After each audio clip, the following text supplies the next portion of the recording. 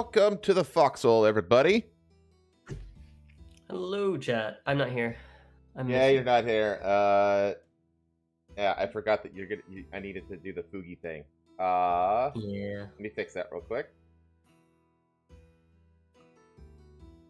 Oh, that's me. I don't want me. Add? How do I not have... I don't think I can hear you. I don't feel sick. My throat is killing me. That's exactly how I feel. What? Viking said I don't feel sick, but my throat is killing me. Yeah, that's exactly how I feel. Oh. I had that like a few days ago where I woke up and my throat was like really sore, but I didn't get sick and it went away. I was really freaked out, actually. I was like, oh shit, here we go. You know? Yeah. Okay, that's what I've been dealing with. I'm just gonna add a new source for the actual game. And like it feels like I'm gonna lose my fucking voice, but I haven't lost it yet. I do think preemptively swapping to Jin was a good idea though. Oh yeah, for sure. There you go. There you are. Need to put you behind the table. Mm-hmm. There you go. Alrighty. Hello, chat. Good? Yeah, I think that's good. Yeah. Good enough for me. That'll do. That'll do, pig. That'll do. I need to get new Fugi for Jin. Yeah. Yeah, so it's Halloween, as you can see by my Indeed. by my decorations. And our special guest, Jack, and I don't know her name. I don't know the name of the doll. Jack and Jill. Is her name Jill in the movie? No, I made that up. I haven't seen that movie. Yeah, I've seen it. It's just been a really long time since I've seen it. The boogie the way the boogeyman dies always like the last time I saw it, I was still like, I don't know, teenager or something like that, and the whole like the boogeyman turning out to be just a bag just full of bugs, and like all of the bugs oh my god, dude, like that still to this day creeps me out, man.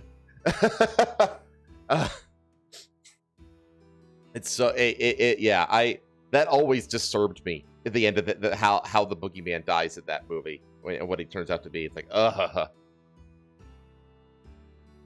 But anyway,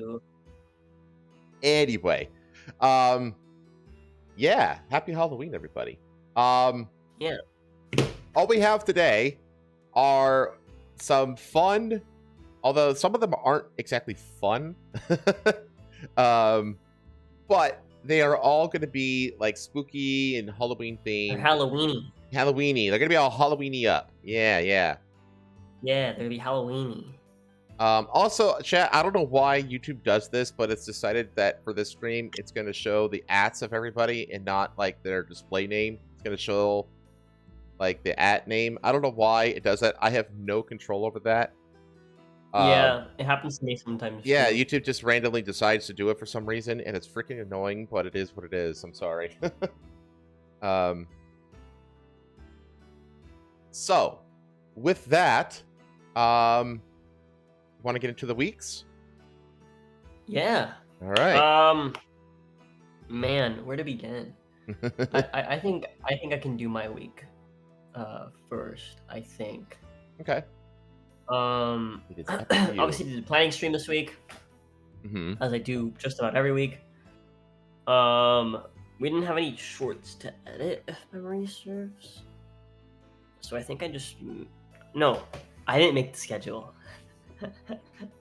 I remember what I did this week. I spent 3 hours. Oh, that's debunking the theory that I only play Souls games, which turned out to be false. And not just false, but like grossly false. Yeah, very false. So It was actually a that kind was of an eye-opening experiment, though, that you it was doing that it. actually. I was talking to Pay after, and I know Typing mentioned it in chat as well, that the problem might actually be with my channel that I have too much variety. I think it is. I actually So, that's because kind like of like what looking I at was it, thinking too. I was looking at it and I was like, okay, well, the top 3 categories on my channel are collabs. I collaborate a lot, Hmm. right? D&D, right? Top 3 categories were collabs, games chat has paid me for, and then Souls likes, Okay. right? Those were like the top 3 categories. Obviously, Souls like includes collabs and things that chat has paid me for, right? Souls likes are included in those things, Right. right? But as far as like total hours, I had more hours of collab than anything else, and I had more hours of chat funded stream than Souls like. After that was D&D, so like TTRPG stuff, and then it was action RPGs, Okay. right? I'm actually But surprised that if you chat funded streams wasn't the top one. I thought it would. That's what I thought it would be, and then I'm not surprised that collabs is higher just because I collaborate pretty often. do you count streaming Like- with your wife as a collab? Yes. Oh, that's why. Not always. So if I hold on, so streams where Pay joins me and we play a game together, I counted. Streams where I join Pay and Pay is the one streaming were counted as wife plays, which was its own separate. Oh, okay, okay. Yeah, but Wife plays. the reason why collabs was so high is because I do loads of collab like playthroughs, not just collab streams with Jazz, right? And I was counting everything they see her, so that included, so Conan with my wife counted, right? So that was one of them, Okay. right? That was one of the collab games that included Pay, right? There was the Valheim with Boca. All of my Hunt Showdown streams were collabs, right? Right. All of my Divinity with Trim are collabs, and those are pretty long streams. Mm-hmm. Code Vein with Jazz is collabs. All of my Monster Hunter Wild streams are collabs, and I played that game a lot. And I mean a lot. That game Same has for fallen Night off. Night Rain, yeah, it has. Night Rain is also collabs, right? So Night Rain's another one where it's like I have lots of hours in Night Rain. I enjoyed playing Night Rain quite a bit. Right. Yeah. Actually, for my top 5 most streamed, right? Number 1 is D&D, which I did not count as a collab because that's like its own thing, right? Number 2 is work streams, right? These are like individual like games Mhm. or like types of stream, right? Number 3 is Night Rain, so that's where you have a lot of collab hours. It's almost 100 of the collab hours, right? Number 4 is Cyberpunk, which is chat funded, obviously, Mm-hmm. and then number 5 was Oblivion, which was just Okay. something I played for fun. Yeah, you played a lot of that. But yeah, and so if I exclude collab, wife plays, so I'm not even the one playing the game, and chat funded Souls-like hours. Whoa. Hello? Whoa, you're roboting. You're roboting.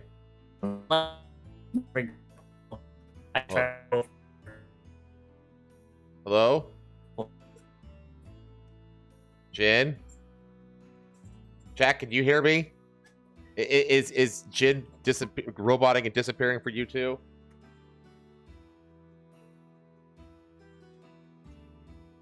Uh-oh. Jin, hello?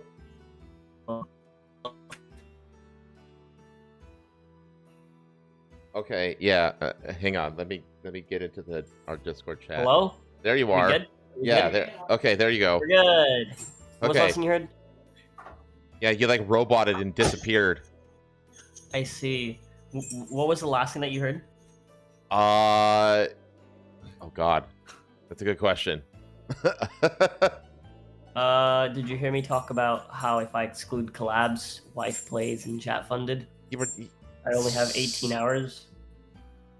of Souls-likes that I I've think played for that's fine myself. to start there. Yeah, so that, and then if I also exclude, why is Sundrop's face so wet? If I also exclude demos, like me just trying a game that I might like, which was Kazan, right? And event streams in which I played a Souls-like, it's only 13 hours Okay. Hi. in the entire year. Hello. But anyways, so that was my Sunday. Instead of the planning stream. Yeah, instead of the planning stream, I did that. I think I did do a planning stream. I think I did the same day actually. Let me Wait, what did you do Sunday? Yes, I did the debunking my own chat. Oh, yeah. Yeah. And then we also did the cheese tier list for a couple of hours. Actually, we did the part 2 of the cheese tier list because we did the part 1 last week. So we finished off the cheese tier list, right? And the crown victor of cheeses is, of course, in Munster, my favorite cheese. But Good pick. we all, yeah, it's good cheese. I fucking love Munster. I actually kind of want to get a bite of Munster. Right. Can I have some Munster, please? Well, because it's a cheese that it's a Munster cheese grilled that cheese. tastes really delicious just on its own. Do you want a Munster grilled cheese or do you just want Yes. Munster? I want grilled cheese. I want grilled cheese Munster. Please. Please. It's not Fuck! I left my eggs in her car. Hold on. Uh-oh. It's not just a delicious cheese on its own. It's a cheese that like pairs well with like everything. It also Everything. melts easily, Yeah. so it's like good for like melting on stuff. It's not like a super spreadable cheese, but if you heat it up, because it melts so easy and gets so soft, it Yeah. becomes like gooey and you can spread it. It's such a good cheese. It is Yeah. the best cheese of all time. But anyways, obviously I did the actual planning stream after that, like that night. I did some more Resident Evil on what was that, Monday? Yeah, Monday. Did more Resident Evil. And I made a huge chunk of progress. I played for like 4 hours. Right? And I got to the point, right? Because I think we had gone to like about the halfway point, and then I got to the point where there was bugs. Mhm. And I considered going a little further. I considered continuing on for a little while. Because I wasn't feeling that sick, even though I had D&D revision stream that night. But I considered going forward, and then I met with my first bug, my first insect that jump scared me. And I was like, nope, you fuck just that. noped out. Nope. Yeah. We're ending. I don't know if I'm gonna be able to keep playing this. You're just mentally just completely exhausted. Yeah, I was like, I don't know about that, Chief. But that night we did do the D&D revision, which, if you want to watch, is members only.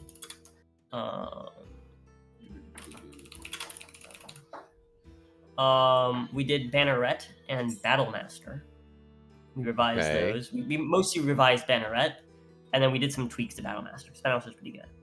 Banneret was like a really useless fucking class. So you made it relevant, basically. Basically, it's a really cool class conceptually. It's just poorly executed. But it was extremely poorly. For context, one of the abilities of the class just gives you a skill proficiency. What? It just makes it so you can talk better. Okay. Yeah, fucking. It sounds like a class that they just neglected and didn't care about.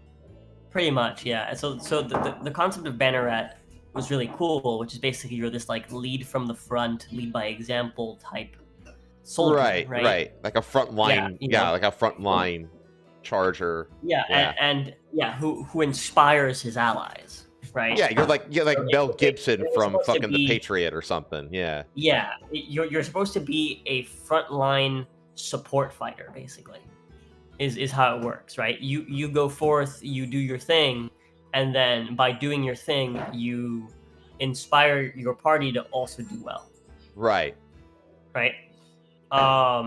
And it just didn't really do any of that. So we revised it, and now it's kind of awesome. It's kind of not just awesome, but really strong. But yeah. So you guys can go see that with a membership. All of my revisions will eventually be like rewritten to not be in like 5e language. And to Some kind of point, be its own thing. I was gonna say at some point this just needs to just make it your own game. Yeah, exactly. Because I do plan to not just revise the classes. I want to revise a bunch of the rules too, and just go through and like revise and like fix a bunch of spells. There's all sorts of stuff I want to fix. So I think I'm gonna end up going through all of it, finding out what of it is like copyrighted, changing that stuff around so it's legally distinct, and publishing it as essentially, because like this is how Pathfinder started. Pathfinder was a revision of D&D 3.5. Yeah, exactly. I think it was a 3.5 advance, wasn't it? Yeah. Yeah. And so, and 3.5 advance was so- actually I think is the best version of D&D that was ever made. So it's up there. It is up there. But yeah, so this is basically taking 5e, which is like a simpler, more accessible, more, user friendly, right? Because obviously the thing with 3.5e is that it's better for like really in-depth roleplay, for like more serious roleplay, but it's harder to get people into because there's a lot more like rules involved. There's a lot more calculations involved. It's more in depth, right? Whereas 5e is more surface level, which kind of makes the game less of a of a grueling task to get through with like new players. Yeah, the whole right? point, the whole like design philosophy from Wizards of the Coast behind the 5th edition was approachability. They wanted the game to be more approachable so that it could appeal to more people. Yeah, exactly. And I don't think it's a bad thing because it means that I can take a group of people and introduce them to someone exactly. who wants to go out. And I can. It's simple enough that I can manage everything on my own. I don't even have to expect them to manage their own stuff, and I can teach them how to manage their own stuff over time. Hello. Hey, baby. Sundrop is ringing the bell. Can you come get her? Huh? Sundrop is ringing the bell. Can you come get her?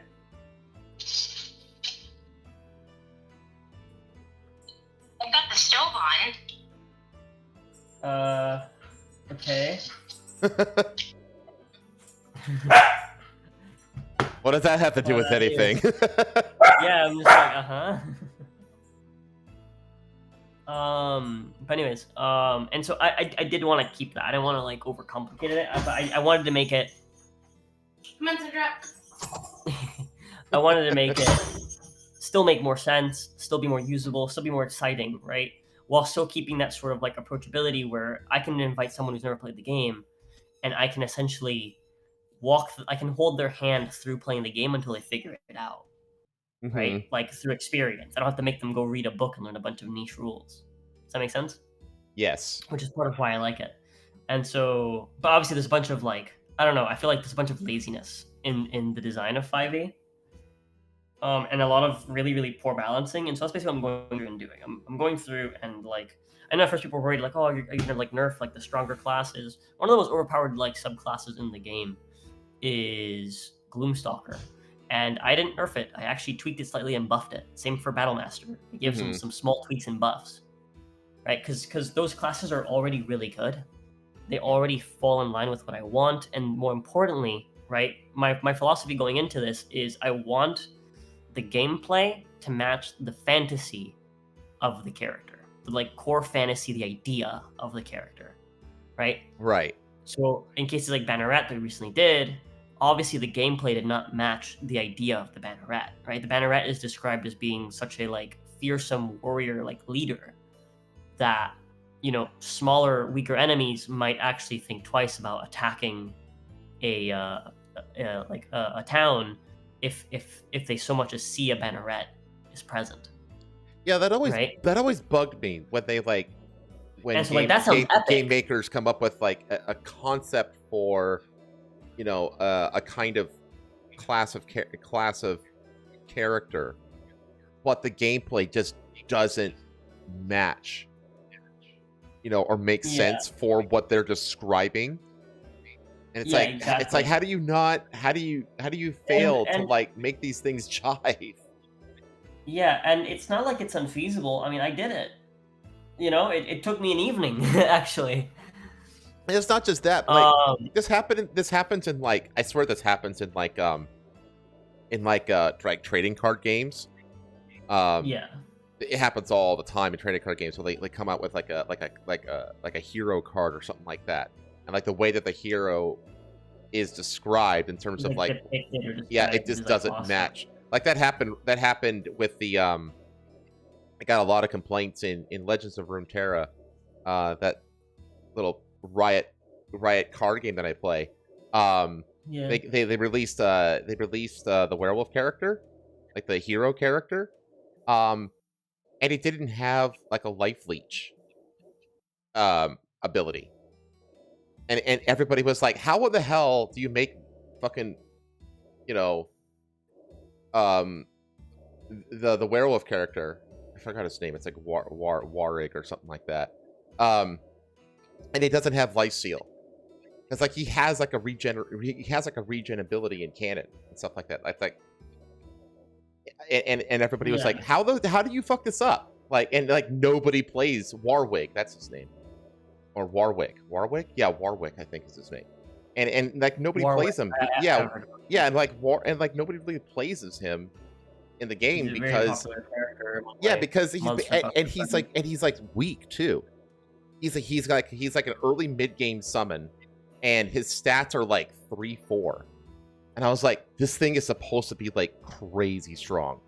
Like this should be like a 7-8, 8-9 kind of character, with like a life steal and a regen ability. That's what he should be, and he should be like a 7 or 8 cost summon. And they made him like this weak, just generic 3-4, just dog man. And everybody was like, fuck this. It just doesn't match what he's supposed to be. So I get the frustration of it. Yeah.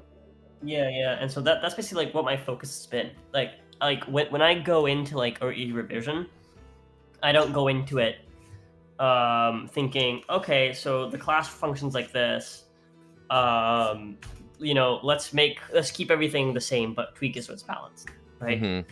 I go into it, I look at the abilities, and then I read the description for the character, Right. for the character archetype, the character class or subclass or whatever, right?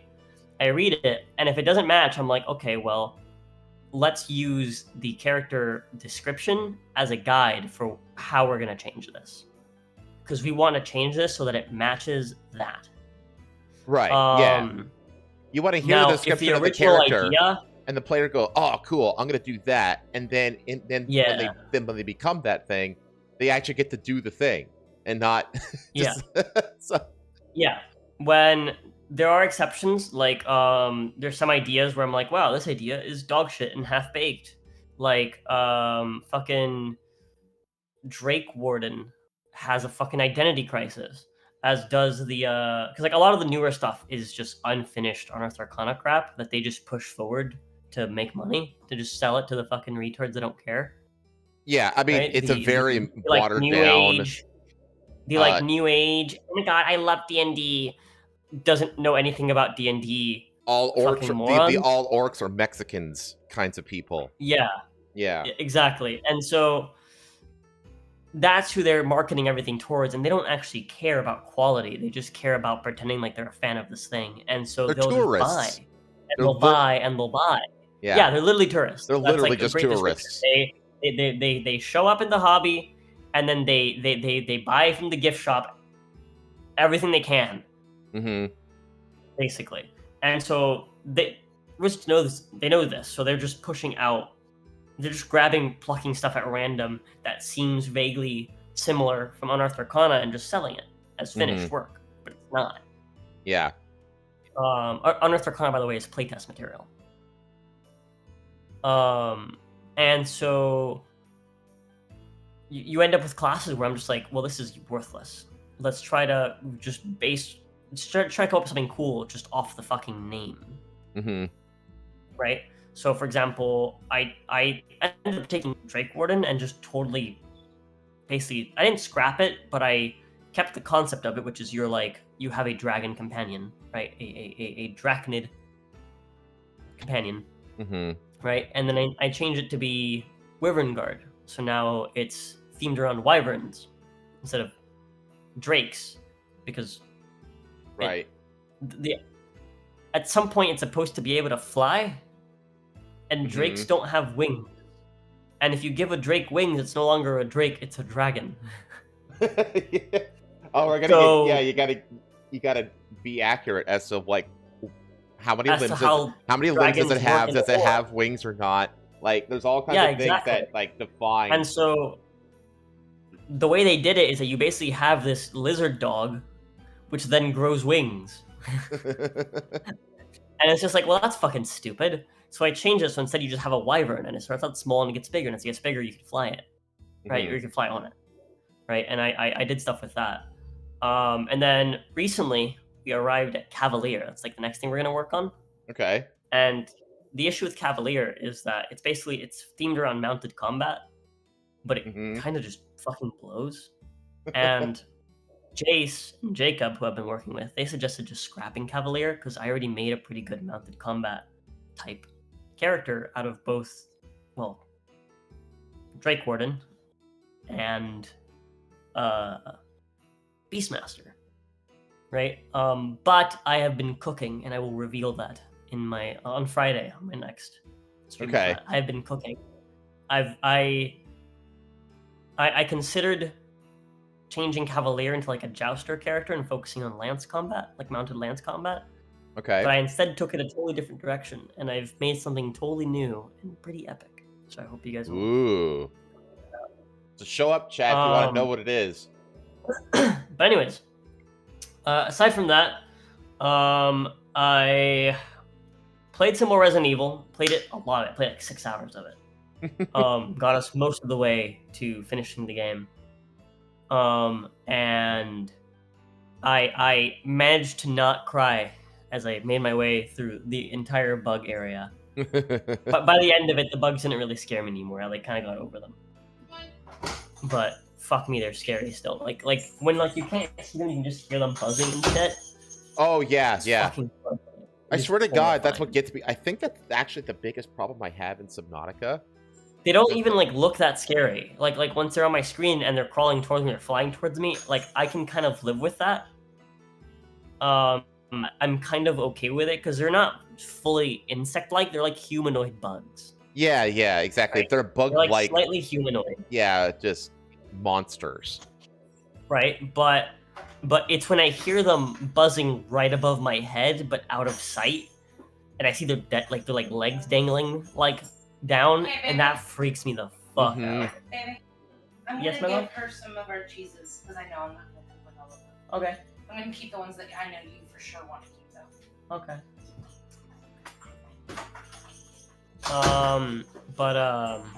But yeah, there's that. I got most of the way through Resi 4. Played some more Dark Souls with my wife. Played some more Lords of the Fallen with Jazz. That game is fucking great. It's got its issues, but it's really, really fun. And like, God, the aesthetics of that game are just. Oh, fucking yeah. peak.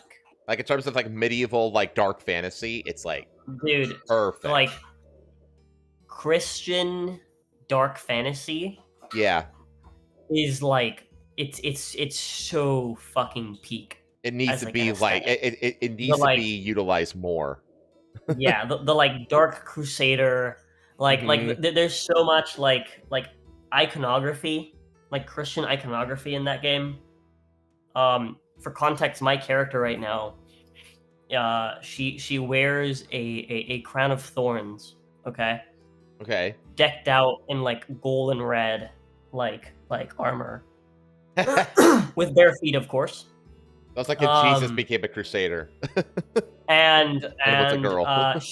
and she uses a great sword that is covered in thorns that deals holy damage, like a holy bleed great sword. And so like my entire like theme right now is like it's like radiance, like holy magic and shit, and blood. It's like it's very blasphemous, Right. Like the game, in terms of like it's like aesthetics, and it's so good. It's so good. Red Wolf like, wants to know how oh, are you with wasps?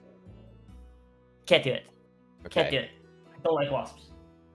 I all insects bother me. I don't like insects, just period. I can't do insects. I can do spiders. I can't do insects. But anyways, enough me chanting about Lords of the Fallen. Played some Hunt Showdown with Mello. We got Mello out of past level 11, which is when the game takes you out of newbie lobbies and then throws you into the deep end with all the players that have been playing for years and have like rank 100. Yeah. Sorry, not rank. There's no like prestige. Yeah. Like 20, rank 100, etc. Right? We got absolutely crushed. Like we were doing great when we were like newbie lobbies. We got like several victories in a row. Our first run when we last played was us basically going through the entire map, killing everyone, getting 2 bosses, and then like reaching the end, like victory. It was fucking phenomenal. Mm-hmm. Right. And then we got thrown into the deep end and we got absolutely demolished by people that connected in. But yeah, there's that. Pay and I carved pumpkins. We tried to carve pumpkins on. Hold on, she's ringing the bell again. Uh-oh. I'm gonna go her for a minute. I don't think she Okay. has to go potty. I think she has a habit of bell abuse, and when she does that, she gets put in the kennel. Oh, You better okay. not be abusing the bell. I'm gonna call your mom. I'm gonna ask her whether or not you pooped or peed when she took you out. You hear her doing the grunting. Hello? She's ringing the bell again. Baby, do you want me to hear your girl kids or not? Did she poop pee when you took her out? Baby, you No. have to go play because she's got a lot of energy and she just drank a lot of water. Okay. I'm gonna take her outside. I'm gonna see if she pees. If she pees, she's going in the kennel. I'm gonna take her outside and see if she pees. If she pees, she's going in the kennel. It's fine. Okay. But yeah, we carved pumpkins. We did it as a vertical live because fucking laptop just didn't want to. Yeah. It was fine though. It was fine. Honestly, it was probably easy vertical too to like keep yourselves off camera as much as you could. Yeah. It's also easy to move the camera around to like show stuff, which is nice. Yeah, exactly. But yeah, the new phone came in handy. Well, there you The little go. folding phone. It's its own tripod. Oh. But anyways, quit it. We played No I'm Not Human. That was fun. I finished Resident Evil 4 yesterday. The final boss was really fun because I didn't buy the rocket launcher the entire game. And then I bought it right before the final boss fight, not knowing it was a final boss fight because like the last chapter had just started. And you just one-shot him? I one-shot his first phase, right? And then the final boss has a second phase. And then for his second phase, he has like a big old crit spot, and you're basically supposed to like deal damage to the crit spot to basically prompt Ada to give you another rocket launcher to finish the fight. Well, I had a full magazine of fully upgraded Magnum. Yeah. And like not like the Magnum that you start with, the later game Magnum, the one that has the scope and deals 5 times precision damage, and the boss is just one giant fucking weak spot in phase 2. So I just went bam, bam, bam, bam, bam, bam, bam, and the fucking Ada was like, "Hey, you want a rocket launcher?" So it was actually a really awful fight, but it was fun. The entire final fight lasted less than a minute. Yeah. Because I rocket launched him to skip his first phase, and then his second phase is just a fucking gimmick fight, and then you get a second rocket launcher. So I just explosion, bang, bang, bang, bang, bang, explosion, and that was done. it. Yeah, it was done. But yeah, the ending of the game was a fucking vibe, riding on the fucking jet ski. What? What? Don't blame me. Don't blame me. You chose to be here. You chose to be here. I'll take you outside in a second. But yeah, that was fun. We played some Contra 1 last night. You were there for that. That was a blast. That was fun. And game is so dumb, but it's fun. Yeah, and then I played some Bloodstained. and we And had a you good hit time. and you hit daily, weekly, and monthly. Yep. We caught up on everything, which is fucking phenomenal, fucking crazy. But yeah, that's my week. All right, Overall, pretty epic week. pretty good I'm gonna week. take Sundrop out. Take Sundrop What out. do you- I will talk to chat while you're gone. Yeah. Chat, I think the way that Jin described how like when he could see the bugs and they're just kind of like flying towards him and he gets us to shoot them, it's not so bad. It's like when they're overhead and you can just hear them, maybe see their legs dangling into sight from above. That's when it's like super freaky. And I swear I feel like that's the way I am with Subnautica. Like, especially like when it comes to the fucking Reapers, and even the Warpers, like a big part of getting over the fear is knowing where they are and being able to just be like, turn and be like, okay, there it is. I can see it. You know what I mean? It's going. It's like it's not knowing where they are. That's like when you hear that's this terrifying scream of a Reaper and you don't know where it is. That's like the fucking scariest situation to be in.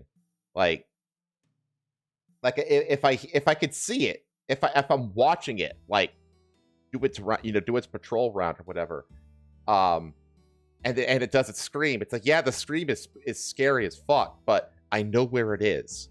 You know what I mean? So I know which way to go to like not, piss it off. So I think it's like it's the same kind of psychology thing, and we're just like I want to be able to like see where it is. Yeah. They taught Sundrop the bell, and from what I could tell, I'm gonna be there in a few days, but it's she took to it pretty well, it seems, the whole bell system. So they are talkative. Yeah, they really are. Favorite part of RE4 is when Ashley gets captured by the cultists and broken through being infected with Las Plagas, and then it turns out it does it to Ada, making both breach. You set a circular saw to cut up the floorboard of the electrician. We levered it up one. The problem was it was in the middle of a big wasp. There's lots of tradies' abandoned house.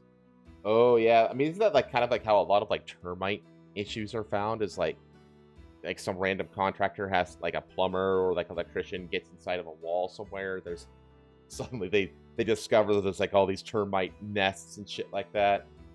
Because like I have seen like termite nests like actually infiltrate like inside the house, and they form these like really creepy, gross, like almost like stalactites from the ceiling and shit like that.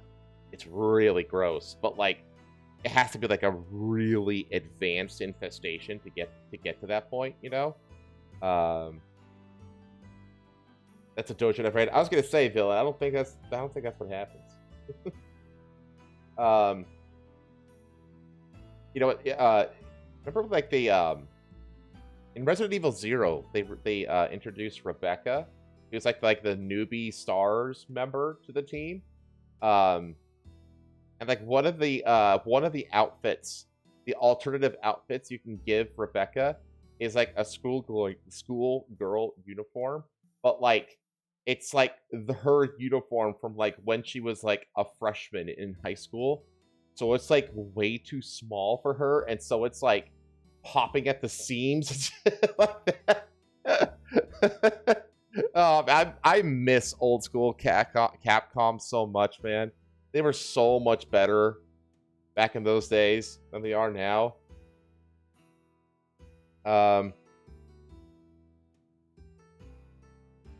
Yeah, the Catholic schoolgirl uniform. That's around the same time when they released Resident Evil 5 and Sheva Alomar. You could one of the alternate outfits for her was like a tribal, like a tiger striped like bikini with like tribal tattoos and stuff like that. And goddamn, did that like get Rule 34 to like fucking crazy. Oh man, those were the days. Those were the best days at Capcom. Wasp Nest big as face hugger eggs. Oh god, yeah. Wasp Nests are like they're simultaneously gross, but they're also like kind of incredible. Like I've seen like wasp nests, like because like my pest control company, they come by the house like every 3 months, and I swear they knock down like at least one wasp nest like every time they come out. But like you look at like an old wasp nest that doesn't have anything in it anymore, and it's like you'll look at it and you could still see like the ink print from like the news on like the newspaper that they used to make the nest, and it's like in these perfect hexagonal shapes and stuff like that. It's really fascinating that they're able to build what they do with like I don't even like they'll take a newspaper somehow, chew it up, and they'll like turn it into the nest, and it's like into these like, perfect hexes, these perfect hex grids made out of newspaper that you can still read in some cases. It's fucking wild. I don't know how they do it. It's really it's really gross, but it's also really interesting. That outfit still gets R34 to this day. Oh yeah, of course it does. Yeah, Janet, you back? cool. Okay, you're back. Yeah. Did you know that the way that we like visualize the layers of hell, right, across media, right, as like essentially like discs that are layered one on top of the other. Yeah, because of Dante's Inferno. Well, yeah, so that we do it because of Dante's Inferno, but the inspiration for that diagram, the way that Dante's Inferno describes the layers of hell, is actually inspired by wasp nests. Really? Yeah. If you look at a wasp nest from the inside, they're layered just like that. They're like little plates. Huh.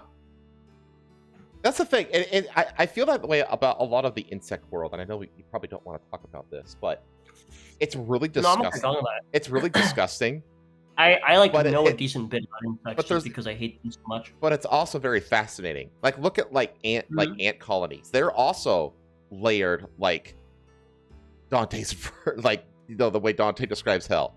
It's just like ant colonies are a little different because they the way that they layer their they're like networks, like their little kingdoms, right? It's very systematic, but it's not the same. So the thing with wasps is that the way that they specifically do it is that if you like slice open like a wasp nest, actually just look it up. You can probably find pictures of it. Okay. If you slice a wasp nest down the center, it's literally like levels of like a building. Like, look it up. You'll see like what I mean.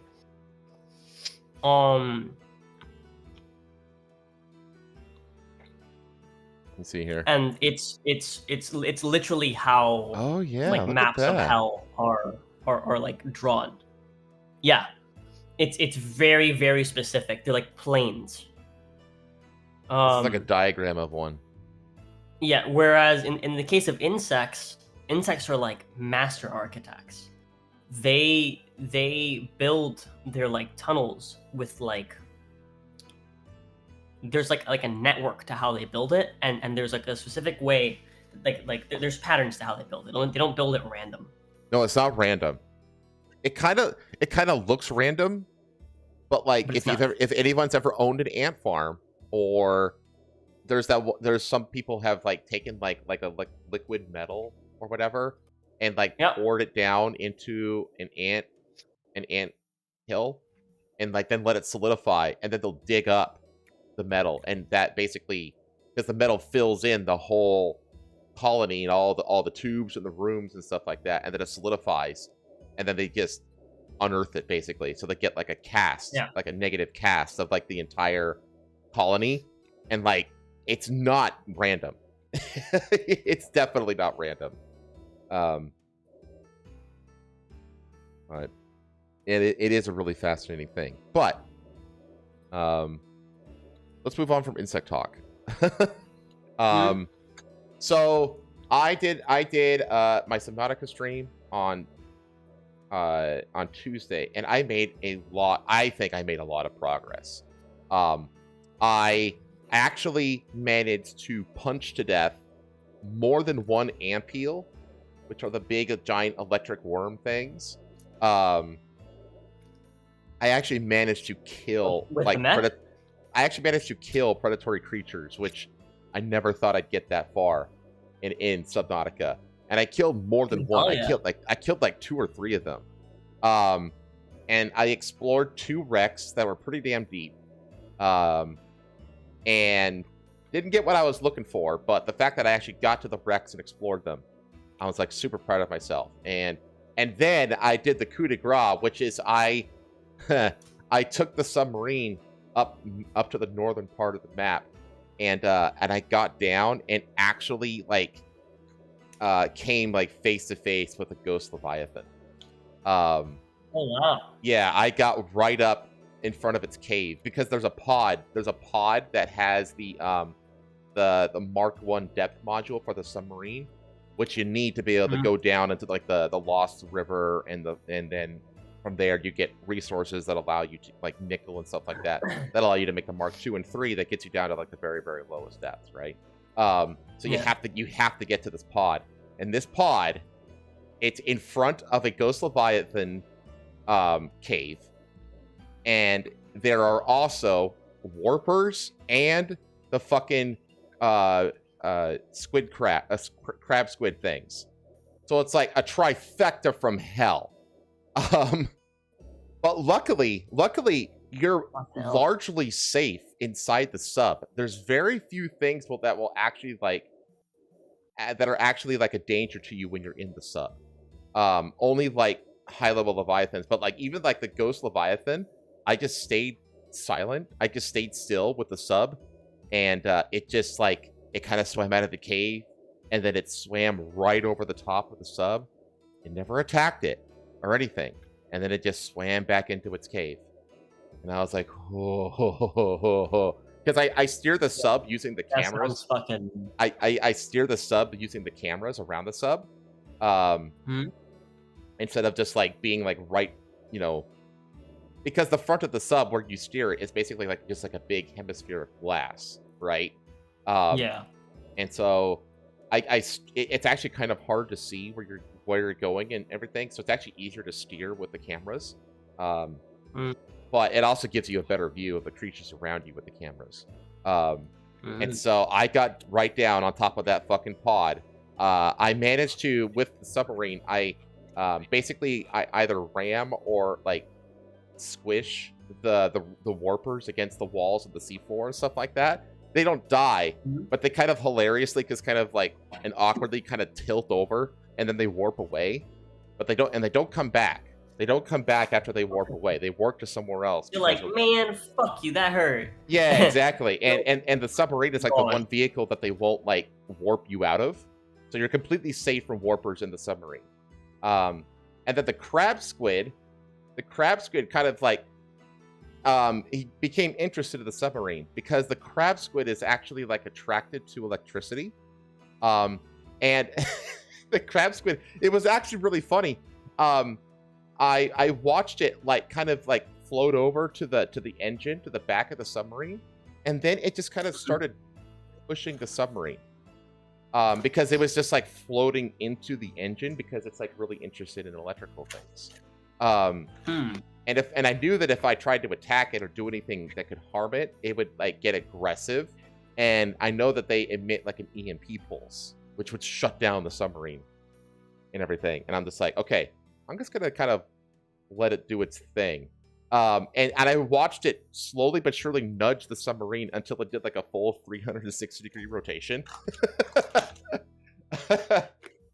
and then I shut down the engine, and it just kind of, oh, okay, like a cat who gets bored with a toy, and it's kind of cute, and it just left. It was actually kind of funny. So with the crab squid gone and the warpers out of the way, I like really quickly I got the bottom of the sub like really close to the pod so that I could exit the sub, and then swim down real quick, really, really fast to the pod, get the thing, and then hightail it back to the sub, right? Spend like maximum like 15 seconds out in the water.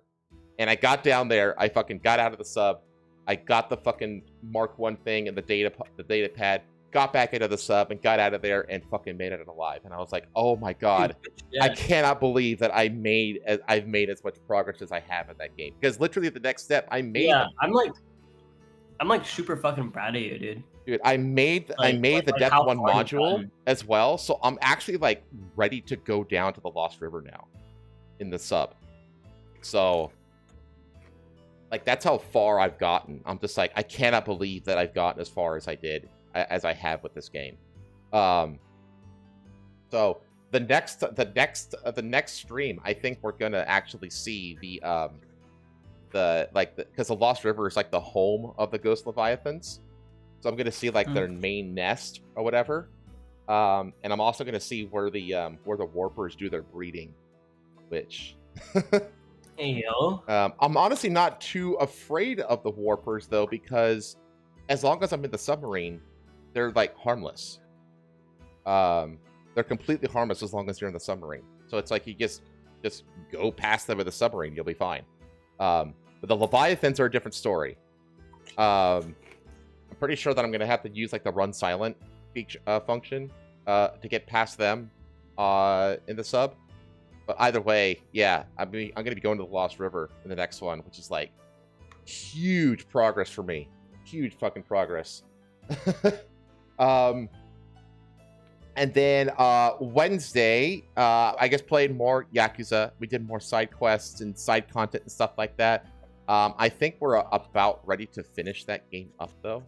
That game is... I have been developing this theory for, like, I would say a couple months now, that game...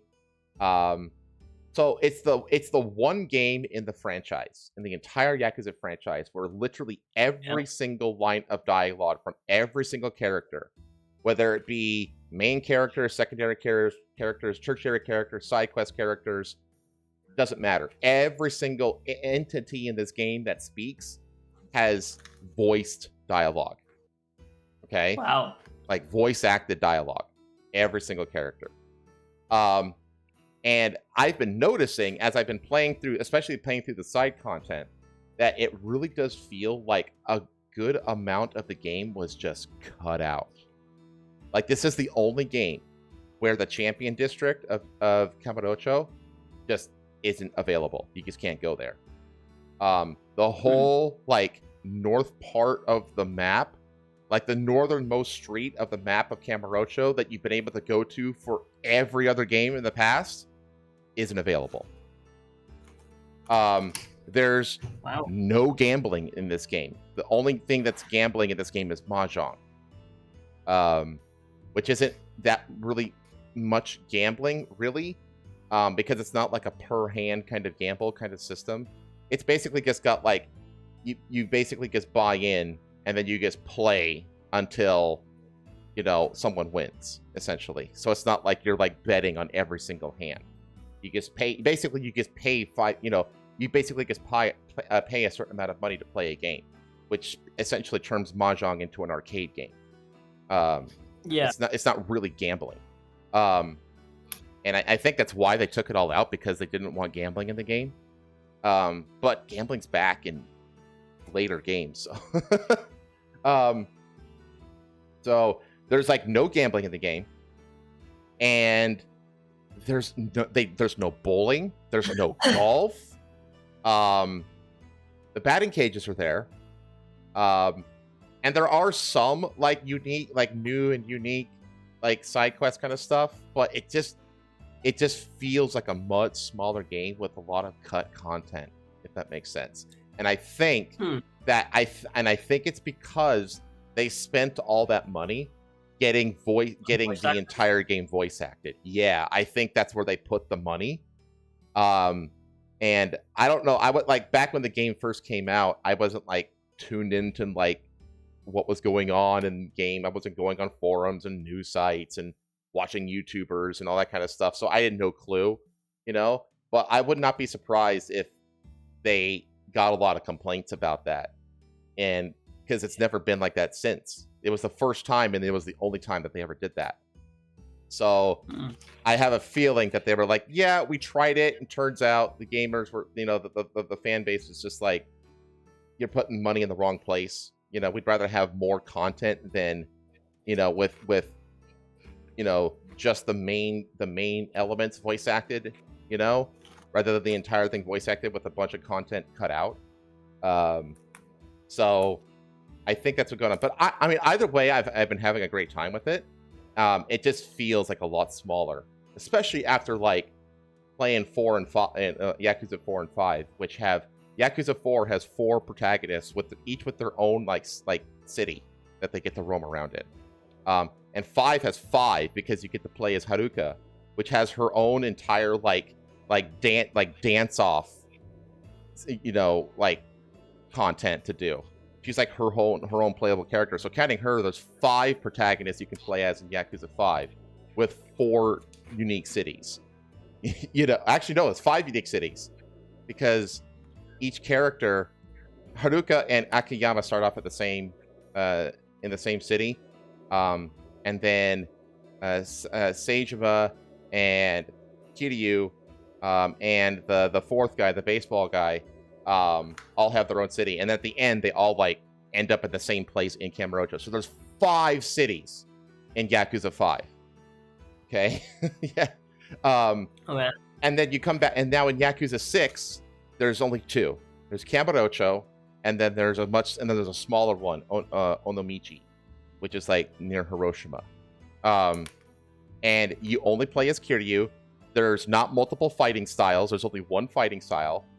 There's a simplified experience system, because this was the first game that used the Dragon Engine, which they then applied to Yakuza 0 and Yakuza Kiwami 1 and 2, which they made afterwards. Those were the first remasters they did. Kiwami 3 just got announced a couple months ago. And there's some controversy about that because one of the people they casted is a fucking sex pest, a convicted sex pest. But I think a lot of people don't realize that they take drug crime in Japan way more seriously than sex crime, which is why in anime you never see anybody doing hard drugs, but you see rape and all that kind of shit all the time. But you never see anyone doing anything other than smoking cigarettes and drinking when it comes to vices of imbibement. You never see anybody doing pot or cocaine or heroin. It's much more rare out there because they take drugs, like illicit drugs, way more seriously than sex crimes in Japan. But yeah, so that's what's going on with Yakuza. Moving on. Yeah, they can't do anything that would seem like promotion of drug use. Yeah, exactly. They treat illicit drugs really seriously in Japan. But anyway, then Thursday I finished Resident Evil 7, and that's where I got convinced that Resident Evil boss fights are all dog shit. And the garage, the only one that was really fun, I thought, even if it wasn't the greatest fight, but it was still fun, was the garage fight with the Camaro in the very first boss fight, basically.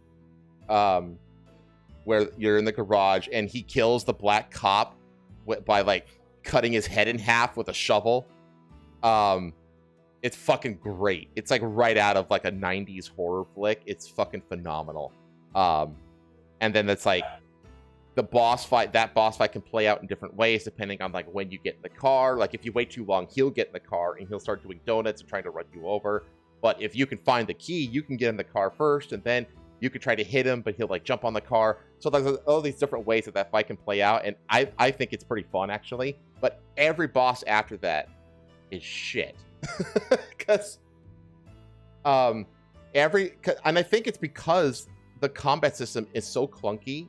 There's such a limited amount of maneuverability in that game, and there's such a lacking of weapon variety, that it doesn't lend itself to any kind of good boss engagement that isn't just a gimmick fight or point at head / weak spot and shoot until dead. Every boss fight in Resident Evil is like that. The final boss fight of Resident Evil 7 was just awful. It looks great. Again, vibes, but the fight itself is dog shit because you literally just stand in one place and you just unload machine gun ammo until the cutscene happens, and then after the cutscene, you stay in one place. Yeah, until you stay in one place and unload ammo into it until Chris Redfield throws a special gun towards you, which seems to be the MO in like every final boss fight in Resident Evil, where like you're fighting it and at some point another character throws like a magic weapon at you, and then you just have to pick up the weapon and then hit it once and it dies. Like that's just the Resident Evil way.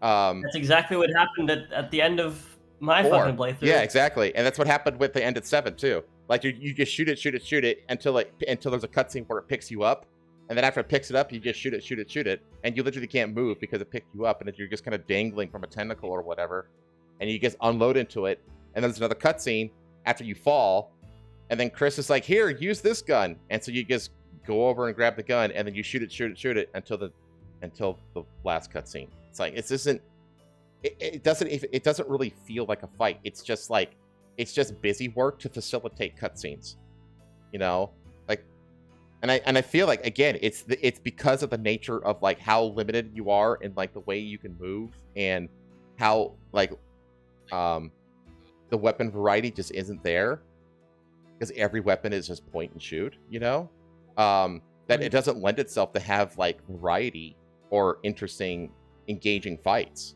It just doesn't work. So every fight has to be like a stupid fucking gimmick, like environmental gimmick. And the thing is, like Resident Evil 7, like again, like I actually enjoyed the playthrough. I actually did. I thought it was interesting. Like I thought the plot was interesting. I think it looks fucking immaculate. Oh my god. When the game started, when I first started playing it, there were some parts of it that I thought were like actual like IRL, like almost FMV footage that they added to the game, because it looked just so fucking real. But yeah, like I don't know. I think I'm in the ballpark with you. Like Resident Evil boss fights are dog shit. Some are better than others, but generally they're all shit. And the gameplay is very meh. But the vibes, presentation, and stuff like that are fucking amazing. So, yeah. And then we played the DLC. And the DLC was one is Chris, which has you basically hunting and killing Luke or Lucas, which was, I mean, it was fine. You basically just kind of going through a series of tunnels.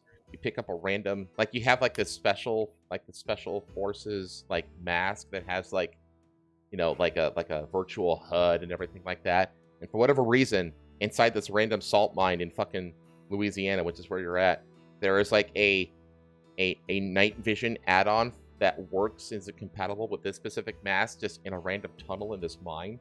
It's just there for no reason. It's like, okay.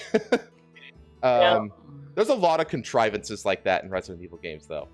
And then that was fine. And then I played the second DLC, which is you play as like as the uncle who was literally just out hunting gators the whole time, so he didn't get infected or whatever.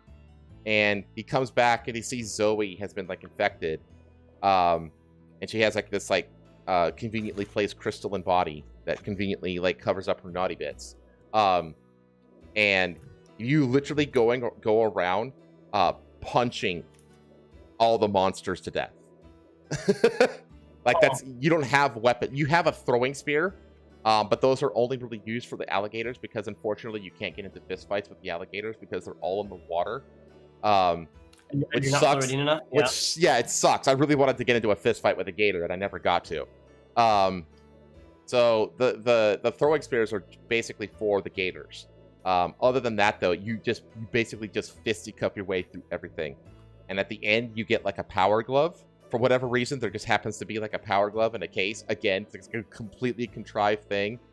Like, why is this here? And then I got to the final boss fight, and the final boss fight was such dog shit that I rage quit and didn't finish the DLC. At least on stream. I didn't finish it on stream. I just rage quit the stream, and I finished it like an hour later. I think I actually put it into your chat while you were streaming that I finished it. You did. Yeah, I did. Yeah, that fight was dog shit. But it was really fun just going around like punching fucking monsters and punching their heads off and stuff like that. That was great. That was so fun. That's Resident Evil. And then Friday, I finished the Undead Nightmare DLC for Red Dead Redemption. And I did everything except a handful of the missing persons because I needed to end stream. And like I had like an hour to end stream. And I still needed to do the main quests. And there was like 8 missing persons left. And each one takes like about, I don't know, 10 to 15 minutes. And I was like, yeah, I don't have time for this. But it was really fucking cool because by the end of it, I was a zombie John Marston wearing the Legend of the Undead outfit, riding the pale horse of death at midnight through the wilderness. And it was fucking badass. It looked fucking amazing. It was like I was like a fucking straight up Western version of Ghost Rider. It was fucking awesome. So much fun. So much fun. And then I got onto Content Warning with you guys and had fun last night playing Content Warning for the first time. I'm leveling up. What? My main goal was to blow up. Not like I don't know nobody. You never talked about the silliness of like why do the bombs like just ignite when you buy them? Like what? I think they're bugged. I think because apparently from what Pei was saying, apparently the game is abandonware. And so I guess that's like a bug that just never got fixed. So it turned like a tool that you maybe was meant to be able to like. I didn't have access to bombs for some reason, which makes me wonder if it was like a mod that I maybe like. I don't know. It was broken, you know? Yeah, it was very bizarre. Mm-hmm. It was still a lot of fun though. A lot of fun. Oh yeah, it was fun, dude. That first time when you dropped all those bombs and everybody died, it was just. Oh my god, I was dying of laughter. It was so funny. It was so funny. Because you got flogged a long ways away. You were like right in the middle of it. Oh my god, that was so funny though. And then we spent like 15 minutes trying to get chat to like give us defibrillators and stuff like that so that we could revive everybody and actually play the game. Oh man. But yeah, that was my week.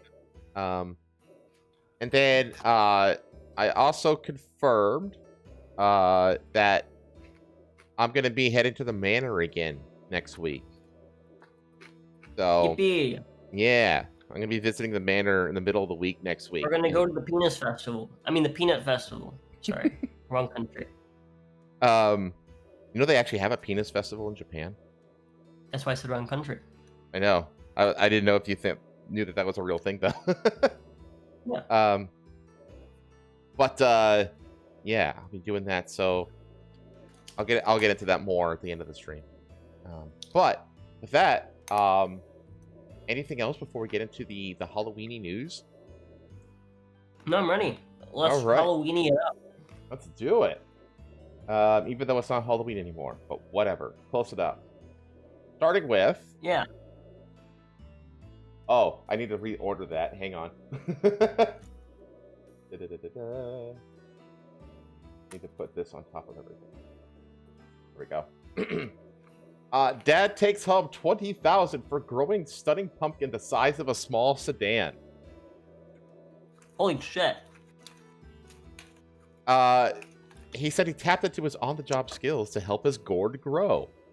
An engineer and gardening enthusiast is taking home $20,000 after winning the top prize in an annual pumpkin weighing contest. What are his on-the-job gourd growing skills? Did he stroke it?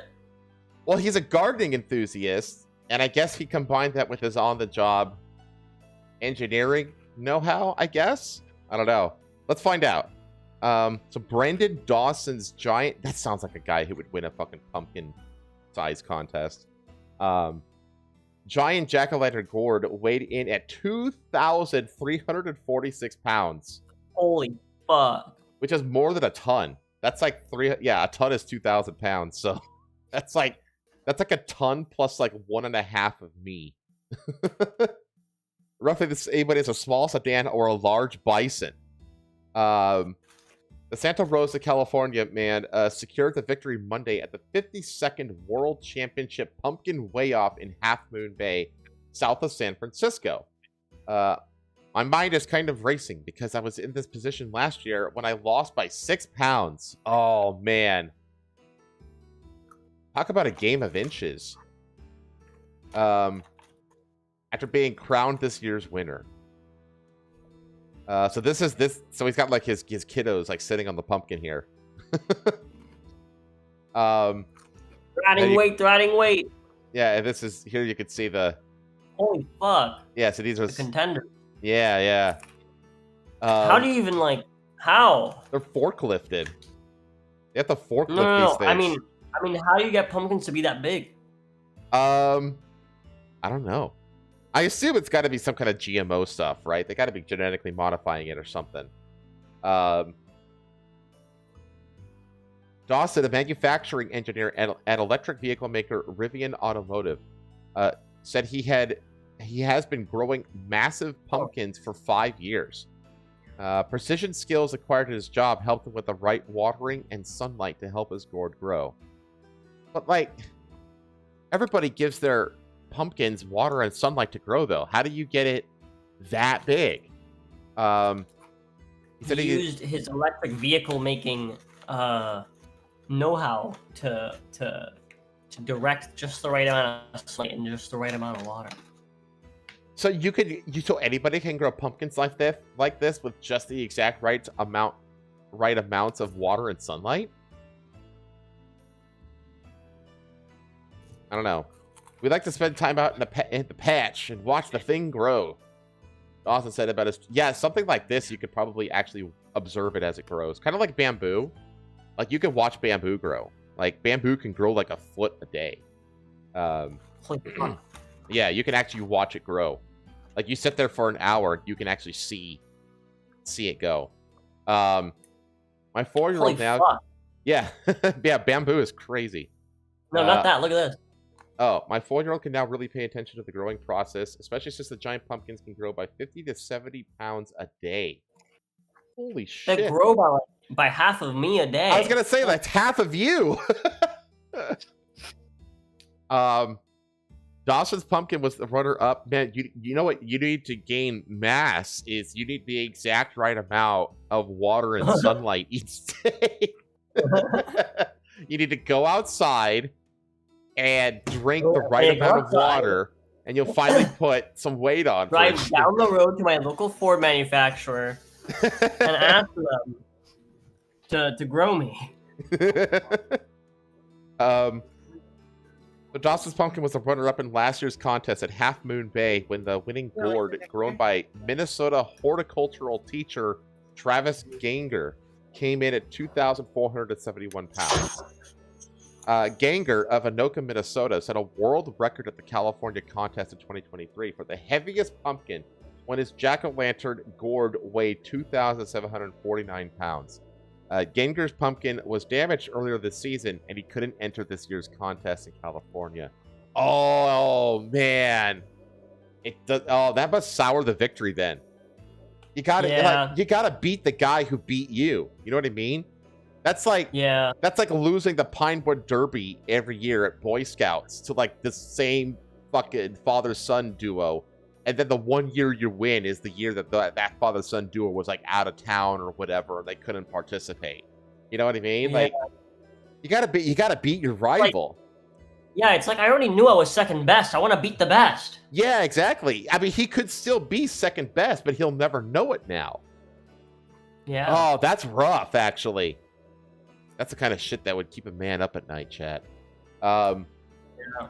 Two brothers in England earlier this month broke gangers' record with a gourd that weighed 2,819 pounds. How much? Fuck. Wow. 819, 279. The one that this year didn't even weigh as much as that guy. Yeah, this is like literally like hundreds of pounds less. So, yeah, I mean, because that's like 400 pounds less than the world record from 2023, and then 218. Man, that's like 500 pounds more. But I guess these are like world record holders and not necessarily like what's in the competition. But yeah, I'd be like calling them up, be like, you better show up next year. Like, okay. There you go. And then you can nab yourself a much needed 20K. I wonder if they like how sucks as well is like it wasn't even like the guy didn't compete. The guy's pumpkin was damaged. Yeah, right. So he would have competed. And he would have won probably too. How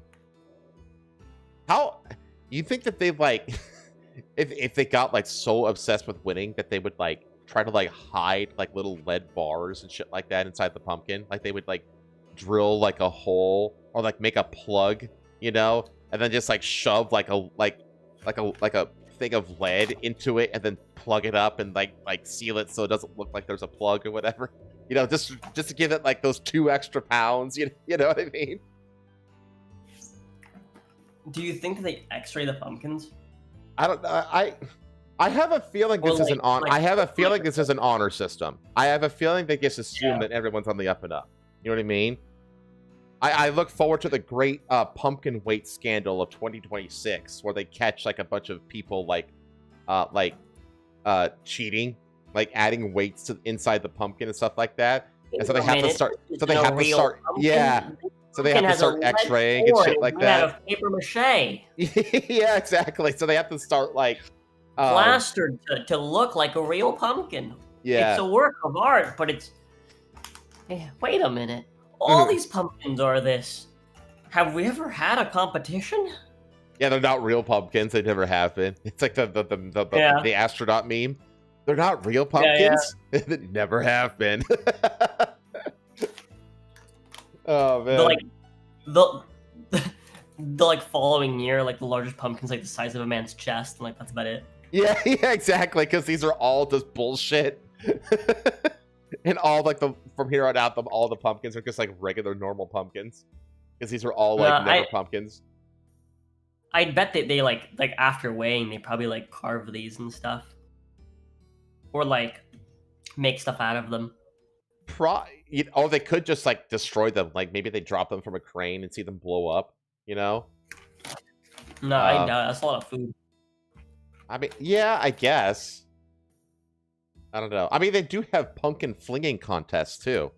They use them in like people have like trebuchet and like catapult contests. And they'll use pumpkins to like take distance or test out the distance at which they can be flung. So if they're like gonna waste pumpkins on that, I don't see why they wouldn't waste these. I mean, I would love to see a pumpkin like this get dropped from 100 feet up from a crane. You know what I mean? And just watch the thing just fucking explode. Like what I think about sometimes? We're never gonna go hungry in America. We've reached a point where people grow things like this for fun. Meanwhile, in like other places, people are like, "Oh my god, if I could just have one bite of pumpkin, I would survive another month." Yeah.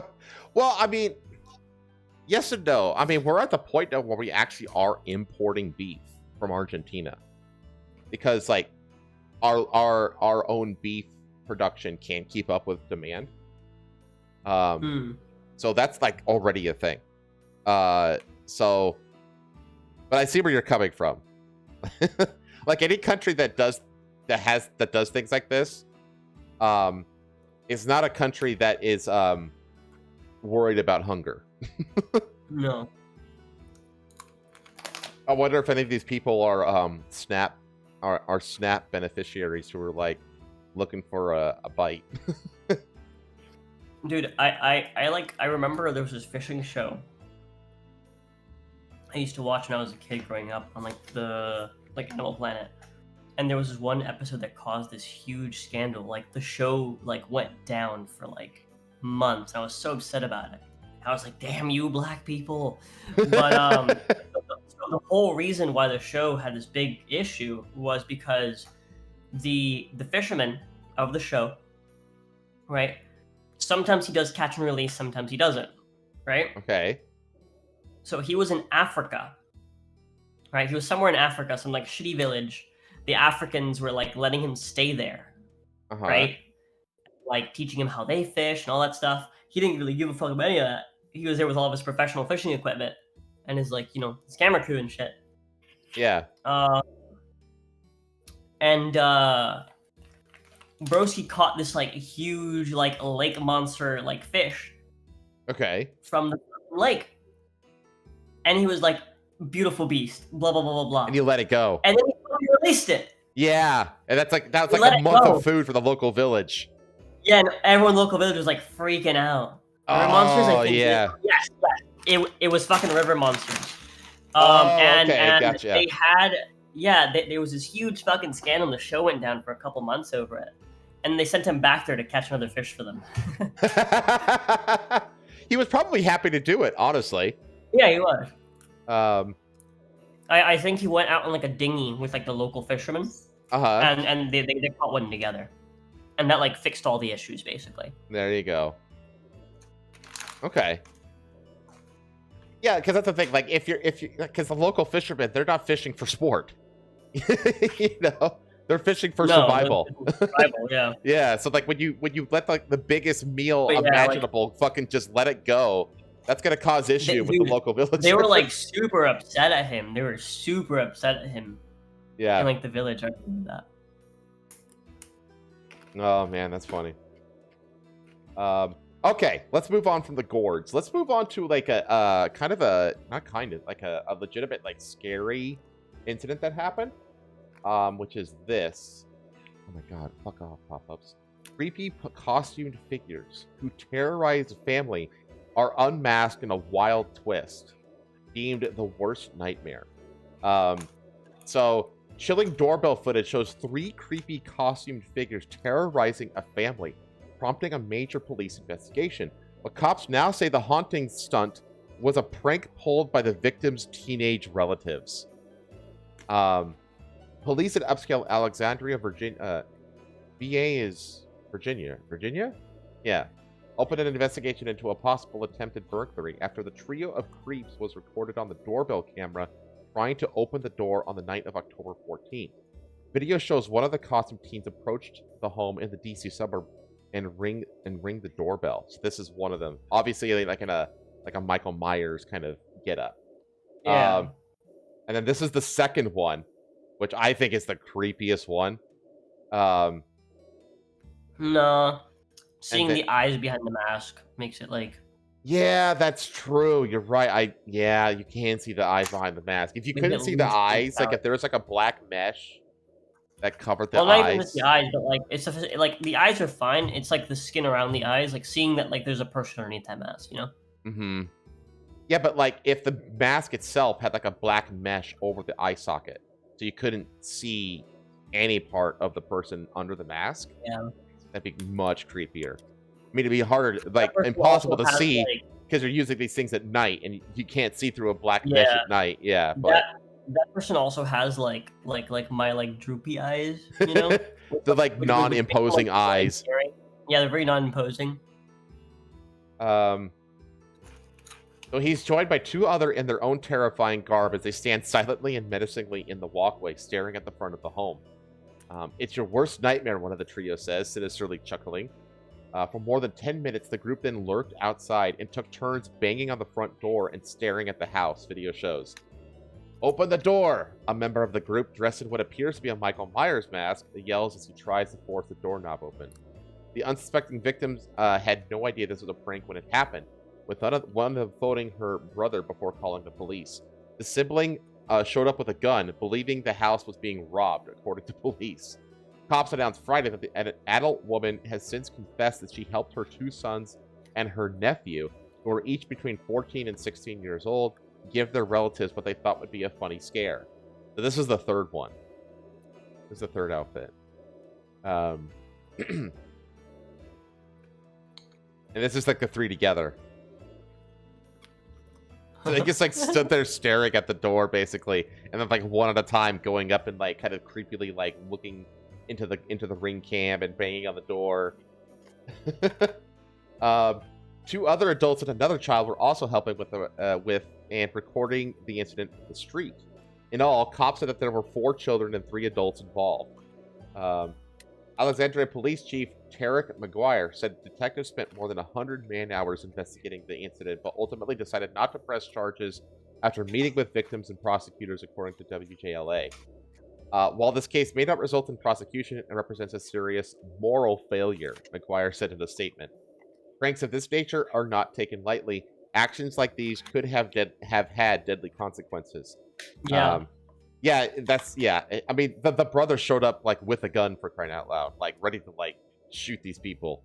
Adults must be accountable for these kids. Yeah, adults must be accountable for their children, and parents have a moral responsibility to guide and correct their behavior. So yeah. 3 really like pretty creepy costumes. And now that I think about it, like, yeah, the third one is actually way creepier than the old man mask. Yeah. Because the eyes are just voids. Like, you can't see behind the eyes. Yeah. Is this his real mouth, though? I can't tell. It's hard to tell. No. But, and clowns in general are just creepy on their own. So, let alone, like, a creepy clown. But, yeah, there you go. NDA says, I thought River Monsters ended because the guy literally caught everything there was to catch. Well, I don't know how it ended. I stopped watching it before it ended. I was just saying that was like a like scandal thing that they had happen, basically. But they are right, though. Like, this kind of shit could end in, like, really bad ways. Yeah. Like, what if it was, like, a stranger that saw what was going on and decided to intervene? You know what I mean? Yeah. So, well, luckily no one was actually ended up, because like one of these kids, it very well could end up dead in this. Yeah, having them show up and like spook the house, fine. Continuing to stand there for an extended period of time, more than 10 minutes without people coming out and being like, all right, we're just doing a funny. You just open the door. Yeah. It's your family, right? That's a bit ridiculous. That's right. Taking it too far. That's going from funny joke to just being totally irresponsible.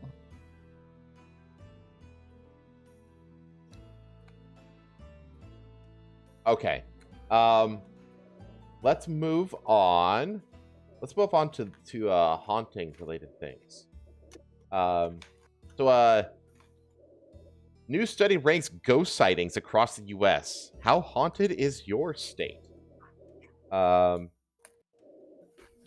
grave new ranking for New York. The Empire State is officially the most haunted state in America. A spine-chilling new study found. Researchers from Casino.ca pinpointed the most common spots for phantom sightings by analyzing more than 1.8 million Ghosts of America records, a series of books and related websites for paranormal stories over the past century, plus reports from social media platforms like Facebook, TikTok, X, and online forums. Let's see. The spookiest spot in the state is Manhattan's storied Morris Jumel Mansion, which was built in 1765 and is famous for being the borough's oldest house. Jesus, that was like one of the first like things built in the like in the country ever. I have a problem with the way I have a problem with the way that they're analyzing this data, and that is that they're taking it based off of quote unquote encounters or quote unquote run-ins, which doesn't make a whole lot of sense, because obviously you're gonna have significantly inflated numbers in areas where there's more people. Yeah, you would expect the most populous areas to be the more haunted areas. One with plus and one without, so that Yeah. you can tell me which one you like more. Thank you, baby. But it said that New York racked up a hair-raising 160,198 spirit encounters, or about 81 run-ins per 10,000 residents over the last 100 years, researchers found. Okay, so they're saying 81 in 10,000, so maybe they're ranking it by per capita, which would kind of level out what you were just describing. No, it doesn't. It just further exacerbates what I'm describing, which is basically the more people that you have, it's like, yeah, of course you're gonna fucking have a higher number of encounters, because it's measuring encounters, it's not measuring people that have had encounters. Does that make sense? Well, it's measuring encounters, but then it's also weighing that against the total population of the area. So, like, if you have 100 encounters in a place with 1,000 people in it, but then you have only 10 encounters in a place with 100 people in it, your per capita rate is still is identical. Let me explain. Let me explain to you why this doesn't make sense, right? Okay. This building it's a storied mansion that is part of like a borough within Manhattan, within a city. Uh-huh. Right? You have thousands of people walking by this building every day. Right. Right? Whereas a quote unquote haunted location in, say, I don't know, Montana, a rural city like where Patha's parents live, right? You maybe have 10 people that'll walk by on a day-to-day that aren't just driving by in a car. Oh, so you're saying that And the 10 haunting is is the exact same haunting, it's just counted more and more times because there's more people available. No, what I'm saying is yeah, there's more people available to see something happen at one of these locations. Mm-hmm. Does that make sense? Yeah, but it's still like one location. But every single time that someone mentions, "Oh, I saw this thing happen," it's being counted as one. Does that make sense? Right. Yeah, I get what you're saying now. Okay. And so, yeah, like the correct way to do this would have been, oh, yeah, this so many people mentioned this place and people mentioned this place, and this state has the most locations where people have had encounters. It's like if I asked you how many rides there are at a theme park, and they decided to give me they're giving me the number of riders instead of the number of rides. Exactly. It's like yeah, okay. That's why this data is kind of dumb. Let's continue.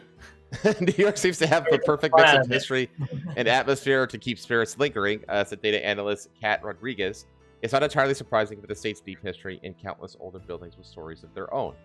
The spookiest spot in the state is Manhattan's storied Morris Jumel Mansion, which was built in 1765 and is famous for being the borough's oldest house. Washington Heights, properly at 65 Jumel Terrace, which is now a museum, has hosted historic legends from first U.S. President George Washington and third Vice President Aaron Burr, to jazz music icon Duke Ellington, along with apparently a few guests who never left. Paranormal Investigations, New York City founder and director Dom Villela didn't see Villela? That's how to say that. Didn't see any spirits during an hours-long visit to the mansion in October 2009, but he felt them. He told the Post. I felt very uneasy there. You know when you walk into a room and the room's just got a really heavy feeling to it and the energy feels weird. That's the Morris Jumel Mansion. You walk in there and you just feel uncomfortable until you leave. That's a great advertisement. If you go to a location that you've heard is haunted, yeah, it's like a self-fulfilling prophecy. Express choice, right? With the express intention to investigate the location, you're gonna feel uneasy because you are paranoid and you have this expectation of something to happen.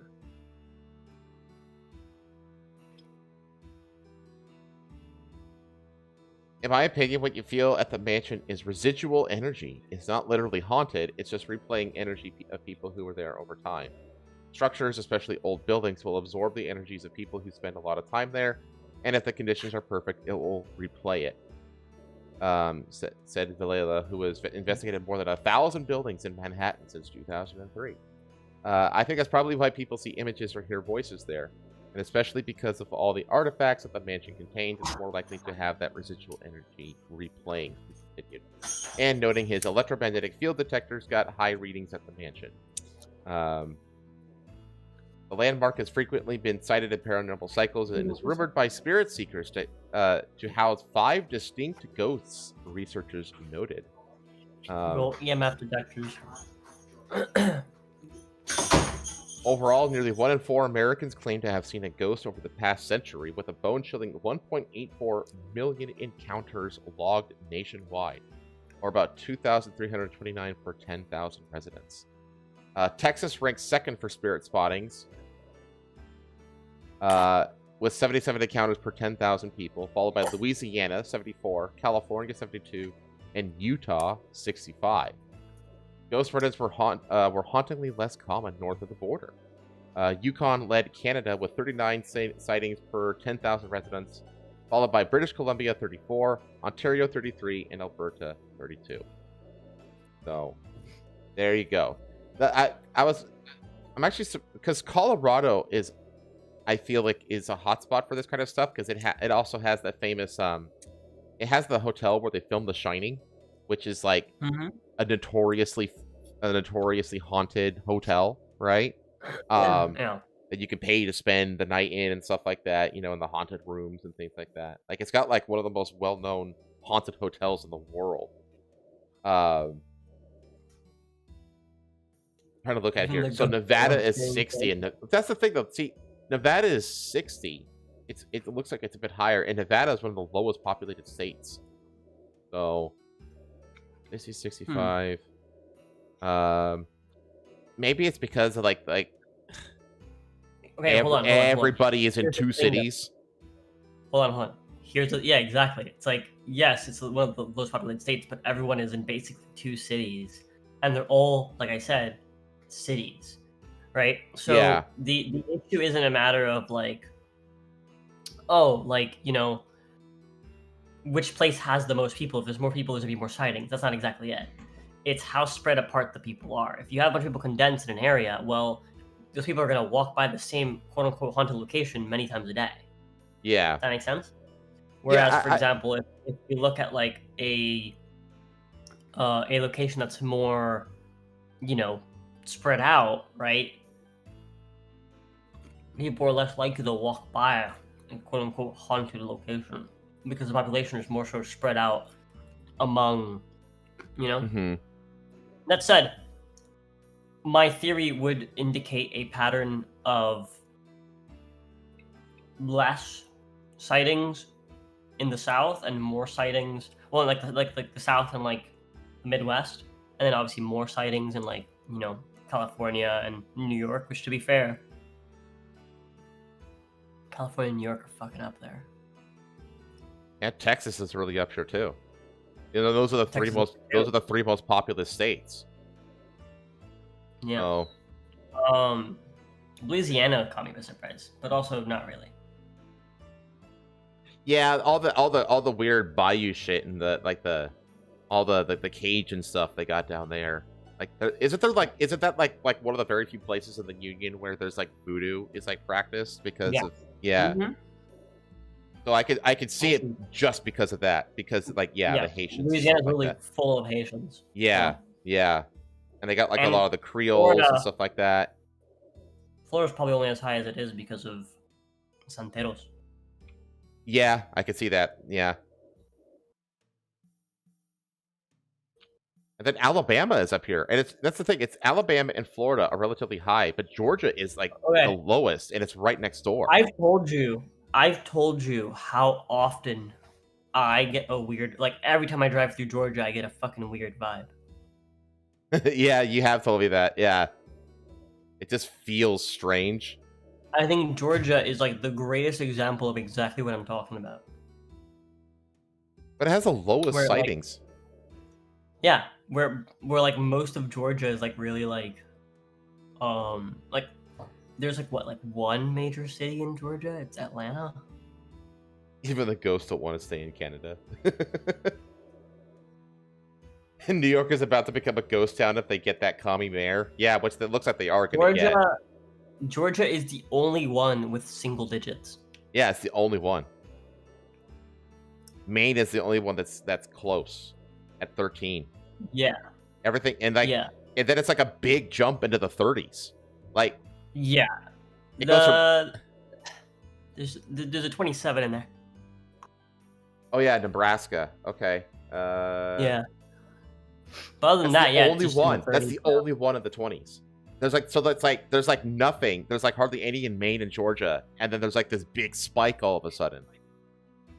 Yeah. I wonder why that is. Because like Atlanta is a huge fucking city. Atlanta is a fucking huge city, but again, like most of the state is fucking rural. Well, yeah, but it's like grand majority. Yeah, I guess. And also like Atlanta is. How do I put this? I genuinely don't even think the ghosts want to stay in Atlanta. You think there'd be like a lot of because of all the ghosts can't even make it into Atlanta, bro. There's too much traffic. Not to it's too much traffic. I also think that like a lot of the ghosts would be like former slaves that were like hung by the KKK and shit like that. You know what I mean? Like there's a lot of black ghosts like running around like haunting around with like nooses around their necks, you know what I mean? But no one can see them because they're black. That's why. Out. Yeah, they don't glow. They don't glow. So you can't see them. They don't smile at us, so you can't see them from their teeth. They have no teeth. Why are there no new ghosts? They're all old Victorians and nobody walking around with acid wash jeans and chain wallets. Oh yeah, I've seen that bit where he talks about how like in order to become a ghost, it has to be like at least 100 years after you die. So like all the ghosts that we see were like ghosts from like the earliest it's like the 40s. You know what I mean? Like all ghosts are like old, basically, like from the old days. There's no new ghosts. I see. We stopped ghosting at some point. Like the ghost of George Floyd would like haunt like the local police department. Oh man. No, but it's interesting. I can still hear them sometimes when I walk through the precinct. I can't breathe. It gives me tingles. More fentanyl. But anyway, yeah, it's I think it's interesting. Okay, let's hone in on one particular haunted site, which is the Bellinger's Old Park Hotel. This is one that you sent me actually. They have a video. Yeah, do you want me to just play this video? Yeah, just play. It's like 4 minutes long. It's about 4 minutes long, so we can just let it play. Let me make sure. Make sure it's audio. Make sure it's audio. Yeah, I am. Okay, that should be good to hear this. Is known as a highly active paranormal hotspot. I can't hear it. I'm Brenna Gibbons, and I sat down with the. Really? Wait, I have the volume down. Okay. Owners of this hotel who showed me some videos that there's just no explanation for. What had happened was this guy right here was actually sitting down here behind this cheerleader doll. And so he was on this shelf, and I came in here and I was vacuuming. And I was probably in this room for 5 or 6 minutes before this doll actually started trying to crawl off that bottom shelf making noises.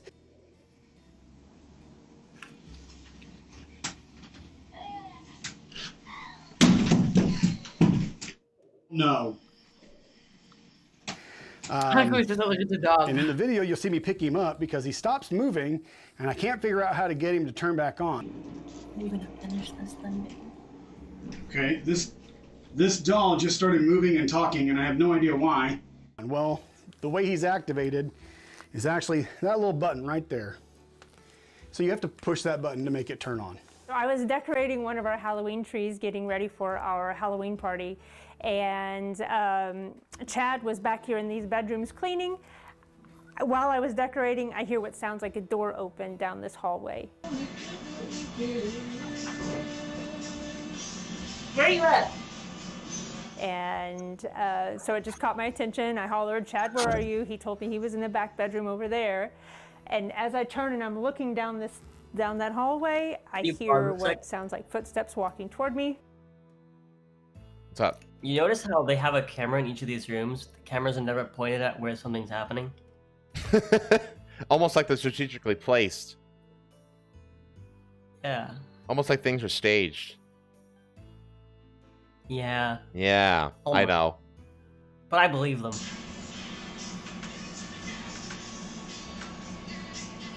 Okay. I got a schedule to keep. I don't have time to investigate, so I just kind of brushed it off and kept right on doing what I was doing. So A lot of times, what people see as orbs is actually dust. But These are the owners of the hotel, by the way, so... I'm glad that this guy's acknowledging that what people see oftentimes is quote-unquote orbs. Oh, yeah, the famous ghost orbs. Yeah. Dude, if you ever want to see ghost orbs, just ask me to show you my fucking camera, my like fucking security camera for the fucking living room, and it is just there's orbs all over the place. All over the place. It happens all the time. Yeah, all you need is like the light, like low light, to hit it in the right way, to hit a mote of dust in the right way, and it creates a ghost Late at orb. night, we have a tiny little bit of light coming into the windows, and we have so much dust because of the fucking cats. If I call the cats over, they'll come over underneath the camera, and all the dust there gets lifted up, and there's motes flying around all over the place. it's actually locked onto this and motion tracked it, which means, one, it was not dust, and two, the camera could physically see it and catch it. We have a friend of ours. He was he comes here a lot. He's one of my best friends, and he was actually upstairs in the back, and he was sitting in a little rocking chair, and he had just been running his mouth. And they have this kind of love-hate relationship. As soon as he gets here, he goes straight to that chair and he starts running his mouth talking crap. And so he'll go up there, and one night he's just like, "I'm done." And you can see this chair literally compress down and fling backwards, and he got thrown. What's up? What's happening?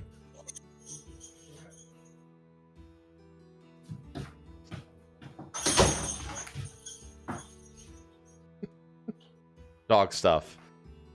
I'm back. What's he saying about I rewinded it a bit, so... This kind of love-hate relationship. As soon as he gets here, he goes straight to that chair and he starts running his mouth talking crap. And so he'll go up there, and one night he's just like, "I'm done." And you can see this chair literally compress down and fling backwards, and he got thrown from the chair.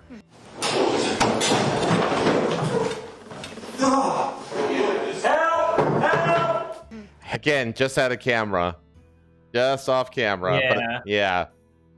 Head over heels, chair rolled. flipped over. Yeah, it wasn't like he just fell backwards. This chair ended up on top of him. It was so violent backwards. Well, we were over here doing all of our, interviews and stuff. We came in here to the kitchen, and all of our cabinet doors were open, which we don't ever leave open. And I know they weren't open because I was just in there before you guys arrived, turning on all the lights and kicking the ACs on. So I know they were closed, but they were just all open. Another video the Wandells captured showed one of their friends in the doll room. He was minding his own business when the doll at the bottom of the screen randomly fell over. Whoa, what the? Go back. What?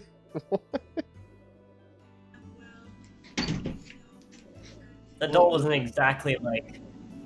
Okay, pause a sec. Hang on, I'm gonna go back a little bit more. The doll wasn't exactly standing all sturdy like. Yeah, it was already leaning over. It was already leaning Wandells over. captured showed one of their friends in the doll room.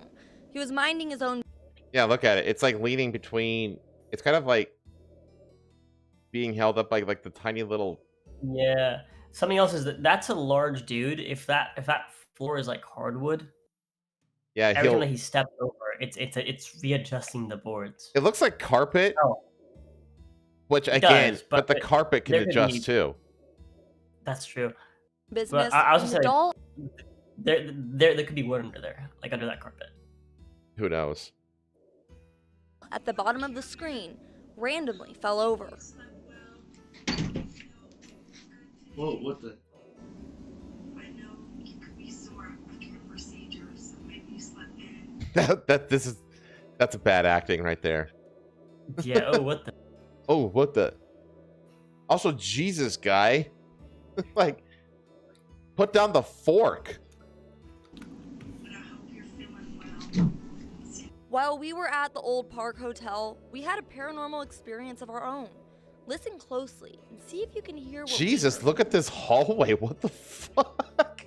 They just like leave it in its original condition and just never maintain it. Like, good God.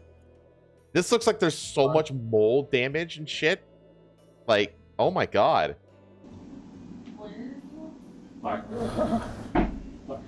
Okay, let's go. Can we go? Just walk on the left side of the street. Can we go down? Can I go downstairs when I go that way? Yeah. Well, no, you can't leave me up here by myself. Joe, I'm scared. Joe, I'm hearing noises in there. Let me get a couple doll shots. Yeah, I heard that too. The old Okay, so those are the videos. This is the case with like all of these like paranormal investigations and stuff like that.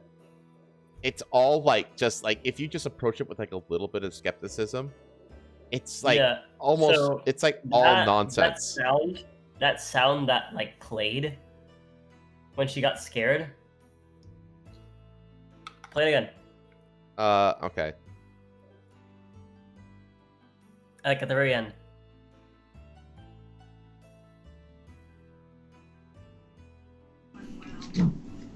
While we were at the Old Park Hotel, we had a paranormal experience of our own. Listen closely and see if you can hear what we heard.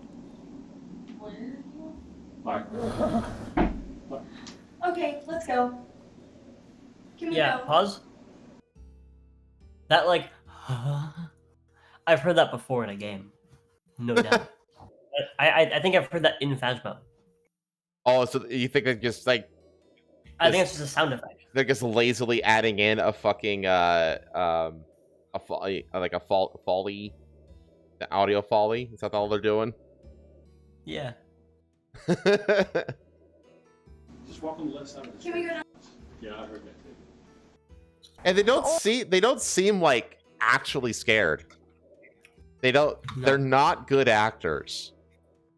But anyway, KTXS sat down with the owners of the hotel, Chad and Leslie Wandel, who share some videos they have captured that there is no explanation for. Yeah, yes, there is. Yeah, there's a pretty good explanation actually. Yeah, there's a pretty good explanation, easy explanation for just about all of it. One video they showed us had Chad vacuuming in their doll room when he started hearing noises. He turned off the vacuum cleaner to investigate where the sounds were coming from, and he said that it's when he realized the sounds he was hearing were cries from a baby doll sitting on the shelf behind him. I was in the room for maybe 5 or 6 minutes before this doll started trying to actually crawl off the bottom shelf making noises, he said. After further investigation, he said the only way to turn the doll on was by a button on the baby's back. He showed us there was nothing that could have accidentally hit the button to activate it while he was vacuuming. Another video we were shown. What is there an explanation for this one? This is the only one that has me pondering, actually. The only thing I can think of is like the vacuum, the vibration from the vacuum, maybe. Play it again. Okay. Hang on, let me get there. Old Park Hotel Was that there's just no explanation for. what had happened was this guy right here. I'm in here and I was vacuuming, and I was probably in this room for 5 or 6 minutes before this doll actually started trying to crawl off that bottom shelf making noises.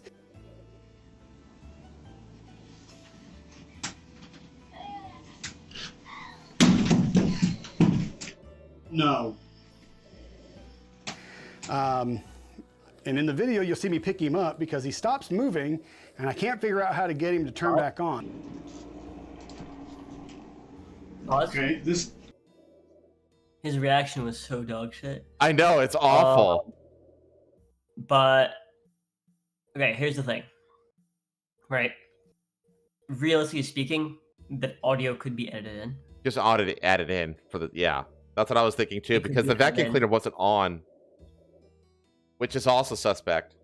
Like you mean that he happened to turn it off so that you could clearly hear the sound, you know? Yeah. That seems convenient. This doll just started moving and talking, and I have no idea why. And again, the camera's in a place where you can't see it happening because it's on a shelf on this unit here. Well, the way he's activated is actually that little button right there. So you have to push that button to make it turn on. So I was decorating one. Also, considering this doll room should have if you're like actually thinking that this doll room is like seriously haunted, you'd have like more than that one camera. You'd have a camera at every angle to make sure that every doll is seen by at least one camera at all times. Yeah. So yeah, I wouldn't be surprised if they just added in that like he acted like he heard something and then they added the sound in later, you know? They could have. There's all sorts of different ways that you can like manually trigger that from afar. That said, I've had toys just turn on at night, just randomly. A really simple explanation for the doll falling over, as well as could be an explanation for this, is depending on how you placed it down, it could slide in place. Yeah. Oftentimes when you put things down and they're not exactly like super sturdy, or they're not something that like has like multiple points of contact on which to sit and it's just kind of bouncing, it's actually just slowly falling. Really, really, really, really slowly. And I've had case scenarios all the time where like something I left somewhere that wasn't properly like, you know, set down, right? Or like if there's like a mound of toys, for example, like my brother's like left somewhere, right? Stuff on that mound isn't secure. Yeah. And so oftentimes you'll have things that are actually really, really slowly falling, but obviously not immediately.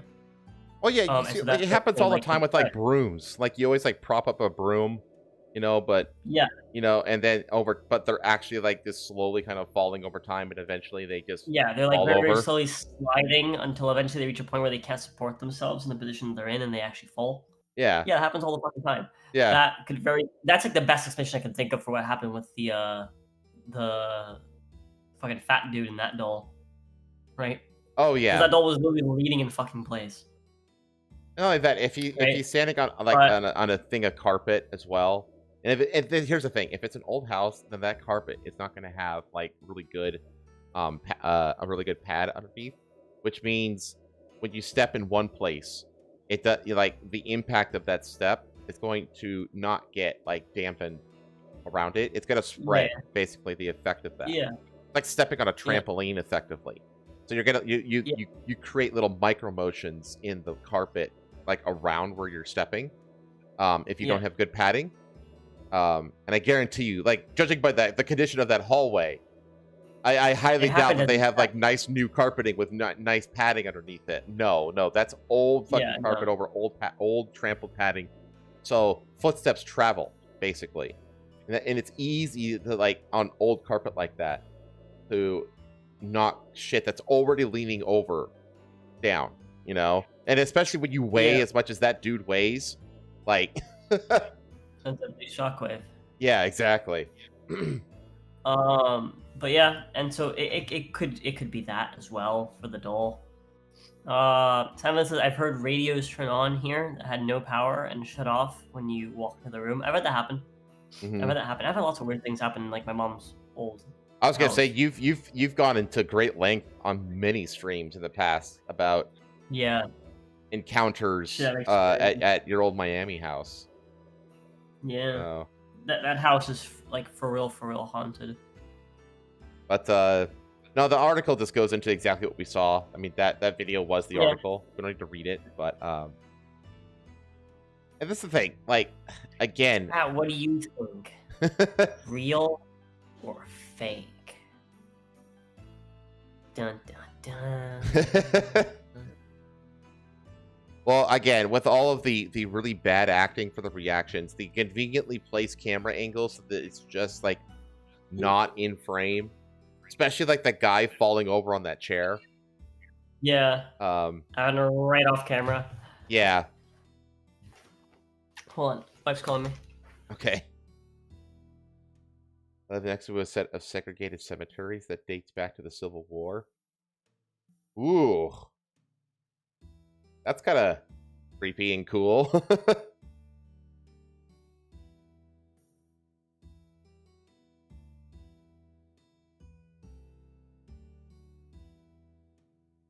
I'm trying to think. I mean, obviously this one too, like the one with the door opening and that kind of stuff, and like footsteps being heard.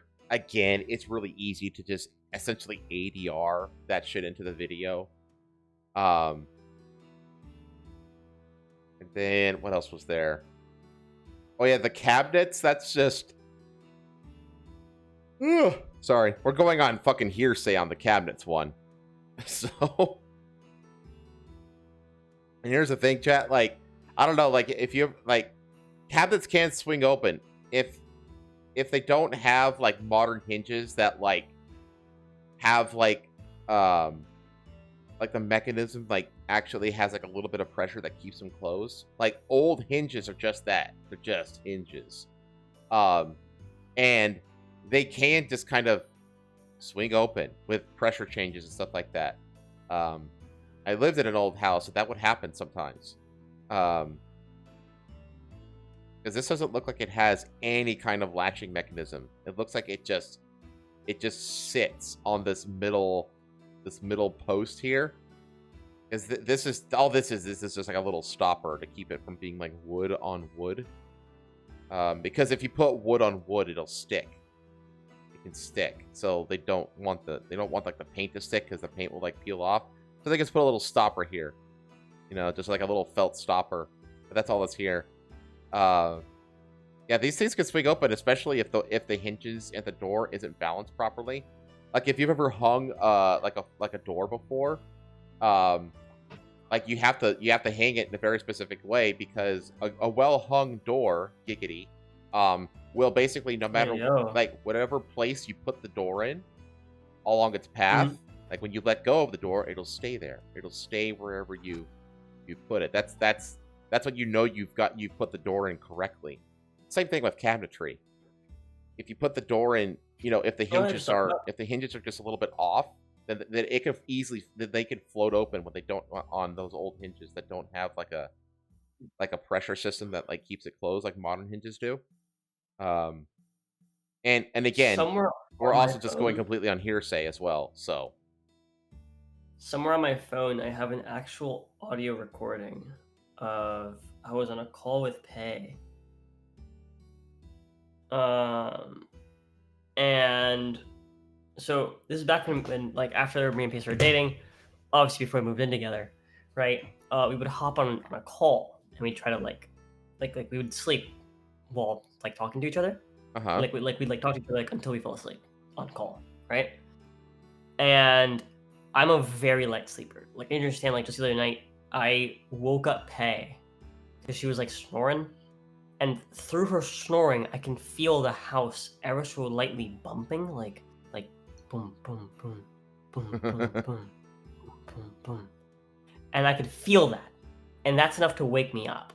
So I held her mouth, like, woke her up, like, holding her mouth, scared the shit out of her.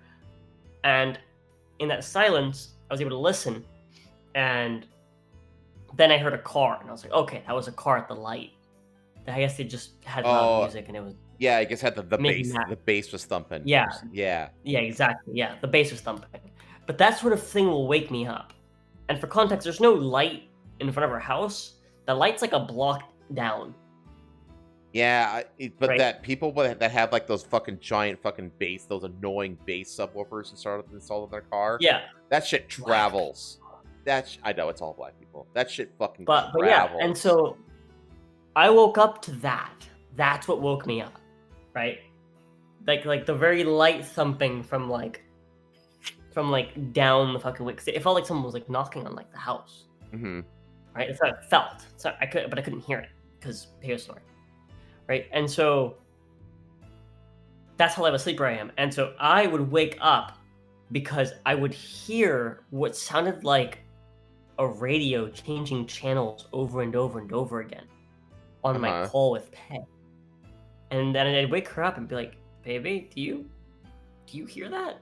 She was like, "Hear what?" It's like, I was like, "Do you have a TV on? Do you have a radio on?" She's like, "No." I'm like, "Huh." Let me quickly listen to this to see, make sure like we don't say each other's names or anything. But I'll send it to you. Give me a second. Okay.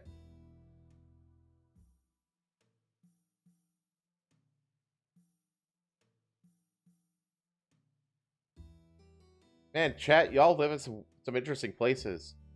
Dylan says he lives next to a segregated cemetery that dates back to the Civil War. The Viking says, in my area, there are several castles with a lot of activity. The oldest is from the 12th century. There's a fortress built by POWs in the 18th century. Those that died didn't get a burial. Their bodies were used as materials in the walls. Holy shit. If you're artistic, it's also very likely you can hear electricity traveling through wires. Really? Autistic people can hear electricity traveling through wires? Like a superhero power. Don't live in a cool area. Yeah. I do, but not because of ghosts. I live on the Space Coast. I live like 40 miles or 40 minutes away from where Elon launches his rockets on the East Coast.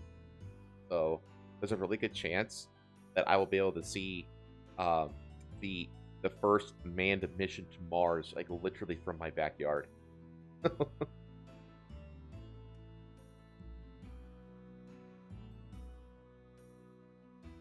I'm not though.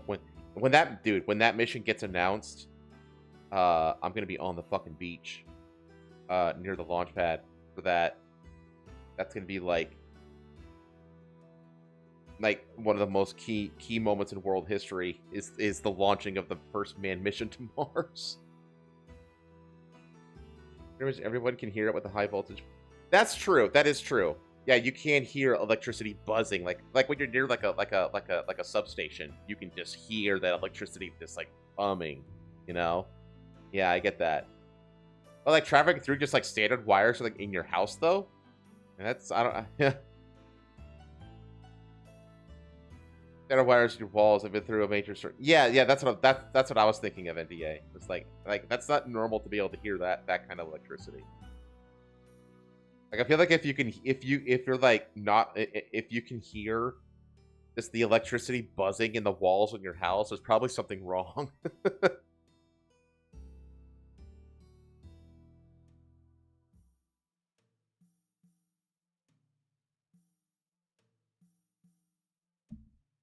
Man. Look at this fucking hallway, chat. Like, why is it like this? Like, there's so much water damage.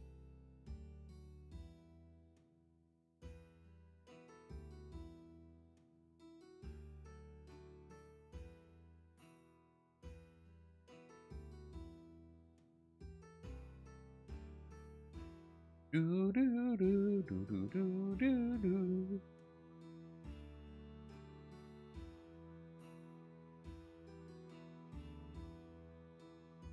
It's easy to not be distracted, chat, when you're just a single dude living in his house alone with his cat. It's very easy.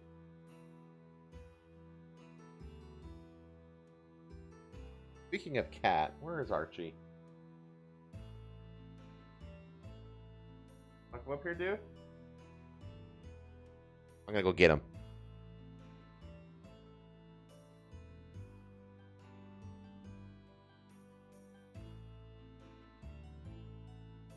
I'm back.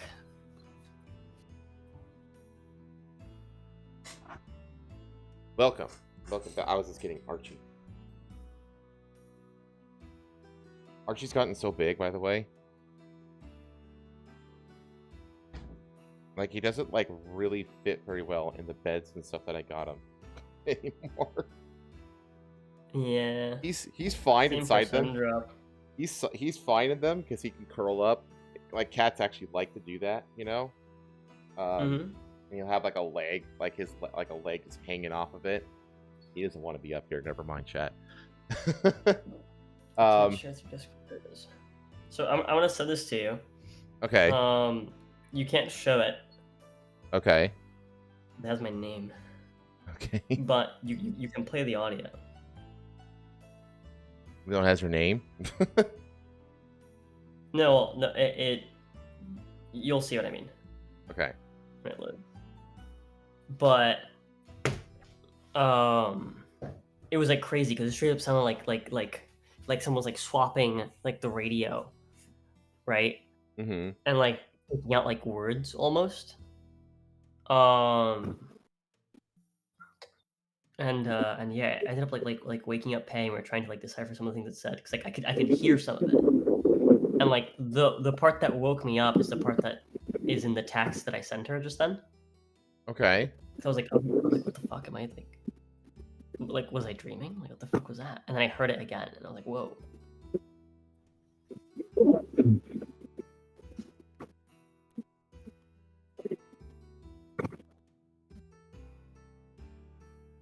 Oh god, this is almost 5 minutes long. Yeah, you can skip through it, but you can see what I mean. In the audio, if you play it. You can play it over your mic if you want. Okay, hang on. Let me what I'm gonna do. I was gonna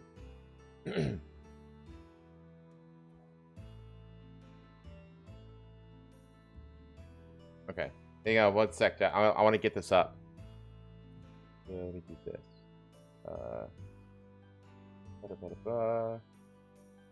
Yeah. That. That up. And can I just this? Do this? Nope. Okay. Hang on, let me look it up. How to play. Alright, chat. 1 sec.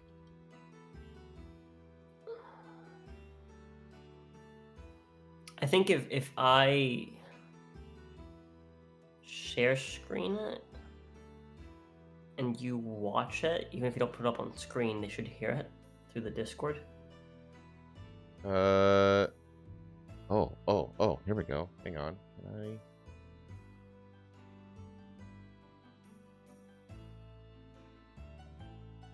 Can let me put it on my desktop for a sec. Hang on.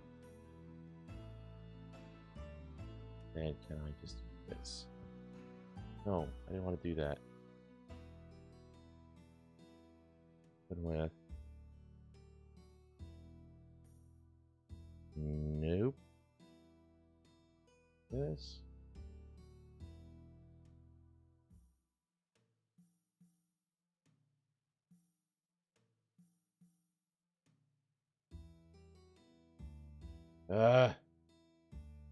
Hate trying to figure all this shit out.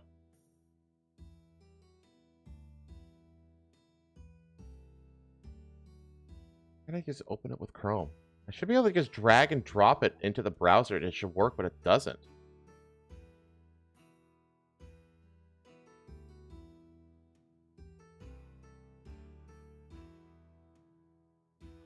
Here. That.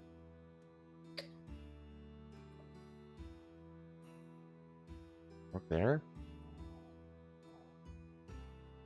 Opening? No.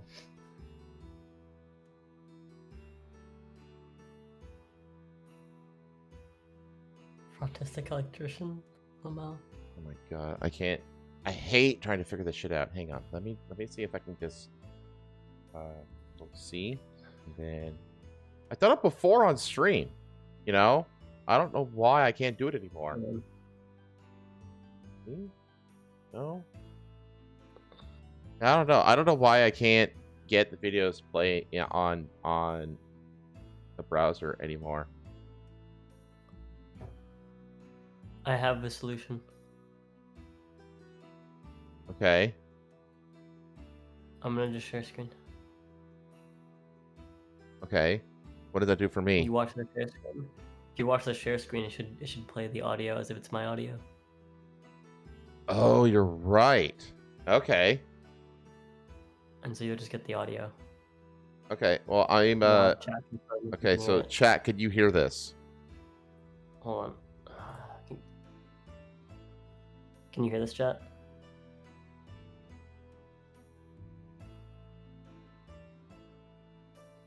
I'm not playing it. It's playing. Do you I have the don't hear audio it. I don't hear it. on? Check the audio on the screen share. Do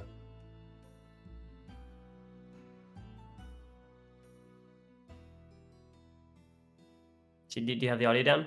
There we go. Hang on. Try it again. Okay. Can you hear that, chat?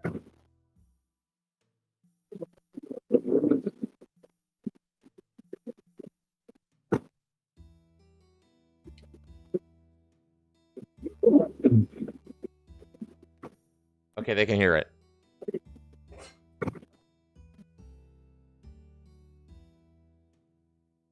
So far, it just sounds like just grumbled, not nothing. Well, so Perry right now is asleep. Okay? Uh-huh. And I'm awake, so I'm like, what the fuck? And I was waiting for my other phone to charge so that I can... Oh, sorry, I was waiting for this phone to charge so that I can try to, like, screen record it, because this phone's, like, basically dead. Okay.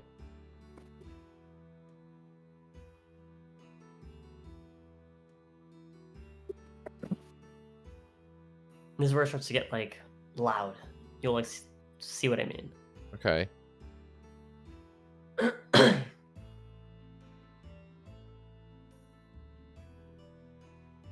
So it'll be, like, totally quiet, Uh-huh. right? And what is the sound again? The radio? Just listen.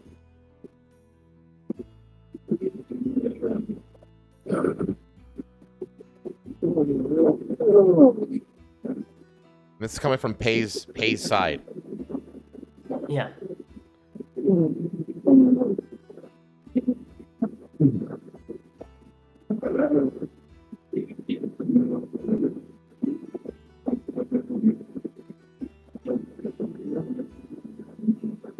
Is she talking in her sleep?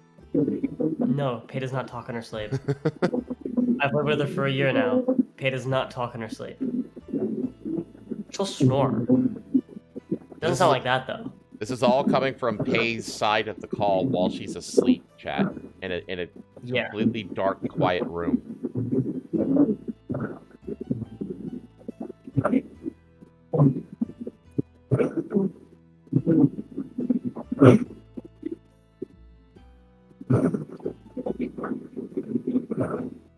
Like, you can hear sounds like someone's talking in like, the background. Oh yeah, you could absolutely hear voices. But it's like 4 in the morning. No one's awake in her house.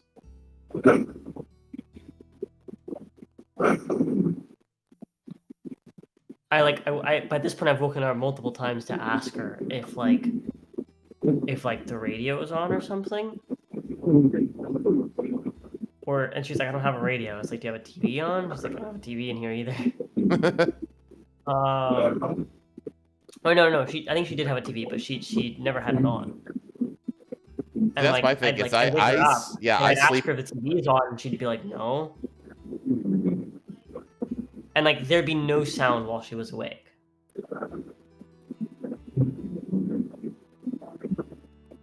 That's kind of what it sounds like. It kind of sounds like a TV, but yeah. There's most of it sounds garbled. right. But there's parts of it where it sounds really, really clear, which is the part that I was describing in the messages. Uh-huh.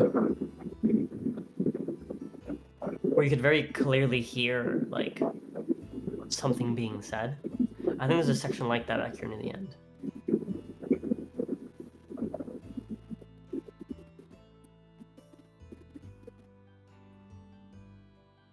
Or maybe not. Maybe something. And then it ends. Yeah, it just goes away suddenly. And that And was then it'll come all back, coming and from. like, oh, there you go. You hear that? That wasn't Pay.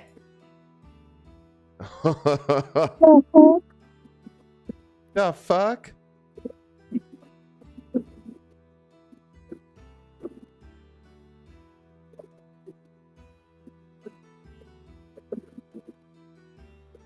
Yeah, that's weird.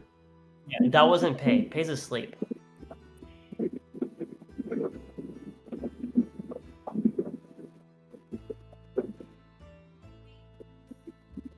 Huh. That was Pay. That was I'm Pay. pretty sure. Okay. Yeah, I think that was me like waking her up. I think. Yeah, that sounds like her. Yeah, she was like, what? Yeah. Huh. And that's the end. Could be one of the cats meowing, but it doesn't sound like animals. It sounds like people talking. No, yeah. And so like there was a portion before this that I couldn't record, because again my phone was dead, and then I started recording the second I had battery. But yeah, it was fucking crazy. It was so fucking bizarre. I was like, what the fuck? Oh no, I was trying to get my second phone so I can record it, and then I at some point I figured out how to screen record. That's what it was. Oh, okay. And that's how we got this. Okay. Yeah, my other phone was at 1%. Okay, gotcha. But yeah, like it straight up sounded like I could hear someone talking, and it was as clear as this last bit here, where like you hear the. Mm-hmm. The fuck? Yeah, there. It does kind of seem to fuck, but like it sounded like that basically, like that, or like maybe not in like the same tone, but it sounded like someone was talking on the radio. Yeah, it sounds like a guy and it would be like, yeah, parts of it would be like a conversation between like a man and a woman, like it's almost like what it sounded like. Like yeah, like, that's what it sounds like. But it was like the same string of conversation going back and forth, taking like spliced words almost. It was so bizarre. Huh. It was so bizarre. I wish I'd recorded it more because it would happen like almost every other night. That's weird. But yeah, like this was like a regular occurrence, and then it like randomly stopped happening. Huh. But yeah, very, very bizarre. Very spooky.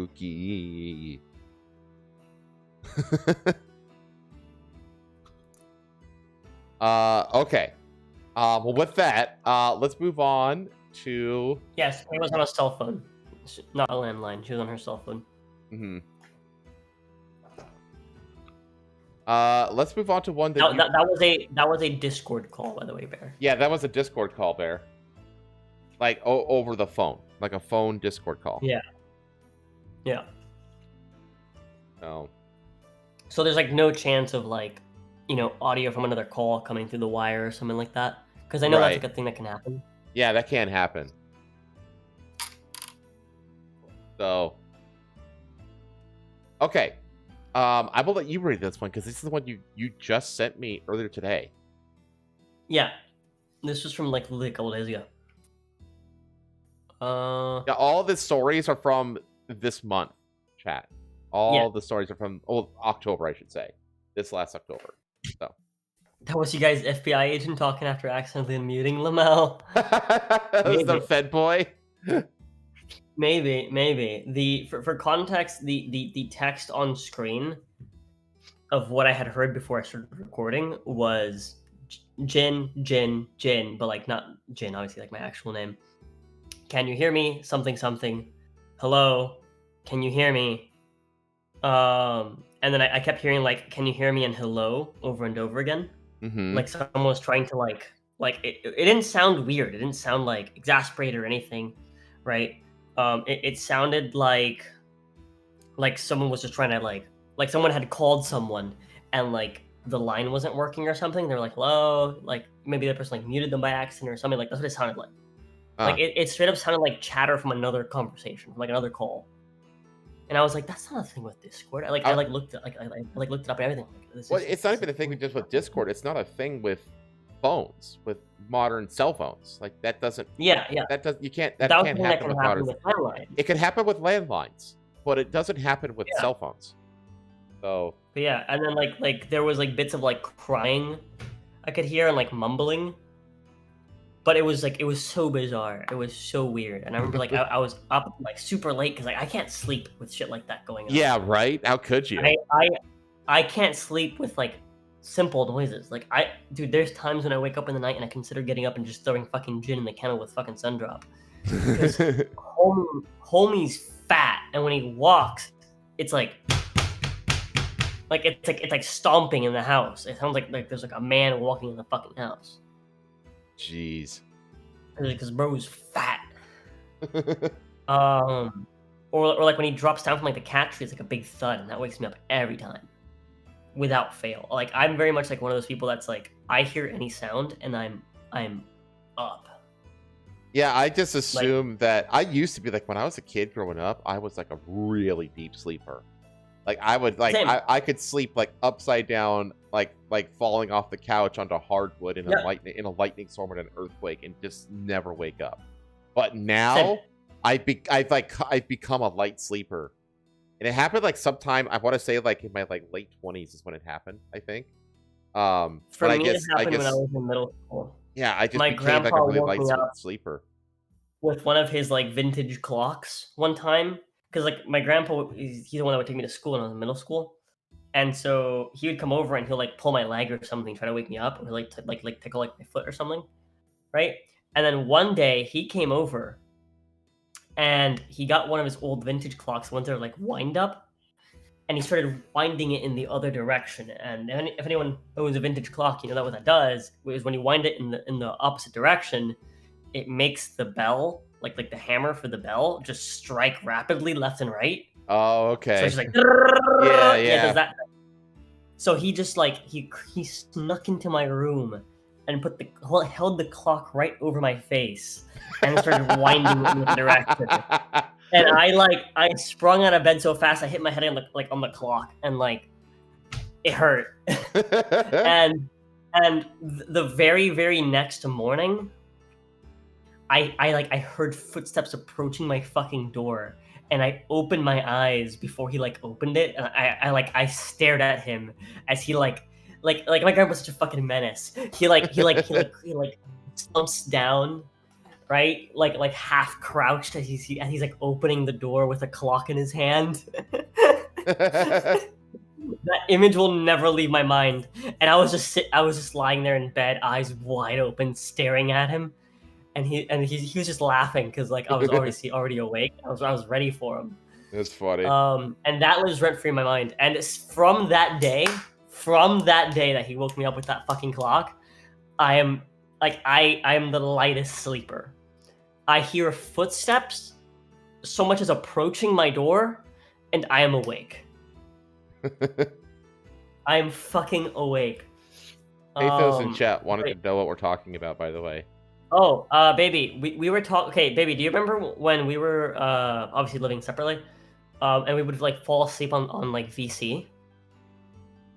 Do you remember how I would wake you up because I would hear straight up like radio chatter coming from your fucking mic? Do you remember that? My phone would be weird making noise. Yeah. Yep. So I played the recording of like the sounds for chat.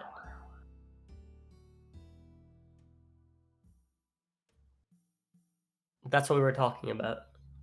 Yeah. But now we're moving on. It doesn't sound like me sleep talking. No, it doesn't. No, it doesn't. You don't sleep talk. You just don't sleep talk. Well, it doesn't sound like you, Patho. It doesn't. It sounds like a guy and a girl talking to each other, like a man and a woman, like talking to each other. Yeah. Almost like an interview. Almost like it sounds like a garbled television show or interview or something like that, or radio interview. That's what it sounds like. Yeah. But it's clearly not you. Oh man, but okay. But yeah, fucking crazy shit.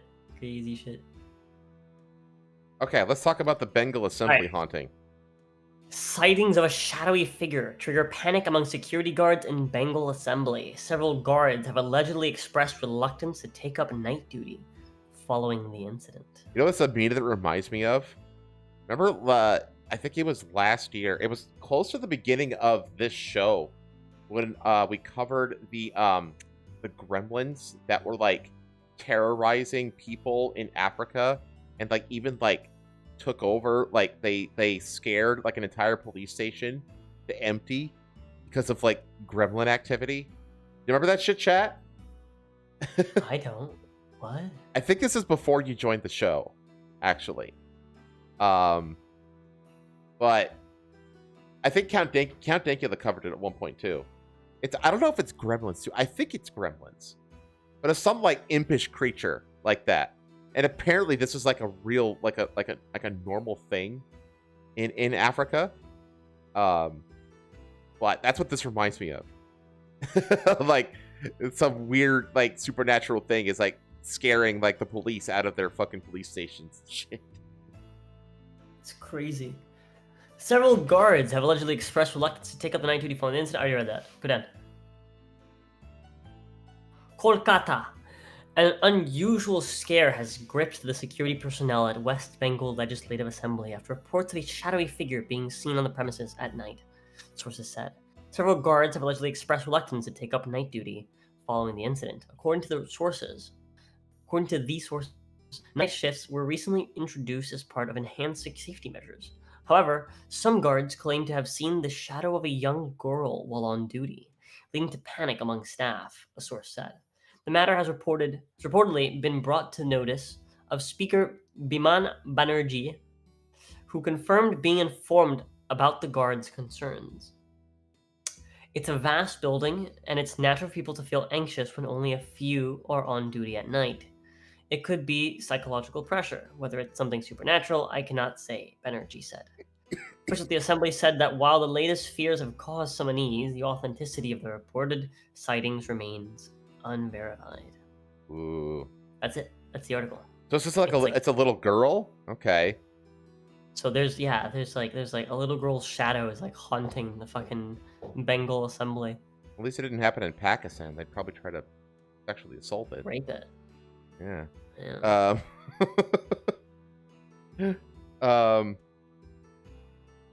I wonder I don't know what like the superstitions of India are.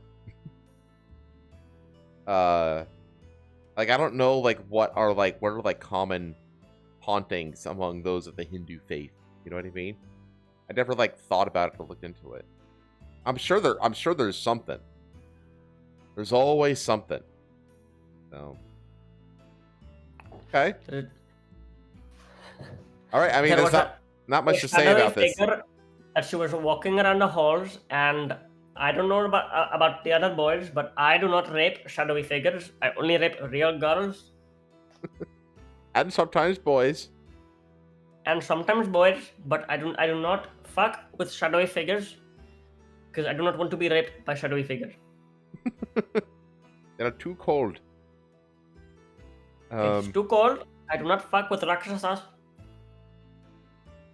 They are total boner killer. That's what it is, right? The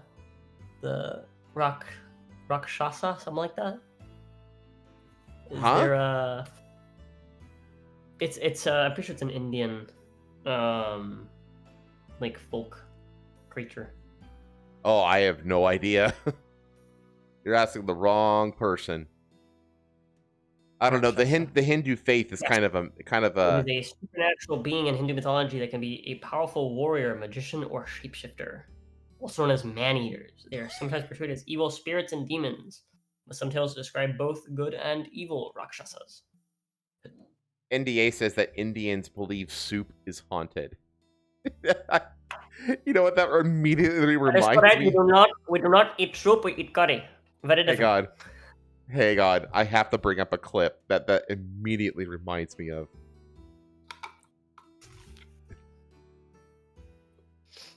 Hang on.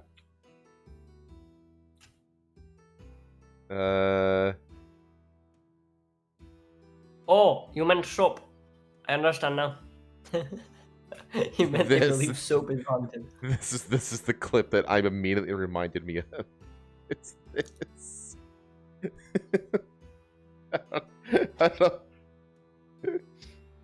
You know what this clip is? Oh my God, No. Brian, there's a message in my alphabet. It says, ooh.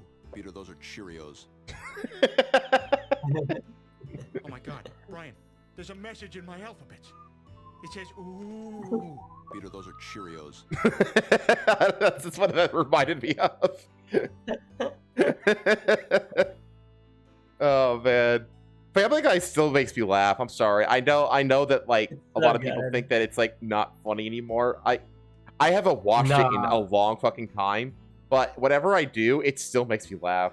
Like, dude, Family Guy bits are still absolutely fucking hilarious. There's so many good fucking Family Guy bits. I mean, yeah, it's random They're cutaway humor. I understand timeless. that. But it's a lot of them are fucking funny, man. Even to this day.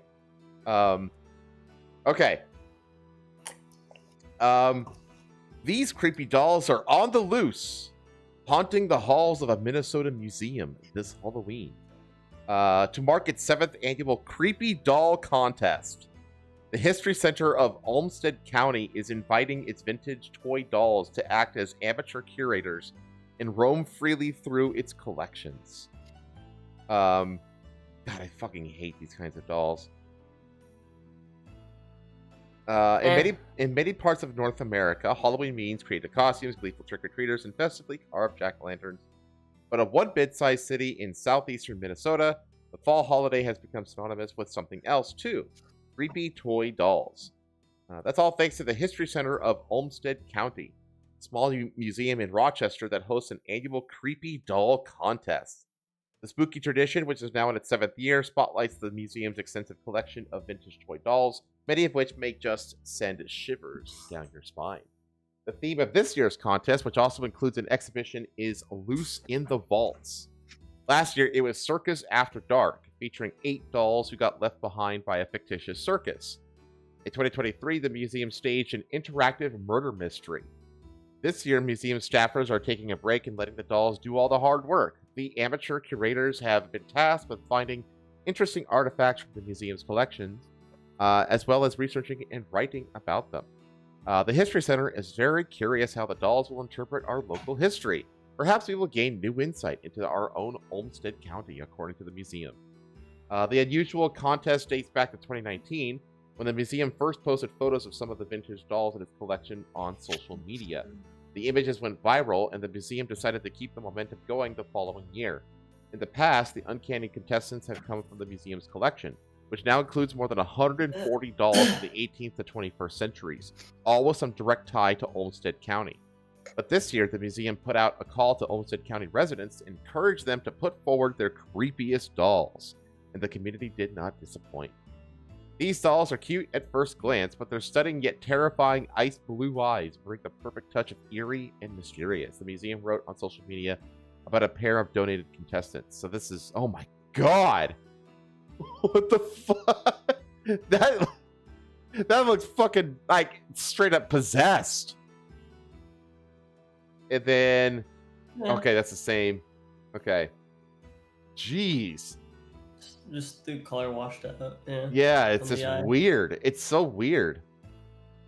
For the exhibition, which runs through October 31st, each doll has been paired up with a local historic artifact, like a wooden dollhouse from 1938, a dentist chair, or a 20th century gurney, per KMSP-TV's Corin Hogard.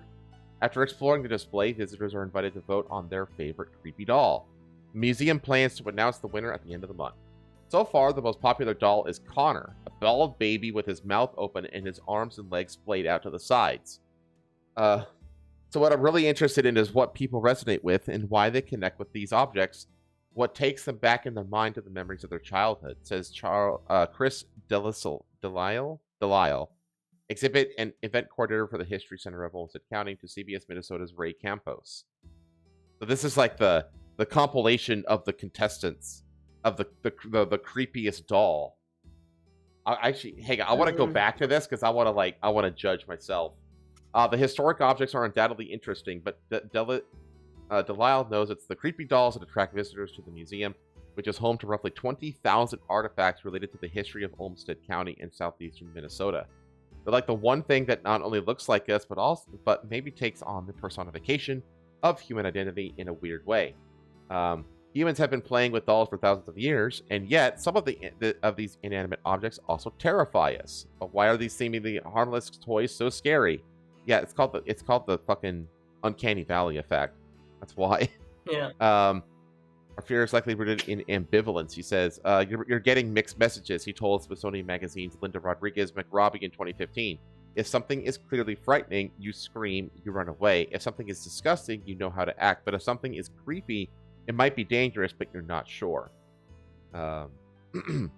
Okay. So these are the dolls here. I don't know if I can get it to... There we go. Okay. So of these... Looks like there's more here. Okay, hold on, pause. Okay, so that top one... That's the poster for it. That's amazing, actually. Go back. Yeah, okay. Oh, god dang it. Not that. Oh, come on. God dang it.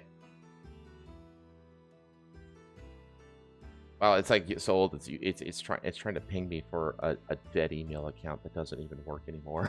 That's how old this is. Let me see if I can try this again. Okay, I guess gotta stay here.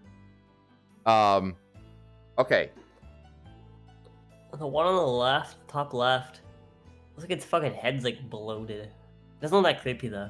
It's not that creepy. It's not that creepy because its eyes are closed, so you can't like see into its eyes. Yeah. Opposed to number 3. Yeah, number 3 is pretty horrific looking. Yeah. That was pretty bad. Looks like a baby. It's that one's like not far enough out into the uncanny valley to actually be creepy. At least not to me. The ones in the middle just have those like glowing fucking eyes, but aside from that, like they're like kind of high quality. Yeah, they are. They're not that bad actually. The one on the left center just looks fucking silly. This one just looks like a dapper baby. Yeah. The one right below it looks like he's been working construction for 40 years. Yeah, this one looks like a slave baby or something.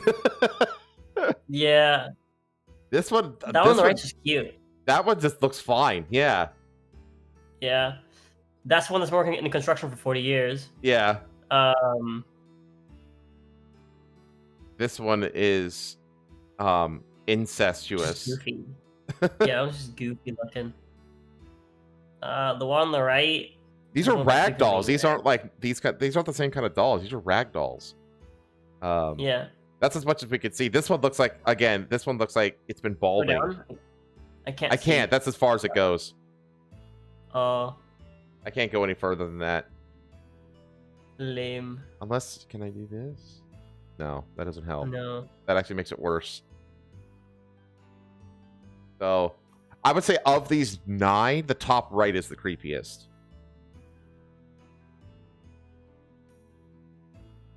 I agree. Yeah. None of the other ones are particularly creepy, I think. No, that bottom left one looks like it's fucking... This is fucking... Die Hard. Yeah, dude, this one looks like he's like about to go Die off Hard on the... baby. Yeah, fucking go off on the foreman for giving him too much overtime work or something. Yeah. Okay. So that's the creepy doll exhibit at this Minnesota museum.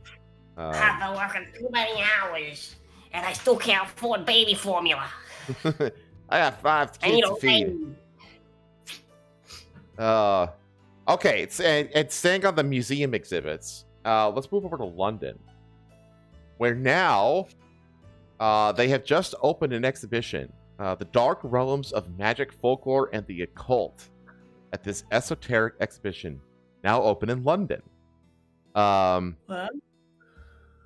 So ever wondered what goes bump in the night? Felt a goosebump-inducing chill as you wandered through a graveyard? Or maybe you lost all sense of time as you thumbed through the pages of a moth-eaten book on witchcraft? You'll feel in your element at Dark Secrets, the esoteric exhibition, a gripping exploration of the extraordinary, now open at the Vaults in Waterloo. With 27 themed rooms delving into magic, occultism, folklore, and the supernatural, this exhibition shines a flickering torchlight on forbidden knowledge. You can feast your eyes on over 1,000 original objects, including a cursed doll collection. God, it always goes back to these damn doll collections. That's like the third story that's had something to do with a doll collection. Study historic documents and quell your curiosity in everything from voodoo to secret societies. It's a gateway to explore the unknown. This actually sounds fucking cool. It does sound cool, though it's not unknown if it's available to the public. There is much to discover in the sprawling Dark Secrets exhibition. Your twisting route will take you through over 1,200 meters of immersive installations, original artifacts, scene reconstructions, informative panels, and more. Each one unravels a different thread of these mysterious cultures. One moment you could find yourself learning about ancient rituals and the mythical creatures of folklore. The next you're unraveling lost meanings and debunking frauds. The exhibition claims to steer clear of sensationalism. Instead, they aim to use a combination of history, science, and academic research to explore the many facets of esotericism and distinguish truth from fiction. Those after a tangible representation of these many mysterious cultures will not be disappointed. Dark Secrets features an extensive collection of never-before-seen artifacts, including a ceremonial staff belonging to English occultist Aleister Crowley, a 17th century witch hunting manual. Oh, that sounds badass. A 17th century witch hunting manual? I want that. Yeah, that's cool. Authentic African voodoo objects, magic ritual tools, and much more. The exhibition is curated and organized by Ital Mostre, an Italian company behind Serial Killer, the exhibition, which had a successful stint during its time in the vaults last year. Now they are inviting visitors to deep dive into another complex topic with a comprehensive exploration of all things magical, mystical, and in some cases, malevolent. Sign up to the waitlist today to investigate the invisible at this captivating exhibition. I would, if I was, yeah, it's in London, so obviously I'm not going to go, but if it was like within driving distance, this sounds fucking cool. Yeah, if you're in London, you should go. Yeah, if you're in London. I need to bother Jace. Jace is in London. Jace, go to this. Yeah, go to this place and like film as much as you could and get back to us. Yes. Yes, Jace. This is fucking cool. I never like looked too much into like the whole, because I know that like witch hunting was like an actual thing. Oh, dude, they have like all these like rituals for like how to like test if someone's a witch. A lot of it is like burying rites, things that they do to like basically prevent people from coming up from the dead and shit. Okay, so it's like proper burial kind of stuff. Yeah. It's really cool. Like they'll do specific things. Like they'll like pile. So before, when they like bury the coffin, right? They'll like nail it shut. They'll put like rocks on top of it and stuff before they bury it. Okay. So like you'll find like rock mounds buried underneath the ground on top of coffins.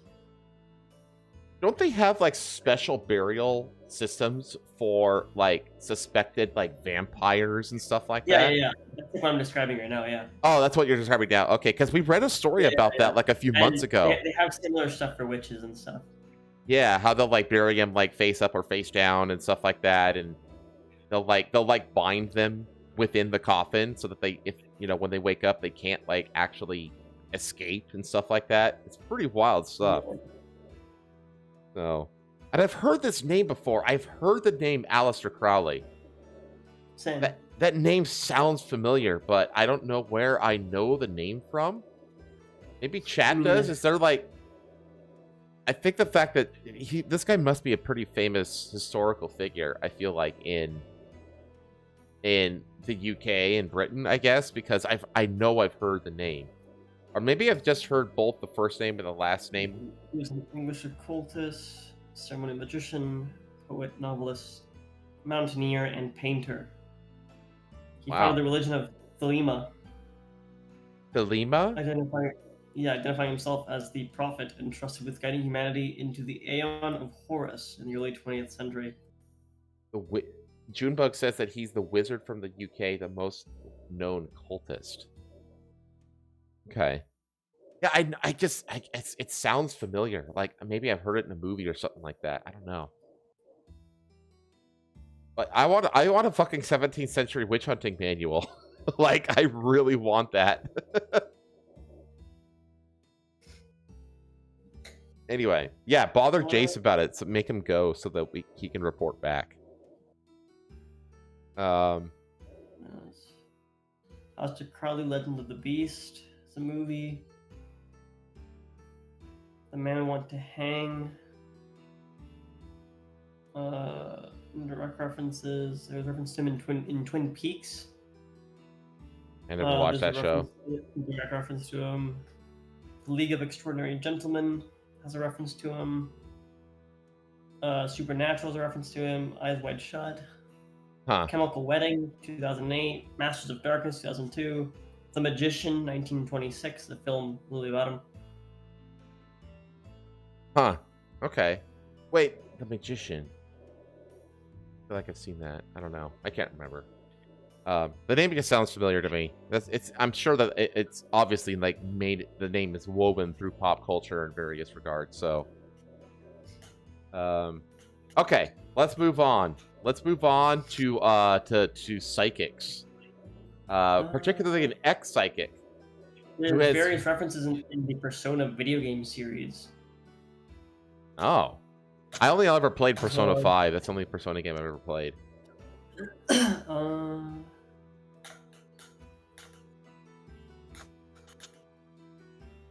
Band Tool, their drummer, has a interesting drum kit. Apparently it's signed by Crowley. Whoa, that's cool. Marilyn Manson and Misery Machine apparently references him. That makes sense. Or, well, references Thelema. Okay. The Grim Adventures of Billy and Mandy apparently reference him. Billy and I've never seen Billy and Mandy either. I know of it, but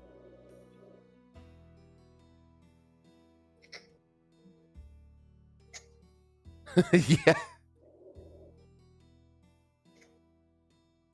I'm just looking at pictures of him now. He looks like just a guy, you know. He looks like a pretty typical like Englishman kind of guy. Depends what you kind of blokish.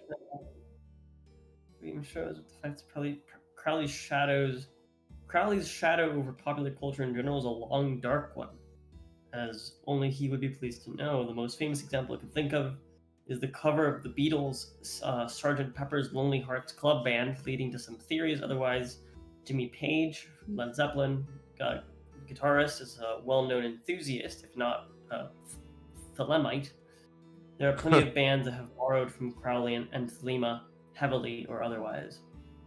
Jesus, this guy's Wikipedia article is fucking huge.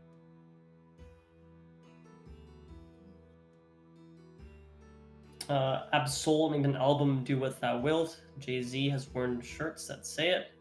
Ozzy Osbourne has the song Mr. Crowley. There's a lot. Yeah, there's a lot. Oh, it's let's see. A prophetic quote about the coming of the new Aeon, borrowed from Crowley's work Magic in the Theory and Practice, has been featured as the opening introduction to the video game Blood Omen: Legacy of Kain. Huh. So there you go.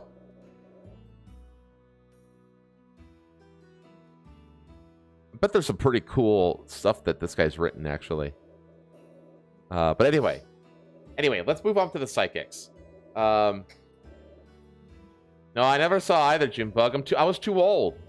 I was too old for that. Okay, one. It's a pretty significant list. He's mentioned the comics V for Vendetta, From Hell, Promethea, Arkham Asylum. Also, other characters inspired by him appear in the League of Extraordinary Gentlemen, Spider-Man, and the Sandman. The villain in Casino Royale is based on Aleister Crowley. Ozzy Osbourne has a song, Mr. Crowley. David Bowie has Station to the Station in Quicksand, about 3 bazillion metal songs mentioned or are based on Crowley and Thelema. An episode of Adventure Time intentionally misquotes Do What Thou Wilt, Shall Be the Whole of the Law, and so on. There's tons of references. Wow. So yeah, apparently this guy's like teachings and like you know, his shit is in everything apparently. Yeah, this very guy's lightly referenced in like everything. Yeah, he's like ubiquitous though, like across pop culture pretty much though. That's cool. Yeah, it's wild too because like I never like knew who he was or like, you know, directly looked into him before, despite like, you know, assuredly having like seen references or, you know, or heard references to him in like dozens of media throughout the years. Yeah, we probably haven't even thought about it. Yeah, He's the exactly. man that makes sex magic. Chad. You're gonna say you were too old to watch Thundercats and He-Man? No, I was would convince all of these incredibly sexy but crazy women to have sex with me. No, Jibug. I grew up on like the original like the 80s like Ninja Turtle, like 80s and 90s Ninja Turtles and like that whole thing. But the thing is that I was like a Disney afternoon kid. I was one of those kids. I liked like Chippendales Rescue Rangers and like Darkwing Duck, stuff like that. Maybe it's because I was a closet furry the whole time. Who knows? Anyway, he got thrown out of his magician club because he was using sex magic too much and tried to curse the other magicians too. He tried cursing them with tiny penis spells. He's like, "Stop it!" No, I've lost an inch. That Crowley man is a problem. The Crowley man, yeah. The Crowley man has gone too far. He has cock curses. He's robbed me of my inches. I can only measure in centimeters now. Okay, so No longer. an ex-psychic. I identify as a Chad American penis. An ex-psychic issues Halloween warning, slams demonic evil of Ouija boards and tarot cards. An ex-psychic who spent decades steeped in the occult is warning about the glorification of evil that often comes with the Halloween season, explaining the dangers of engaging in the Ouija board, tarot cards, and other tools of divination. I am a former psychic, and I am noticing that tools of divination, such as the Ouija board, tarot cards, they are marketed more in the Halloween season. Well, no shit! Like, Nizza said, what up, my Nizza? Parties are having tarot card readers. You're seeing this in your home goods, your CVS. Your kids are going to these stores, Five Below, and they are glorifying tools of divination, making them seem fun, and that it's no big deal. The former medium said it's hard not to see the connection between the prevalence of these tools and their increased usage and promotion around Halloween. Interesting how it goes along with the Halloween season, isn't it? She said. No, it's very much expected. There's something demonic there. Nizza specifically explained what divination encompasses, describing the practice as going into creation to extract a hidden meaning about something, of information supernaturally outside of God's will and boundary. This is like classic, like 90s era fucking like like This thing that I take seriously, you must take seriously too. Well, it is for me, not for thee, and it makes me feel special. If you do it as well, then I am not special, and that is a problem. Yeah. You must stop doing it because you're making it less special. Well, the thing with like Ouija boards, especially, is that I'm sorry, but like if there was like a device that was as simple as a board with letters and numbers on it and the words yes or no, and a simple, like, I don't even know what to call it, like what is the actual device called? It's like a scrying device or something like that, but it's basically just a piece of plastic with like a few nubs that yeah, you know, whatever that thing is, you know, that cheap piece of plastic.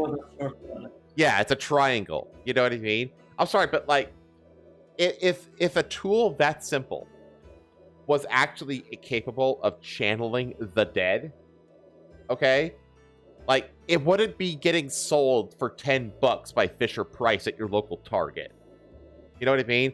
Like that shit would be like heavily regulated by law, and it would have like criminal punishment, and it would be like there would be like there'd be an entire like occult, you know, like Hitler had this. Like Hitler had like a whole division of the German military dedicated to like researching the occult. It's like what inspired like the Indiana Jones movies, you know, was like the Nazi occult researchers and stuff like that.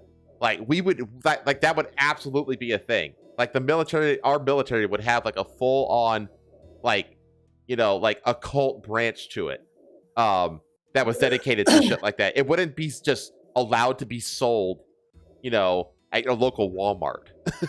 Like, if it was like an actual legitimate way to like channel the dead.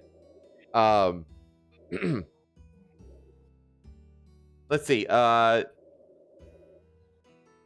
This can include the aforementioned tarot cards, Ouija boards, and even looking at to the stars, moons, or celestial bodies to try and discern wisdom and the future. By the way, tarot cards, like your 52 deck, you know, card deck of playing cards, is based off of tarot cards. Yeah. Like, there's 4 suits in a deck because there's 4 seasons. If you add up, you know, 1 through 13, you know, if you add up all the numbers represented by all the cards in a deck, in a 52 card deck, it adds up to 365. It's the number of days of the year. You know, there's all these commonalities to like seasons and times and stuff like that in a deck of 52, and it's like that for a reason. It's because it actually stems from tarot cards. Like, yeah, there's 52 weeks in a year. 52 weeks in a year. Yeah, exactly. Like, it's all connected for like that for a reason. People think the Ouija board is some ancient dark tool. It was invented in 1890 by a toy company. Yeah, exactly. It's not like a real thing. Well, the whole thing, like, what it is, it's basically like turning the power of suggestion into a toy. Because that's how Ouija boards work. It's power of suggestion manifested. That's all it is. The 60s, 70s, there was entire CIA departments verifying and testing psychic powers. Yeah, they made a movie about it called Men Who Stare at Goats, starring George Clooney and Tobey Maguire. No, not Tobey Maguire. Ewan McGregor, I think. Yeah. Yeah, there was a whole like branch of the military that's dedicated to like psychic warfare, back in the 60s and 70s. Let's see. When I was 12, I actually had 2 psychic attacks, she said. And a psychic attack, according to my own definition, is when you receive information psychically. Around that same time, isn't all information received psychically? I don't. When I was 12 years old, I actually had 2 psychic attacks. And a psychic attack, according to my own definition, is when you receive information psychically. Is it all information received psychically, though? Sentence I know. I have ever heard in my fucking life. This is the reason that, like the Christians lost the control of the culture back in the 90s. It's because of shit like this. Around that same time, Nissa had her first tarot card reading, which at first seemed innocuous, though she now believes it's a satanic practice and a tool of divination that can lead people down dark and dangerous spiritual paths. That sadly was her exact experience. Here's the thing, though. You can do a tarot card reading, quote unquote, with a normal deck of 52 playing cards. Like, you just replace like every card is unique in a deck of cards, and you could just associate that with certain things, and then Bob's your uncle. Yeah, in a fucking like card deck, you have your 4 suits in like a tarot card deck, right? Mm-hmm. You still have 4 suits, and then across those suits you have, you have like the king of this and the king of that. Yeah, the king, queen, the jack, and you even have jokers if you want to get beyond the 52 cards. So yeah, I mean, you can easily like treat a standard deck of playing cards like a tarot card deck. Yeah. Fun fact: Curse of Strahd actually comes, if you buy like the full version of it that comes with like all the extra goodies. Wizards of the Coast, they created a custom tarot deck for it called the Taroka deck, which is you're supposed to use it as the DM to basically figure out where the important items of the campaign are located, and it basically makes it so that no 2 runs of Curse of Strahd are the same. Oh, okay. So the places you have to search, So basically, at some point early on, you meet a fortune teller, and she basically gives you a card reading. You can literally do the card reading in real life with these cards.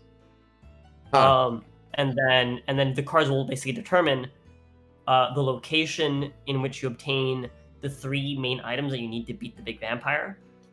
They'll tell you what location within his castle is where you're going to fight him, so you can, when you're near that area, you can be prepared for the fight. You can expect to fight him there, and you know where to find him when you actually go to fight him. And it also tells you of a potential ally you can have in the fight against him, who's like your quote-unquote, like, prophesized, like, you know, fated ally for the fight, who will agree to join you no matter what, basically. Oh my god. Okay, I'm gonna keep reading here. This gets amazing, actually. It says, but what seemed innocuous ended up being an addictive, horrible rabbit hole of destruction, she said. And that was the entryway. I always say that there's a gateway or an entryway into the demonic, whether it's tarot cards, Ouija boards, horoscopes, what have you. She hasn't mentioned palm reading, by the way. After going down that road, Niza found herself increasingly doing readings and exploring tools like divination, numerology, astrology, and other practices. Here's where it gets funny. I used crystals for chakra balancing, she said. I ended up doing automatic writing, and ultimately, I ended up as a psychic medium, believing that I was hearing from a deceased people who wanted to get the messages to their loved ones who were still living. She was a crazy crystal lady. Typical. Niza continued, I believed I was helping people. I believed that this was a gift from God that I needed to use to help people who were suffering. She said one of the facets of her experience that initially convinced her to continue for years in the occult was that the demons she was summoning would appear as clients' deceased loved ones. This gave a faux confidence to those going to see her as well. Sometimes I would see them, and that would be a way for me to describe it, she said. I would maybe see who I thought was your mom. Oh, mom's here. She's got red hair. And I could see the demon, because that's what it is, masquerading as mom.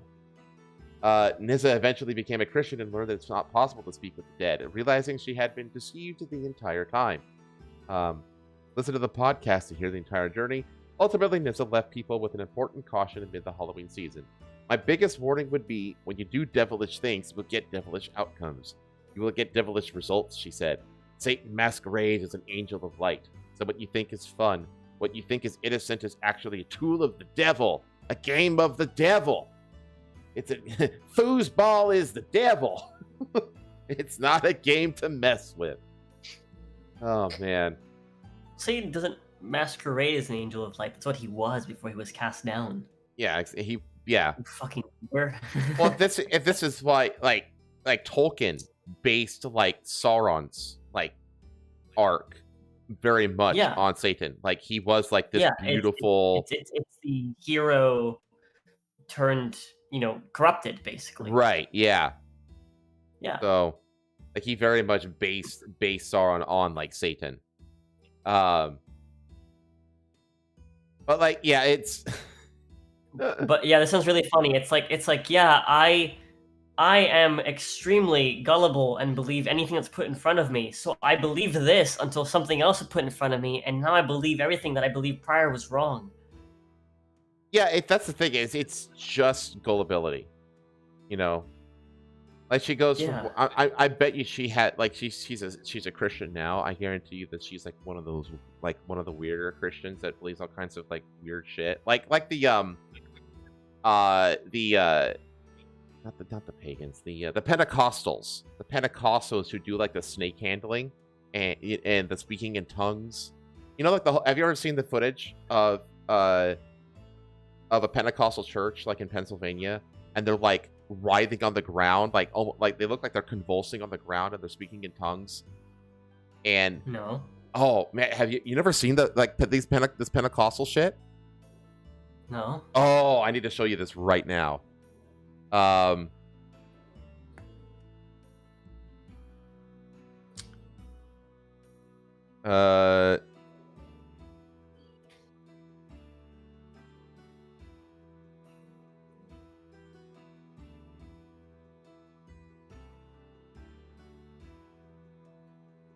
me look it up. There was a whole documentary done like way back in like the 50s. It's like in black and white. I'm not gonna be able to find that on YouTube, I don't think. But I can find similar, like, more modern things of Pentecostal stuff. Let me see here. This. Let's see what...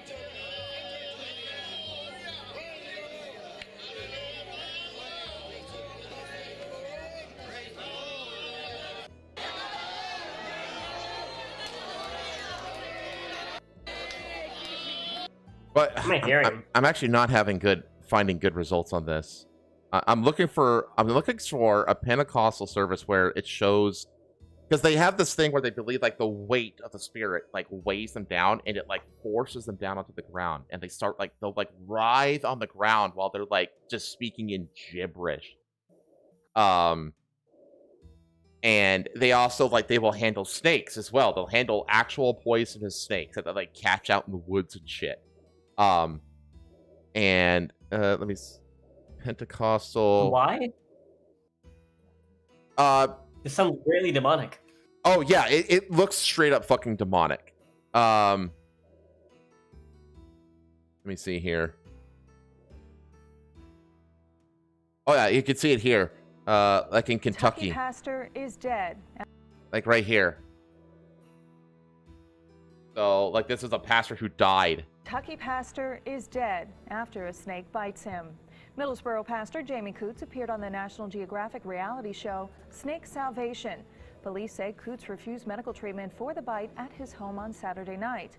When emergency workers returned to check on him later, he was dead. Yeah, and so like if you look up like why do Pentecostals believe this, is because let me look it up. I want to get it right, so I'm going to look it up. Why do Pentecostals handle snakes? Because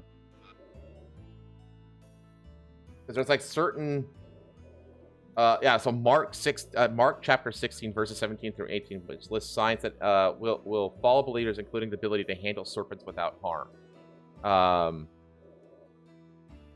So it's like this whole thing where they'll just like pass around like fucking rattlesnakes in the wild and shit like that, and they refuse medical treatment, and they'll die frequently from it. And because they just believe that like if it's my time, that it's my time, that kind of a thing. Yeah, and so there's all kinds of they really take like these. It sounds like they believe that if they were harmed, they were an unbeliever and they deserve to die. That they didn't, they weren't believing, they didn't believe hard enough, kind of a thing. Like there's also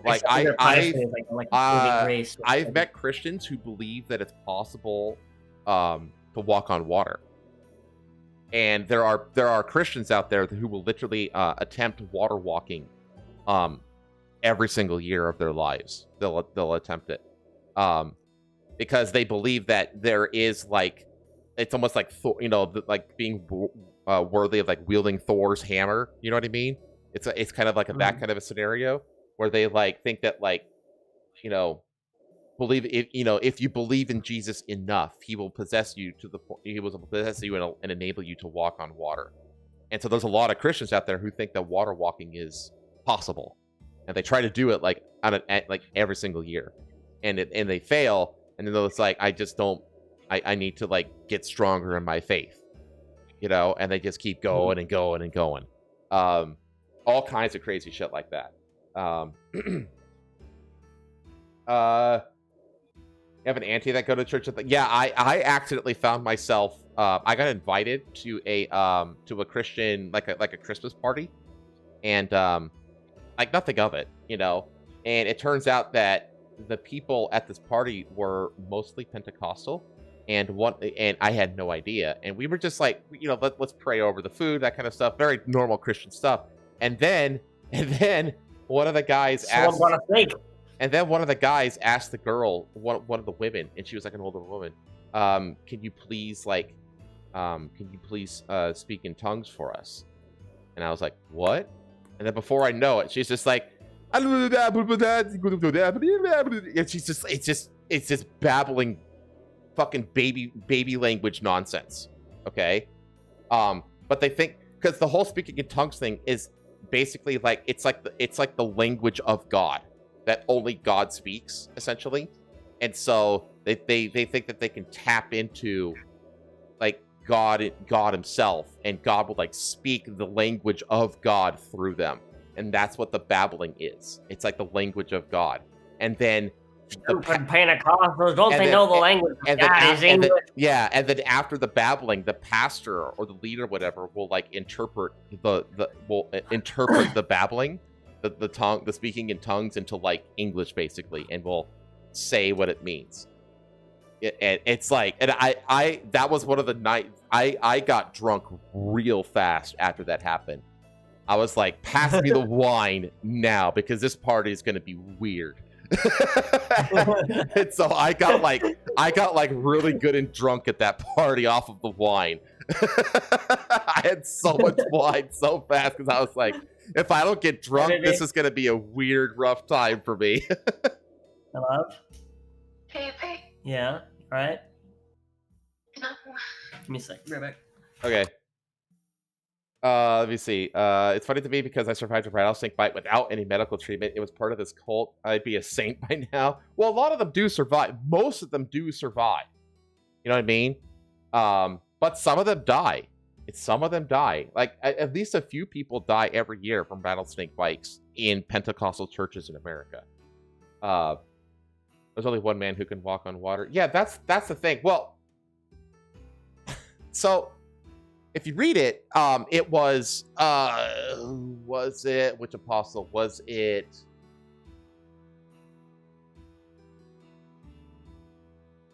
Gosh, which was it? Simon? I can't remember. It was the apostle that left the boat. Was it Peter? I didn't know what. Oh, you're right. It was Peter. It was Peter. Thank you, NDA. It was Peter. Like all the apostles, they're out on the water, and they're in this little boat, right? And it's like really rough, stormy seas, and they're terrified of drowning. And in the distance, they see like a shadowy figure like walking towards them on the water, right? And they think it's a demon. And they think it's a demon at first, and they tell it to get away, and they're like terrified until it reveals itself to be Jesus.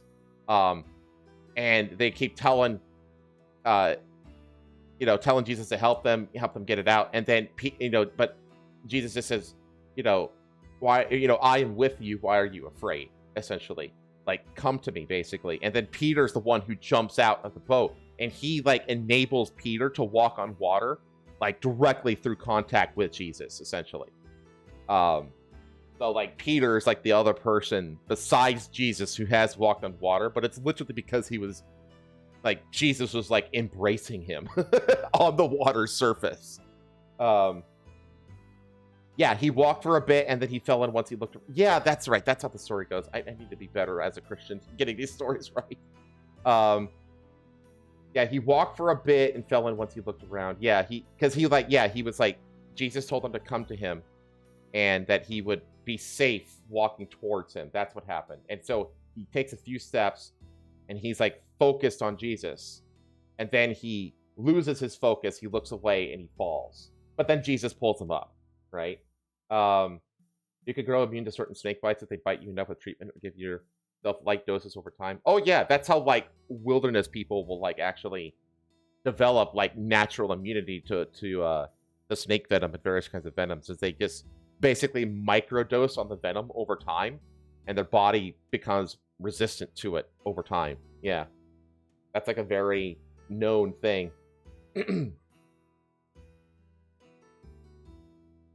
But anyway, I want to get off the weird Christian stuff. I have another hysterical religious person to go over.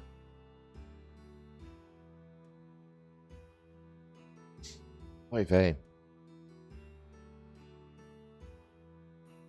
Up there. Okay. Black mamba venom? That's fucking brave. Can't you die for like one drop of black mamba venom? Like, how do you microdose on that?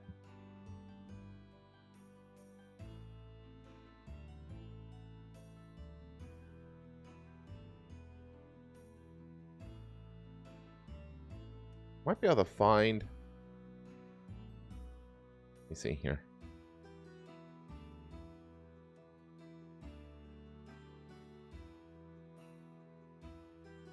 There's a show called The Chosen.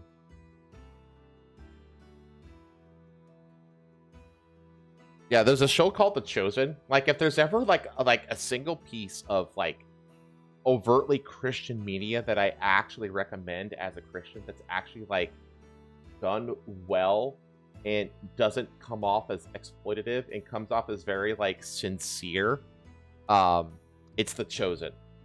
It's a really good like Christian media thing. But they just go through like the life of Jesus and the apostles, and it's in its like 5th or 6th season now. Like it's a pretty big show actually. But they did the whole water walking scene. They did the whole thing, and you could see it here. So they're all this little boat out in the ocean.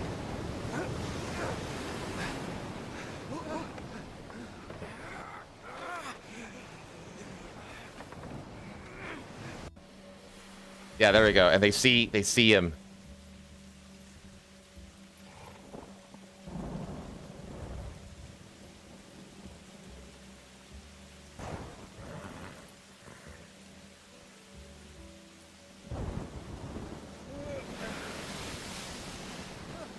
John, keep rowing! What are you doing? Did anybody just see that? Over there! I don't see anything! What are we looking for? Go!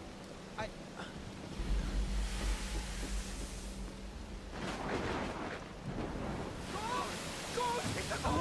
Go! Go! Let's go! It can't be. It's a really good show, chat. Like in terms of this like in terms of Christian media, this is one of very, very few. Like this, The Prince of Egypt, maybe a very small handful of others are actually like worth watching.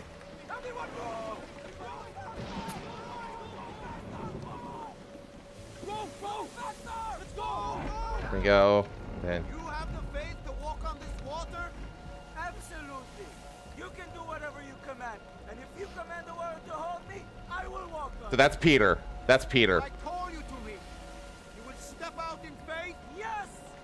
Then why are you upset? Why are you chasing after Gentiles when your own people have problems right here? When your own person has problems? I will give you rest.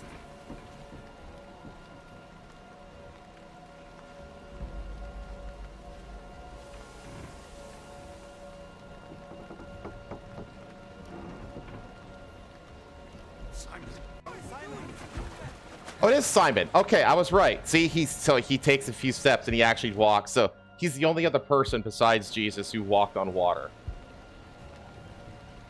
He takes a few steps. It's got like some parallel storytelling going on. Do you still have faith? Faith hasn't been my problem. I gave up everything to follow you. But you're healing total strangers. Why do you think And he walks, and then he eventually...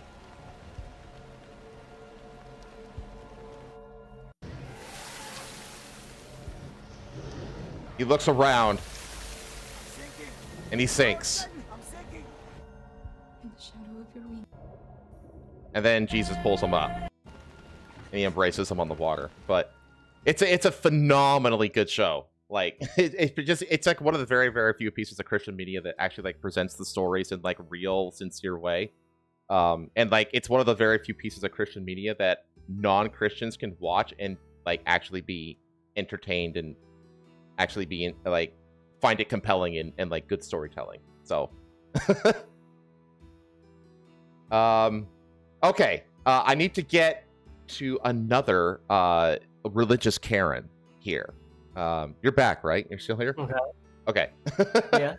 And this one comes from a Palestinian woman. So a Palestinian mother living in Canada has blasted white people for erecting Halloween decorations of dismembered limbs She says reminded relatives of the horrors of Gaza. So this is... I just want to ask, is this okay? Is this like how holidays look like? This is like just across the street from my sister's. Like, is this okay? What's the fun about it? Like, what is the fun about it? What is civilized about it? What is holiday about it? A Palestinian complaining about civilized? Yeah, okay. Yeah, shut the fuck up, lady. Y'all, you like white people, you like Westerners and West, like, First of all the most, like, gory Halloween get-ups I've seen are from Hispanics. Yeah. Dude, like... We are brutal. Yeah. You don't give a fuck. You don't give a fuck. Samar Al-Khador, 40, arrived in Quebec as an asylum seeker in 2019. Her sister, who has 2 young children, relocated from Gaza earlier this year. Al-Khador, a self-proclaimed human rights activist... Oh, God, these fucking insufferable people. Human rights were a mistake, chat. Is very vocal on social media about Palestinian causes. Her 13-year-old daughter died in Palestine, and much of her family remains there today. In a recent post, the activist launched a profane rant in which she criticized her neighbors for displaying gory Halloween decor outside their Montreal home. I just want to ask, is this okay? Is this how holidays look like? She asked as she panned the camera over a hanging display of several plastic body parts. This is just across the street from my sister's house. Is this fucking okay? What's the fun about it? What is civilized about it? What is holiday about it? Fuck you all. Fuck you white people. Fuck you Westerners. I don't know what to say. Like, fuck everyone. Her post, which was... Go back to Gaza. Yeah, please go back to Gaza. Where your family is, you abandoned your family. Like, her post, which was met with heavy criticism online, much deserved, highlighted how her family spent 8 months witnessing genocide and, after managing to flee Gaza, spent an entire year in Egypt as they sought asylum in Canada.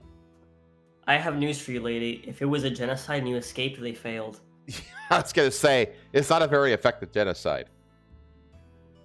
Oh, this is her. Does she have a black eye? Like, what is that, paint? What's going on there? That's paint. That's paint? Okay. Social media users hit out Al-Khador's video, arguing that if she does not support local customs, she and her family should leave the country. Agreed. Babe. Yeah. I'm honestly, I bet you that none of these social media users are from Canada, because the Canadians are exceptionally cucked. Exceptionally cucked. To Islam and global homo leftism and all that shit. Like, yeah. Like, it's really bad there. She has been inundated with hateful DMs on Instagram, which she shared to her own stories, in which she was criticized over her disgusting posts and accused of being racist. Other messages accused her of contributing nothing to Canadian society and living off of taxpayer funds. True. There's no lies detected there. The activist, however, did not waver. I mean, activists in general contribute nothing to society. Actually, I take that back. They do contribute something. Just horror and strife. That's what they contribute. The activist, however, did not waver on her stance and clarified that she was upset by the prominent display of severed body parts, not the holiday as a whole. Her sister has 2 young children, aged 8 and 9, who pass by the chopped up, dismembered body parts every day on their way to school. I've seen what Palestinian kid shows are like.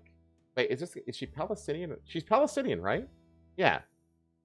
Have you seen the Palestinian indoctrination kid shows? You seen those? No. I have another YouTube video to show you. Chat, I know that people in chat have seen this. Have you seen that the kids? Hang on. Indian kids propaganda shows. Let me see here.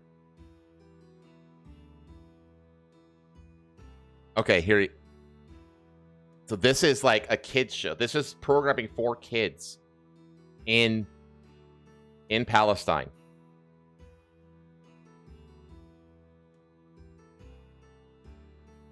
Is it gonna...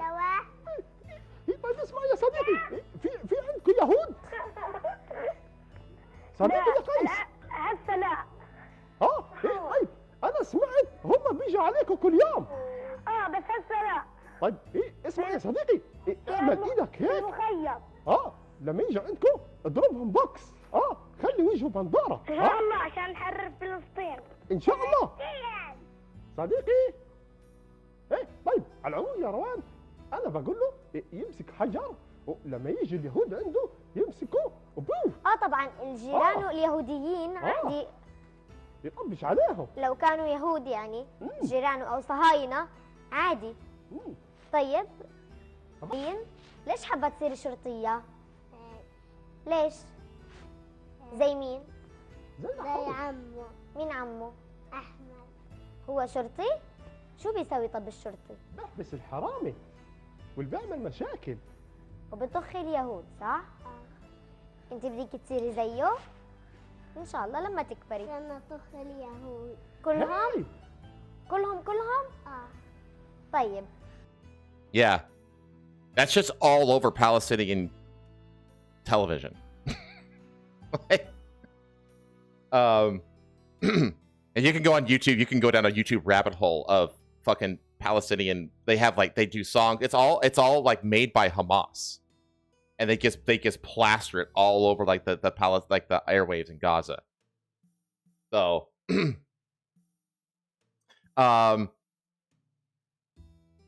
I don't know if you're muted or not. I don't hear anything. No, I'm here. Okay. It's just wild. It's just baffling to listen to. I know, right? It's like also, there was a story I saw come up over on the right side, and I was like, "That's an interesting story." So I looked it up. Oh, which one? This one? The one above that. Oh. Oh god, both of these stories I want to read actually. Jesus, look at this. 2,000 civilians executed in 48 hours, 460 massacred at a maternity hospital, husbands forced to hear wives being raped for days. Okay, I'm not going to get into this. This is supposed to be like a lighthearted Halloween episode, so I'm not going to talk about this. But I will be looking at this for the next show, because holy shit. Anyway, let's get back to the Palestinian Karen, shall we? And I thought Barney was creepy. Yeah. Let's see here. It's not okay for the kids who have seen these scenes in real life. They've seen dismembered bodies. They've seen blood. Al-Qador told the Daily Mail. Yeah, Hamas forces them to. How do you think they're going to heal from this trauma? By seeing these scenes as part of a holiday celebration. He believes holidays should be about joy, fun, and happiness, not about ugly stuff that reminds and triggers people of real-life atrocities. Al-Qador said she posted the video out of a state of shock and wanted the people to question what is fun about this, what's civilized about this, is this acceptable? When I said "fuck you, white people," it was so spontaneous in a way. I don't mean, well, that just tells us that it was like your heart really speaking. If it was spontaneous, it's like thank you for the mask off moment there. I don't mean all white people. That was for me a critique of this white culture. So you can backpedal when you're consciously aware that you're in the spotlight, but when you're just in the moment, your soul speaks, and that's what the "fuck you, white people" comes out, and Westerners for that matter. I wasn't targeting that household in particular, but what do you mean? What? Okay. But instead, the whole phenomenon of Halloween that has been appropriated. Al-Qador explained how the basic idea of Halloween is to pay respect and honor the deceased, but the gory decorations are not aligned with that. No, that's not. No, it's not. That's not what it is. It's a harvest festival. That's where it came from. And the reason that death, there's a reason that death is associated with a scythe, because scythe is a tool of harvest. And if you had a bad harvest, then there wasn't enough food to last the winter, and a bunch of people in the village would die as a result of starvation. Which is why death is associated with a scythe. And then you have like gourds and stuff like that, and all these other, you know, winter foods and stuff like that that are meant to last through the winter, that are associated with Halloween because it was originally a harvest festival.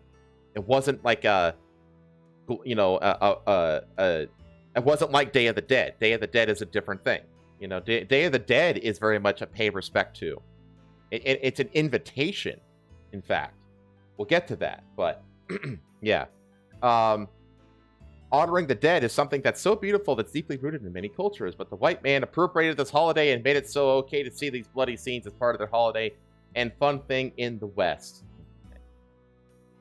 The video also sparked massive uproar on X, where users not only criticized her use of explicit language, but also went as far as calling her for her deportation.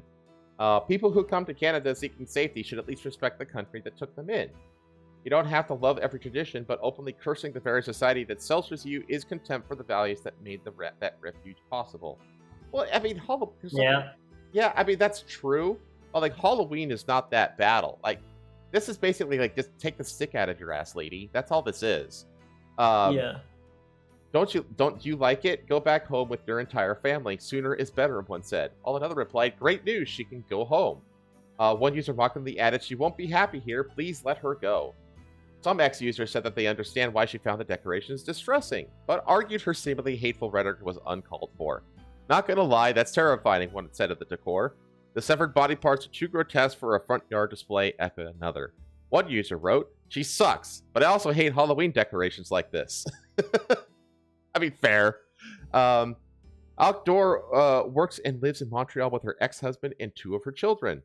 Her eldest daughter, Jaina, 13, died in Gaza in January 2024, just 2 weeks before her refugee visa was granted by the Canadian government. Alcador has lived in North America for nearly a decade. She earned her master's degree in the U.S. before she came to Canada in 2019 as a refugee. She opted to move to Canada because she believed it was a country that valued human rights. She told Lacan, basically, she looked for a country that she thought that would give her the most free shit. I mean, that's why they go so fucking far away. They don't go to the first immediate country. They go to the countries that are so fucking gullible and naive to just give a bunch of free shit on the taxpayer's dime to fucking unvetted migrants. Like, duh. There's also, like, she opted to move to Canada. It's like, you opted to move to Canada or you fled your country? Because these are very different things, you fucking liar. Well, the thing is, it's like, it's the old adage, like, beggars can't be choosers. You know what I mean? If you're like a real refugee, you're going to take refuge at the first country that you can. And the thing is, why wouldn't you take refuge in a country that has more similar cultural beliefs in ethnic peoples to you? You know, like, why wouldn't you do that? You know, except because there's a bunch of free shit from a bunch of gullible, you know, leftist white people in Canada and Great Britain and other Western countries that will just give you shit for no good reason other than make themselves feel better about themselves. So that's literally the only reason to. That's only the reason to come to a Western country like this. Hold a second. Saying she opted to move to Canada because she believes blah blah blah blah blah. You opted to move to Canada. You know what that tells me? That tells me you're a fucking liar. You're a fucking fraud. You didn't come to Canada seeking shelter from blah blah blah blah blah. Like, oh, her refugee visa. No, you just fucking applied. You went out of your way to choose where you were gonna go to. You applied to fucking Canada, right? Like if you have a choice, if you have a choice, then you can't be a refugee. Yeah, you can't be a refugee if you have a choice on, like, where you're gonna go. Like, that's not how being a refugee fucking works. But it's just so fucking baffling to me. Just like it's so fucking stupid. The hubris on one side and the gullible, the suicidal empathy of the other side. So it says, change is not comfortable. Defying the system is not comfortable for no one, she told the Daily Mail. I didn't do anything that's risky. That video wasn't risky for me, but people were just twisting it What do you mean twisting it? They just showed you. They showed you it's just your whole. They're just reposting the whole video. What do you mean twisting it? And you know what's the funny part for me is like they used my video showing the beheaded, chopped off head and leg and hand, saying these are friendly Halloween decorations. Yeah, they are, because you're in a culture where it's not normal to see beheaded people and chopped off heads and legs and hands like your fucking backwards ass countries are. And so we can display these things and not get offended over them. You know? Yeah. So, you know, I mean, yeah, I'm sorry that your homeland is a fucking, you know, a shithole of severed limbs everywhere, I guess. But, you know, you're sitting here like, are you like demanding that Canada like fucking bear that same burden just to make you feel welcome? Like, fuck you, you selfish twat. Just don't fucking go outside during Halloween. Yeah, like I didn't go outside for Halloween.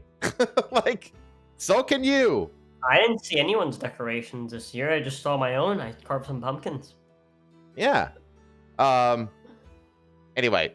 Don't go out of your way to walk over to basically into your neighbor's fucking yard to take videos of their fucking shed. Yeah. Maybe stop fucking looking at it if it fucking offends you. Exactly. You have free will, you fucking imbecile. And it's like, unlike your home country, they're not real as well. So there's also that. So she shared how she was forced to leave my country, my family, my friends, my work to seek a better future for my children, and is not afraid of hateful comments online. Okay, but she left her children behind. Great mother. Yeah, you left your children behind in a fucking war zone. Your friends. Well, she said her kid was dead. So it's one just of her kids, one of them. She has 2 alive children still. Oh, Are they in Gaza? She's with her ex-husband in Canada and their 2 kids. Okay.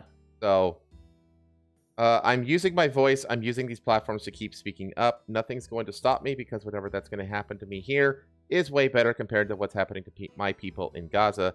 And what happened to my daughter, she died. I tell you right now that it's people like you is why people are becoming more and more apathetic to what the fuck happens between Israel and Gaza. People like are caring less and less about what the fuck happens to you because of fucking Karens like you. What is that on her face? I don't know. Like, you see this in every photo. Like, what is that? Is it a birthmark? I don't skin condition. Maybe? I don't know. It's weird. Is it a burn? It doesn't look like a burn. Maybe. I don't know. No, it doesn't. Weird. Her skin's not disfigured or anything. It's just discolored. It's just discolored. It's so strange. Let's see. She has frequently participated in pro-Palestine protests in Canada and has been arrested 3 times and detained once. She lived in North America for nearly a decade. She earned her master's degree in the U.S. before moving to Canada. Huh? So she abandoned her family like a long time ago, and only now is like getting them back here, like out of the country and with her. I don't know. She was one of 3 activists charged with criminally harassing Montreal MP Mark Miller during a demonstration in September 2024. The group allegedly demonstrated outside Miller's campaign office, shouting, "Shame on you, and you're a child killer." The protest was not violent, with Alcador's lawyer describing it as a purely peaceful expression of her political views. Alcador told Daily Mail that all 4 cases against her will ultimately drop. Yeah, because the West is cucked. Honestly. What's her name? Do you think that if this was all pro-Israel, that the courts would have treated it with such lenience? I mean, don't get me wrong. I'm by no means a Zionist or like a pro-Israel person over here. I'm just wondering. But anyway, just a Palestinian Karen with a stick up her ass. Wait. So hold on. So she lived in the U.S. for a year before moving to Canada, but she hold on. But Lived she in North went to America. Canada She earned her master's degree in the U.S. before she came to Canada in 2019 as a as a refugee from where? North America? Yeah. Like, what do you want about? How is she a refugee? A refugee from the United States? How does that make any sense? I'll be real with you. I think her entire story is bullshit. It sounds bullshit. It sounds like she's basically like making up this poor me victim narrative to basically get a leg up in the activist circles. Because, you know, like in these activist circles, the more of a victim you are, the more like credibility you have, you know? Yeah, I think this is bullshit. I think the stuff on her face is makeup. I mean, what else could it be besides makeup? And if it is makeup, why? Why does she have that makeup there? It's so strange. I think her dead child isn't real. I don't know. I don't know what's going on here. And she says that she works and lives in Montreal with her ex-husband and 2 of her children. And it says her eldest died in January 2024. 2 weeks before her visa was granted by the Canadian government. So, does that mean that if she is with her ex-husband and her 2 children in Canada, that means that her 13-year-old daughter is alone in Gaza? Like, good mothering. Like, who's watching the 13-year-old in Gaza? Like, what? Yeah. I don't understand this. 2 weeks before she was granted refugee status by the Canadian government. So while she was in the U.S. Right. Apparently the daughter was already married off, helmsman. Okay, you know what? You got me there, villain. The 13-year-old, of course, Allow her me to husband. piece this together in a fictional story. She's originally from Judea. She was here in the U.S. on a student's visa before immigrating to Canada as a refugee from Judea. Maybe. But if she's in the U.S., how does that make sense, though? Is it because her daughter was already married off? Like, here's the thing. What you just described, villain, is more sensical than whatever the fuck I just read in this article. Well, I think, okay, this timeline doesn't make any fucking sense. To be charitable to what villain's saying, his attempt at the explanation, I think it's like, if the U.S. visa expires, she has to go back to Palestine, which would be a country from... I don't know. I'm saying that what villain is saying makes more sense than what I'm reading in the article. That's what I'm saying. Yeah, I'm saying, that would make sense to me, villain. You're right. That could be it. But here's the thing. Okay, so she did her master's degree in the U.S. before she came to Canada in 2019. So she's been in the U.S. for nearly a decade. For 10 fucking years. She's been in the U.S. since fucking 2010. Yeah, something like that. Okay? And then she came to Canada as a refugee in 2019. But then it says that her daughter died in Gaza 2 weeks before her refugee visa was granted by the Canadian government. She's already in Canada. 5 years prior. Yeah, this sounds like this one daughter was like alone if she was in here since at least 2019. Okay, like, so how did this daughter even exist in Gaza? Because she's 10 years and then 2019 to 2024, that's 2010 that's 14 years. So that means that she's been in before this daughter died, she had been stateside either in the US and or Canada for 14 years, which means she must have given birth to Jada while she was in the States. Right? Like, how is this her? It doesn't make sense. There's like this out in 2019 to where she a refugee from. She earned a master's degree in the U.S. where she came to Canada in 2019 as a refugee. Her daughter died 2 weeks before her daughter's refugee visa was granted by the Canadian government. Is what I'm assuming is what that is, right? Her eldest daughter's refugee visa. But why was your daughter in Gaza if you've been in the U.S. for nearly a decade? How was the one underage daughter was in Gaza?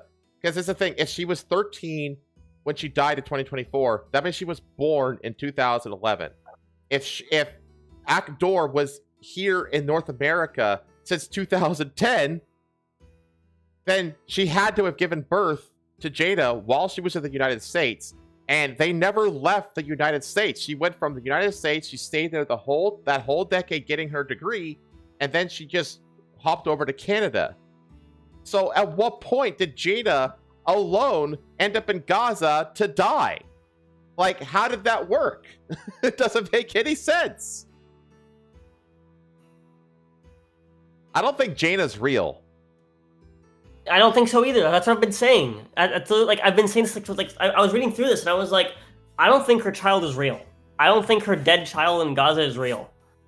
I think this is the equivalent of Jews being like, my dad was in World War II before he was born. Yeah, right. I don't believe you. Yeah, exactly. Because that's what this is. Like, how could Jaina have ever been in Gaza? Like, it's impossible. So yeah, this woman is fucking full of shit. A liar. Yeah, she's a liar. Okay, I didn't mean for this. Like, I didn't think that this kind of tangent was gonna happen. So I'm gonna move on. I'm gonna move on from this liar. Okay. Just in the interest of time, we're gonna talk about the opposite vibe of this, or maybe similar because it is about monkeys. Spooked monkey at Spirit Halloween swings from the rafters. So this was in Plano, Texas. This fucking monkey just swinging around. It's got its little diaper on too. It happened on Monday night at the Spirit Halloween store on 15th Street in Plano, Texas. Plano police confirmed its officers were dispatched for a call concerning a pet monkey that had gotten away from its owner. You're allowed to have fucking monkeys as pets in Texas? Or anywhere in the United States? I didn't think you could have monkeys as pets. Yeah, you can have monkeys as pets. Really? I had a friend growing up with a monkey as a pet. Really? I had no idea that was legal. How do you even get one? How much are they? Actually, you know what? Never mind, because there's no fucking way I'm going to have a monkey as a pet. That must be such a high maintenance pet. Oh my god. I've mentioned before how one of the main reasons why I want to move back to Florida eventually is because I want to have an alligator as a pet. In Florida has like exotic animal laws that are pretty lenient. Yeah, this is true. And so the way it works is that they categorize animals into different categories, and depending on what the category is, what kind of additional licenses you need, or like proof of proper accommodations for the animal and stuff like that. Mm-hmm. But you can get like a low tier zoo license as a civilian, as long as you have all the right structures in place to house an animal. You can have a giraffe as a pet if you really fucking wanted to, in Florida, if you went out of your way to get all the licenses for it and just have an enclosure just for your fucking giraffe built, and you get everything signed off, and you pay the yearly, because it's like a yearly license you have to basically pay, right? Which is pretty expensive for the more higher tier animals. You can just fucking have a giraffe as a pet. No one is stopping you except for your wallet. I was gonna say that must cost a lot of money to have and not only that, but you have to have the right amenities and facilities to be able to actually maintain and take care of a giraffe, which nobody's gonna do except exactly, some crazy wealthy billionaire kind of dude. But you totally fucking could. My dentist was a licensed zookeeper, and his office had a ton of exotic animals. Yeah, you could do it. You can totally do it. I don't know which states allow that sort of thing. I know Florida does. And I know Florida's isn't even that fucking expensive. It's, for context, it's I think it's a couple $100 a year to have a gator. That's it? For the license, yeah. Yeah, well, hold on. okay, okay. What's my question? What kind of like facilities and habitats do you have to be able to actually like take care of a gator, though? You know what I mean? Like, you got to have a lot of shit, you know, or at least a lot of space, So, right? Class 2 wildlife, right? Class 2 wildlife. I'm pretty sure Class 2 is where gators fall, because there's Class 1 wildlife as a personal pet, right? Due to nature, Okay. habitat, and status, Class 1 wildlife may not be possessed as a personal pet, so that's like the highest tier is Class 1, right? Okay. So venomous reptiles as personal pets have their own like thing, and the 1-year permit for that is just $100 a year, and you have to be at least 18 For what? for to possess a venomous reptile, right? But gators aren't venomous. And so this also covers possession and exhibition of venomous reptiles, and this license works for private or commercial. You're good. Okay. What, baby? Rice pudding? Not really. Hmm. Class 3 wildlife, right? So common species of Class 3 is like raccoons, skunks, kinkajou, marmosets, tamarin, lemurs, Foxes, possums, capuchin monkeys. That's what my friend had. He had a capuchin. That's what this is, I think. Isn't that? yeah. I think that's what this is. Yeah. Is it? Wait. That looks like a spider monkey to me. Yeah, that's a spider monkey. Yes, baby? Baby, say it again, please. Tell me what it was. Said I love you. No, before that. I want to make rice pudding, but I can't excuse me. Make some. I don't hate rice pudding. can't It's just not my favorite. I can't excuse dirtying up dishes like just for me. I'll eat one. No. She doesn't want to feed me, chat. She doesn't want to give me her rice Damn, pudding. that was good spin, actually. Not gonna lie. All right. So spider monkey, foxes, coatimundi, wallabies, zebras are on this list. This is not an extensive list. So this is a 2-year license. Okay. So wait, hold on. Permit to possess. So How much does a just to zebra have the- cost? Where do you get a personal zebra for a use. pet? Is this right? Duration is 2 years. Cost is free. Age requirement is 16. Private or commercial? Oh yeah, because this is Class 3 wildlife, so it's free. It's free. I can have a pet fox. I can have a pet fox here in Florida then, for free. Yeah, you can. Oh and my you have God. to be at least 16. Man, You man, do have to get the permit for it, but the permit doesn't cost anything. I want don't get me wrong. I want Archie to live a nice, long, happy life. But once he's gone, I'm getting a fox. There is some additional information. When wishing to bring their Class 3 pet out in public, has to obtain a permit for exhibition. So, unlike the snake one, which includes exhibition, you have to get a separate license for exhibition to exhibit your animal. But to have it for like quote unquote personal use is free. Wow. And does not need to obtain a permit to possess Class 3 wildlife for personal use. So if you have the exhibition permit, you don't need the possession permit. Villain says that there's more pet tigers in Texas alone than in the wilds of the world. There's I way believe it. more. Yeah. That's easy to believe. There's so few tigers in the world, like wild tigers.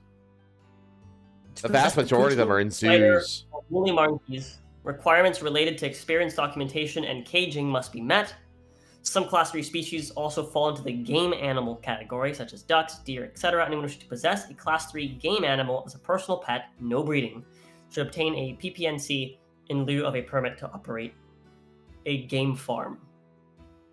Huh. And then permit to possess Class 2 wildlife for personal use is a year. So this is the one that includes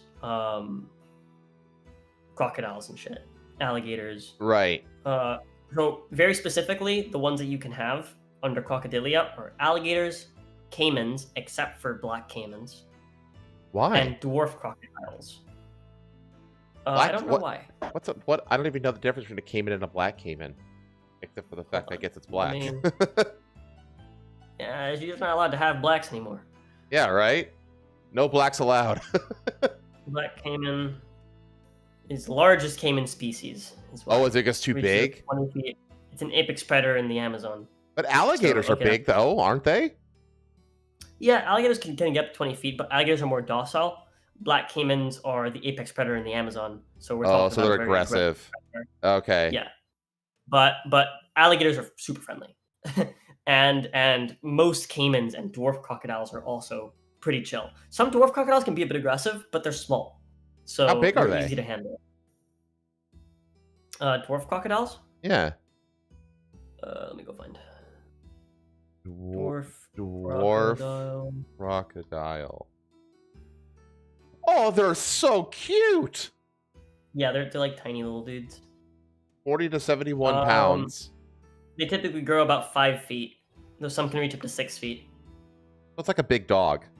And they can weigh between 40 and 100 pounds. Yeah, it's just a dog. Not even a big dog, just a dog. That's what I would get out of the 3. I would get a dwarf crocodile. Actually, you know what? I would get whatever is the easiest to take care of. That's what I would get. Probably a dwarf crocodile. Yeah. I want a gator. But so okay. So this includes cats like bobcats, caracals, lynxes, ocelots, servals, golden cats. Right? Includes more alligators, exotic. game of Yeah, more exotic cats. Right. Okay. It includes monkeys, like more exotic monkeys, like proboscis, stub-nosed langurs, right? Pathas monkeys, macaques, right? Stuff like that. What's that? Right. This It's doesn't include macaque. giraffes, by the way. Giraffes. My bad. I was wrong about giraffes. Giraffes is not the higher tier one. This includes giraffes. You can have a giraffe as a pet. That's how was a giraffe tapirs. only in year 2 or cat 2? That's crazy. Tapirs, right? Wild cattle, right? So like antelopes, buffalo, etc. I was gonna say like bison. Right? Howler monkeys are in their own category. Oh fuck that. No. But they're an option, right? Indris, African hunting dogs, coyotes, jackals, and wolves, including high content wolf dogs. For further information regarding hybrids, right? There's an FAQ God. there. Indian dholes, right? So all sorts of Canidae, right? You can have badgers and wolverines. I'm amazed that this is all and you have legal in Florida. Cassowaries and ostriches. Okay, a permit is required to possess any class 2 species. All right. So this is the personal use. So this is just to have it. Okay. This is just to have just the to be a animal, pet. Yeah. To possess the animal. Okay. Okay. Right. And this is for private use only. You have to be at least 18, and this is for activities covered is possession of class 2 wildlife as a personal pet. Okay. Okay. As a personal pet, $140 a year. God. I cannot believe it's this easy. Only $140 a year. Class 1 wildlife cannot be possessed as a personal pet, but I'm pretty sure you can have it as for exhibition and sale and stuff like that. So you can get permits to have like exhibition for these like larger. So this is like people come around and they have tigers and shit, right? They have this sort of license. They have a class 1 animal exhibition license where they can exhibit it in their home or whatever, right? Okay. This includes like cheetahs, cougars, jaguars, leopards, lions, snow leopards, tigers, black caimans. These all sell for. These are. I'm looking it up now. Melanosuchus niger is the name for it. I'm looking. Crocodiles, except for dwarf and Congo, because those obviously fall. The dwarf one falls into the other one, and then Congo crocodiles are their whole fucking other thing. And, yeah, they're like the giant man-eaters, right? Yeah. Yes. And gavials as well also fall into crocodilia. You can have baboons. You don't want a baboon though. Mandrills, gelato baboons, chimps, gorillas, orangutans. You don't want any bears, of that shit for a pet. Rhinoceros, elephants, hippopotamuses, Cape buffaloes. So as long Komodo as you dragon, can afford it and take care of it, you can have all the shit. barred wolves, hyenas, gibbons, and siamangs. Okay, these all fall under class 1. I bet that's a lot harder to wildlife. get a hold of, though. Like a class 1, though. Well, Like, yeah. So for this one, you need the exhibition license, which then requires you to have yeah, all I mean, sorts of shit. you're basically a zoo. Like only zoos can have those, essentially. I'm looking yeah, it up right now so- too, and like, you can get like these dwarf caimans and alligators and stuff. They're only like a few $100. So permit to possess 1 to 25 class 1 and/or class 2 animals for commercial use. Right? Uh huh. Do you want to guess how much the permit is? I'm only gonna like guess 129. 150. Okay. 150. The requirements related to experience, documentation, facility, and caging must all be met. Yeah. In possession of the class of wildlife must possess guaranteed financial responsibility in one of the following forms: $10,000 bond, $10,000 paid to Florida Wildlife Commission, Florida Fish and Wildlife Conservation Commission. Yeah, that's the name of that. Man, a lot of people Yeah, have that's caimans easy. for sale. Caimans and the American Patrick alligators. I'm Pack- not. Yeah. $10,000 irrevocable letter of credit or comprehensible general liability insurance with minimum limits of $2 million per occurrence and $2 million general aggregate. Anyone in possession of Class 1 mammals must obtain and maintain a USDA license. In order to possess Class 1 species, the applicant must demonstrate consistent and sustained commercial activity. Yeah. This So is. you Yeah. have to This. have a You have to be a business. zoo, basically. Basically. Yeah. That is But wild. anything in Class 2 you can have as a pet for $140 a year. Obviously, you have to feed it and stuff and have somewhere to Yeah, I was gonna be. say it's they're not the There's cheapest it pets comes to with take all care the of. costs of a pet. Alligators Yeah. eat a lot. Well, actually, so alligators are really interesting. When they eat a lot when they're small and they're growing, but when they're big, alligators can actually go up to 2 years without eating. Yeah, they go for a while without eating. Snakes are like that. Snakes, you only have to feed a snake like 4 times a year. So Yeah. The alligators are kind of similar, where it's like their metabolism. Alligators have such a ridiculous level of control of metabolism. yeah, that's super low Um, metabolism. But yeah, they eat a lot at once. Then they fast for Yeah. forever. For like basically. weeks and weeks and weeks, they fast. Yeah, it's wild. Yeah, it's crazy. No, but I'm looking at it now. Like I'm looking at like you can get like a dwarf caiman for like Gar. under $400. I think you can get a baby alligator for cheaper than that. Yeah, I've seen them as low as $300. There's American Yeah. alligators on sale for $200 from Pokey's Farms and Exotics. Yep. Or you can get You can get an American albino, alligator. and you can get an albino alligator for $50,000. Yeah, but you're paying a bunch of money just to have an animal that has problems. Yeah, exactly. Though to be fair, if you were ever to get an albino animal of any animal, you should get a fucking alligator, because even the albino ones will last you forever, longer than you will. Oh yeah, they will. Because like gators are just the greatest, just crocodiles in general, the greatest fuck you to like everything. Is that they're immortal? They might as fucking well be. They can continue to grow, right? For as long as they live, they can continue to grow.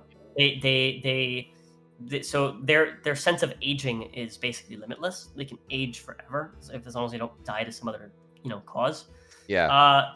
Their blood, right? So they're like, I think it's like their gut bacteria, and the bacteria in their blood, eats cancer. That's fucking wild. It eats cancer straight up. It is cancer to cancer. That's what we need to make ourselves. We need to like make ourselves fucking genetic yeah. hybrids with gators, man. Fucking They're blended. Yeah. But they're immune to extreme heat environments. They're immune to extreme cold environments. Right? They have some sort of adaptation for all of these things. Right? Fucking OP raid boss. Yeah. They can they can go 2 years without eating. So let's say this is how they survived the Ice Age. Right? They get their fucking noses under the fucking like out from under the water, let the water freeze over, and then they're fucking fine, and they don't have to come out to eat anything for 2 years. God, that's fucking. So they can just amazing. wait everything out. Insane. Fucking their gut biome can process just about anything because their stomach acidity is like crazy. So Yeah, they can it's eat crazy low. like a Yeah. rotten thing. They can survive in like heavily polluted waters and shit. Like they just don't care. They don't care. There's a reason. They- There's they a reason that like literally they're like don't the care. only like one of very few like living dinosaurs still alive on the Earth today. Yeah, yeah. So And- because and, like, it's- because I mean them and like certain species of sharks basically are like the two Yeah. like leftovers from the dinosaur days. Because they just became like the perfect apex predators essentially. Because that's the thing. Like not Yeah. only are they like leftovers from the day, from the Jurassic and Well- Triassic eras, but they also haven't evolved at all since then.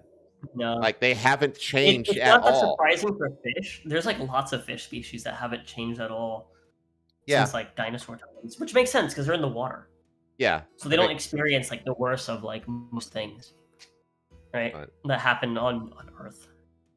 They kind of have their own like, ecosystems beneath the ocean, Mhm. right? But like crocodiles are impressive just because they still need oxygen to live, so they still have to be on land to some extent. Yeah. And yeah, I don't know. Crocodiles are fucking crazy. Sharks are older than trees. It's true. Yeah. Sharks Yeah, are they in fact older than trees. Yeah, they are. Yeah. But yeah, dude, fucking crocs are just the ultimate apex fucking predator though. Like sharks steer clear of them. Oh Like, yeah. bull sharks and shit. They steer fucking clear of like crocs. Because like they're the apex predator on Earth. They're so cool, man. I know they're fucking cool. I love gators. One day I'll Okay, have so one. I mean, there's not much to the story. It's just the officers Sorry. did observe the monkey swinging from the rafters inside the store.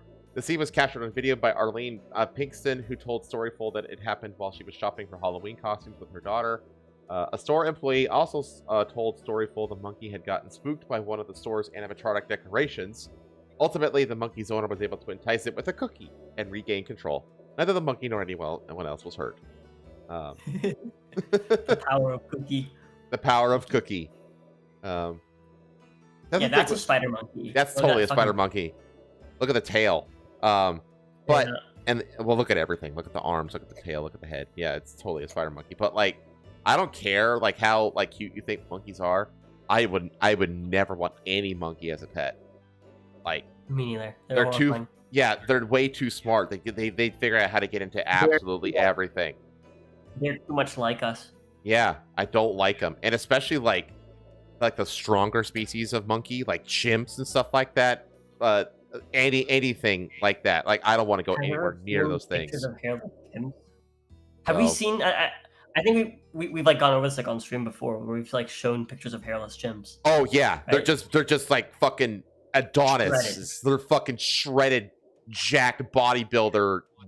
Like it's crazy. Even thumb monkeys are a hassle to take care of. Yeah, all monkeys must be a fucking nightmare to take care of. Okay, we got a couple more stories to get through before we need to get to clips of the week. This next one is just funny, which is JD Vance dresses up as his own viral meme for Halloween, and social media posts top 15 million views. The vice president wears a curly wig to embrace meme that started after Zelensky meeting. So he posted this. He posted this. If it'll play. Happy Halloween, kids, and remember, say thank you.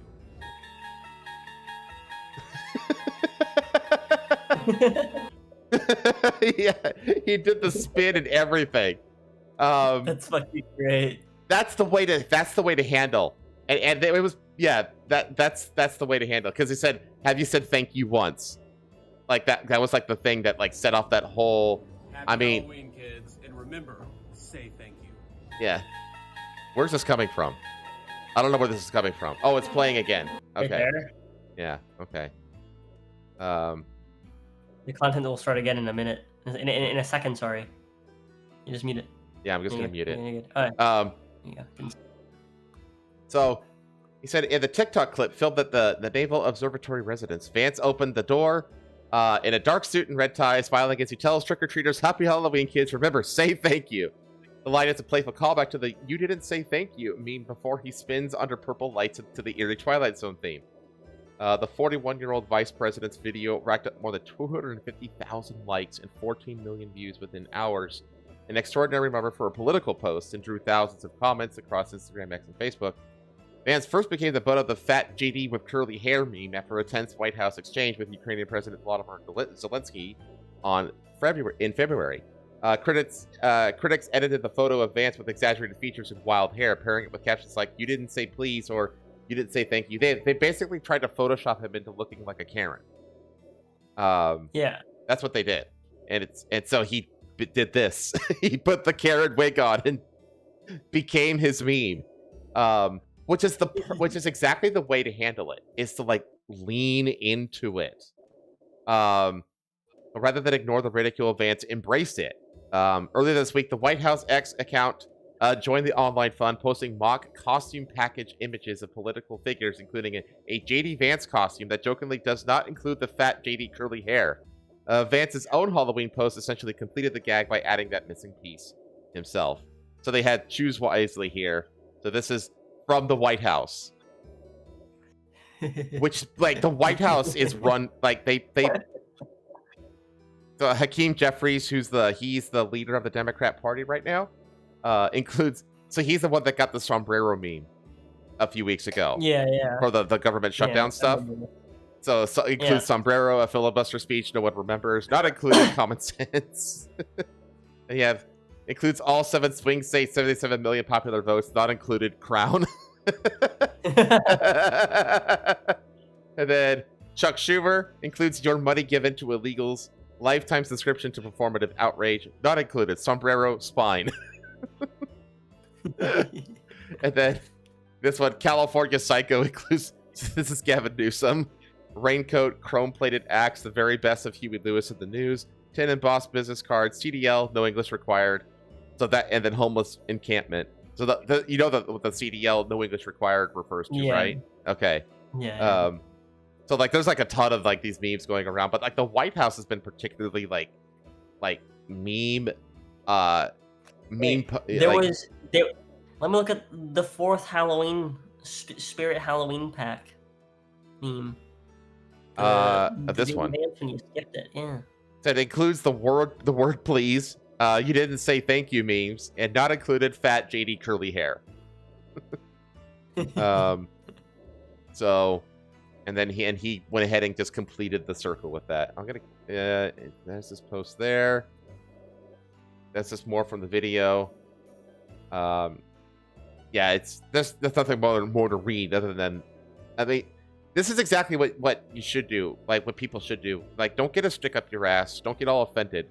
Fucking lean into it. If you lean into it, you just won 2028. Elon Musk responded.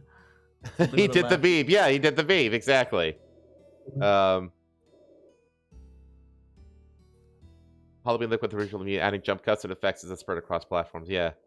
JD just won 2028. Elon Musk responded simply with a laughing emoji. Yeah.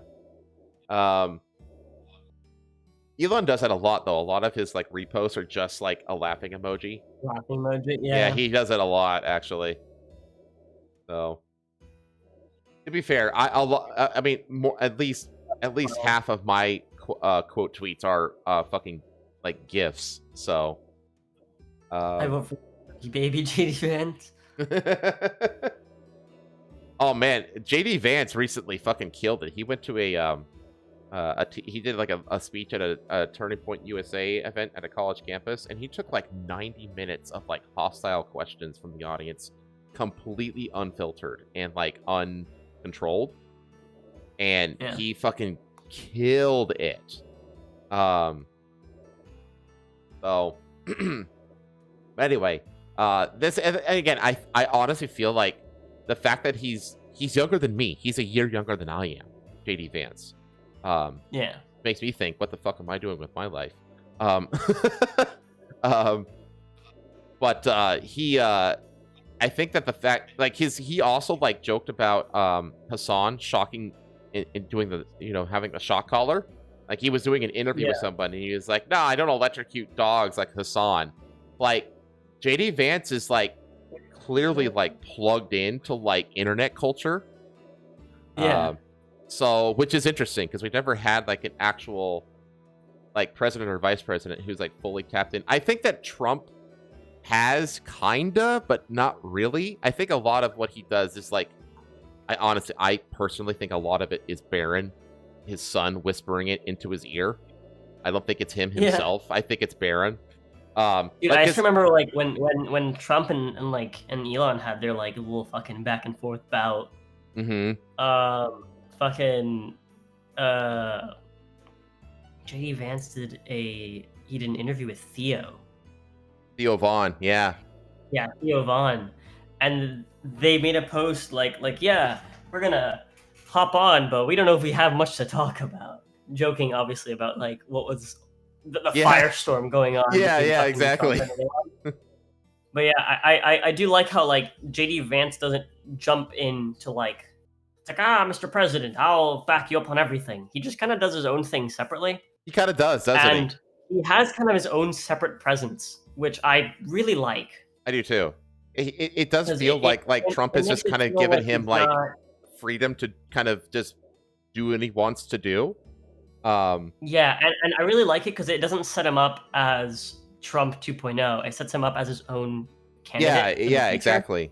Which doesn't seem to have any of the same negatives of Trump. It doesn't have the baggage of Trump, Yeah, he doesn't seem to be like attached to any of the stupid shit that fucking Trump does. Well, not just that, but like he's able to just like because Trump is actually really good at this too. Trump is really good at laughing at himself as well. You know what I mean? Yeah. But and Trump is like, he consistently like makes you chuckle. Like whenever, like when he was at the UN and the teleprompter broke, and he basically just did the entire speech at the UN like freeform without script. That's when he exceeds. Like when he excels is like when he doesn't have a script. Exactly, that's when he excels. At the end of the day, he's an actor and he's really good at improv. Yeah, he is. He is. He's very good at improv. But the thing is, JD is as well, and JD is actually like more articulate, and he's more plugged in to the culture, especially than Trump is. Because I think that you could compliment Trump all you want, he's still a boomer. He's still a boomer, whereas JD Vance is not a boomer. JD Vance is a Gen Xer. And he's very much like alike to like someone like me, someone who's like in his like early 40s, and he's like plugged into the internet culture, and he's like aware of like all of like what all the youths are doing out there on the internets. He's very aware of these things, whereas Trump isn't. Trump isn't. Yeah, Trump isn't. His son is though. Barron is though. Because you have to remember, it was Barron who convinced Trump to go on to Joe Rogan's podcast. So that was Barron who made that happen. So, but yeah, I think that I really, really like Vance, and he right now I'm pretty sure he's the front runner for the 2028 candidacy. So, like, there's a really good chance that it's going to be Vance versus Newsom in 2028. Yeah. Which is going to be closer than I would like for it to be. I know. Just because fucking the mentality of the left is just like, well, it's vote blue no matter who. Exactly, vote blue no matter who. Yeah, it's so fucking mindless, dude.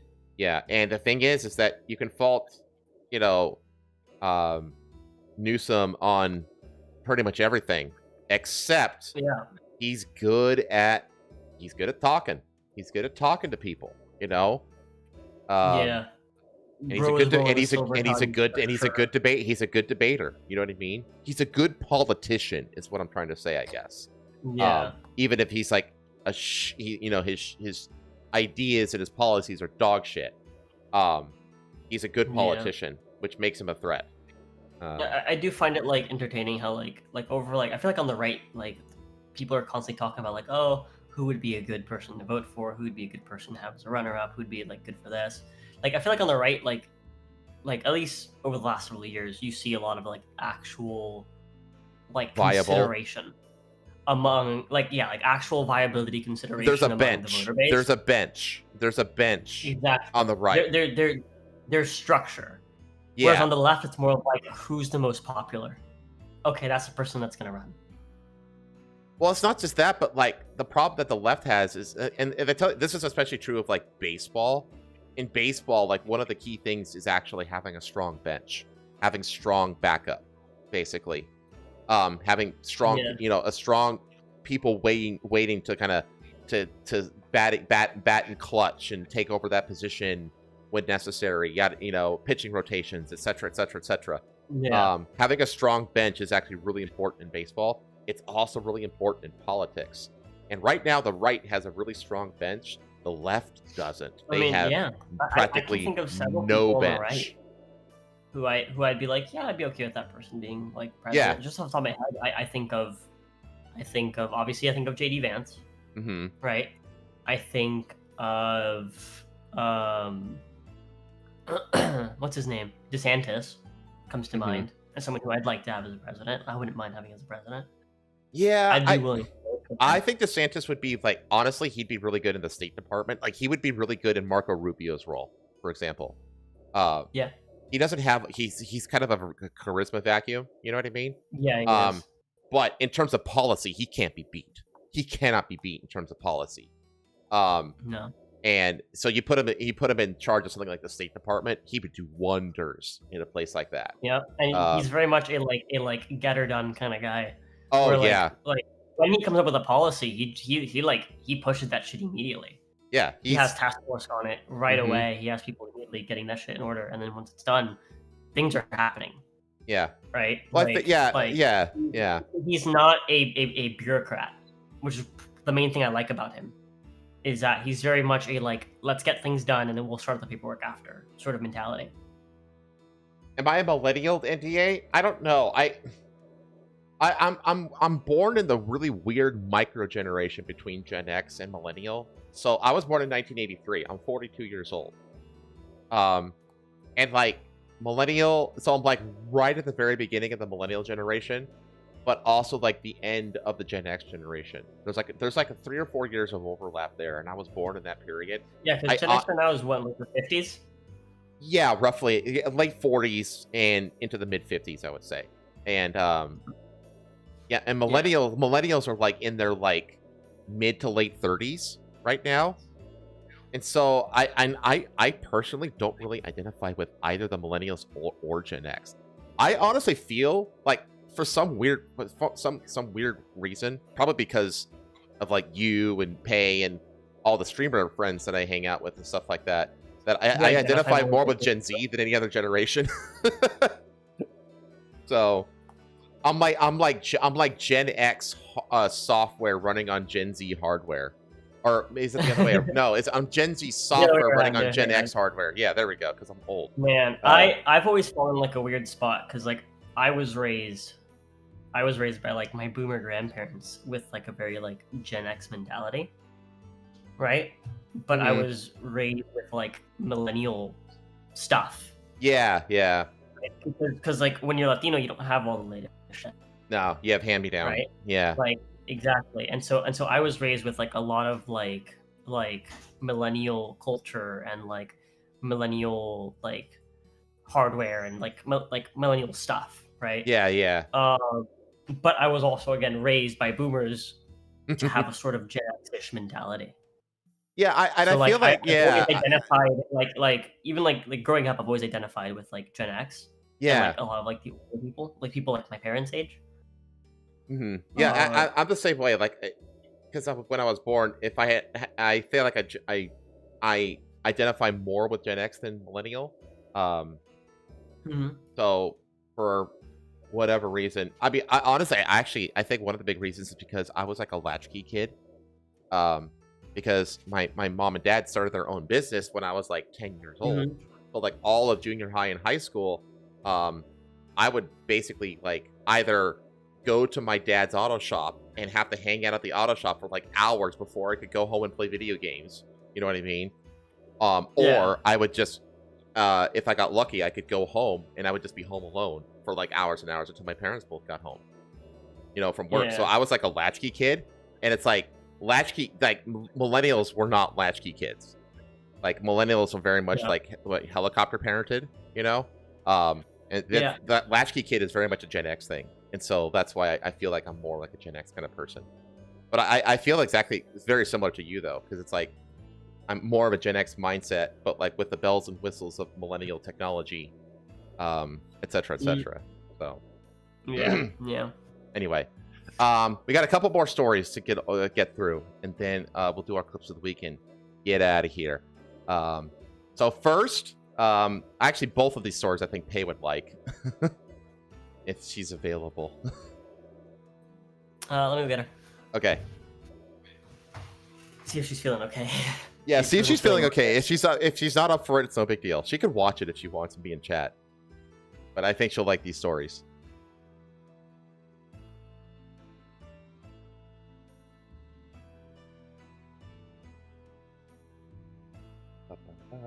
Identified Gen X because I was broke as fuck as a kid. Oh man. Yeah, see, the thing is though, is that I wasn't broke as a kid. Like my parents, you know, were I grew up pretty modestly, I would say. But like because the first few years of my life I spent in California. I was born in California, chat. Born in California, but I grew up in Las Vegas. The family moved to Las Vegas when I was like 7 years old or something like that. But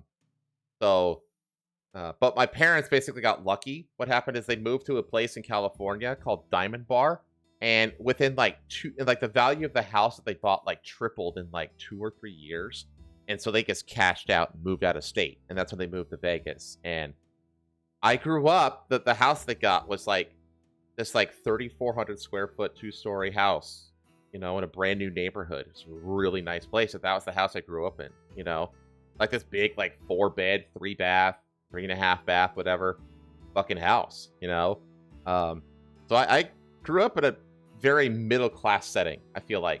But at the same time, like, especially after they started their own business, like, we had to watch our finances, let's just say, you know? Like, they had to work a lot for very modest amounts of money, let's just say. So I wasn't like wealthy growing up, but I wasn't poor either. I was very like standard, like middle class kind of upbringing.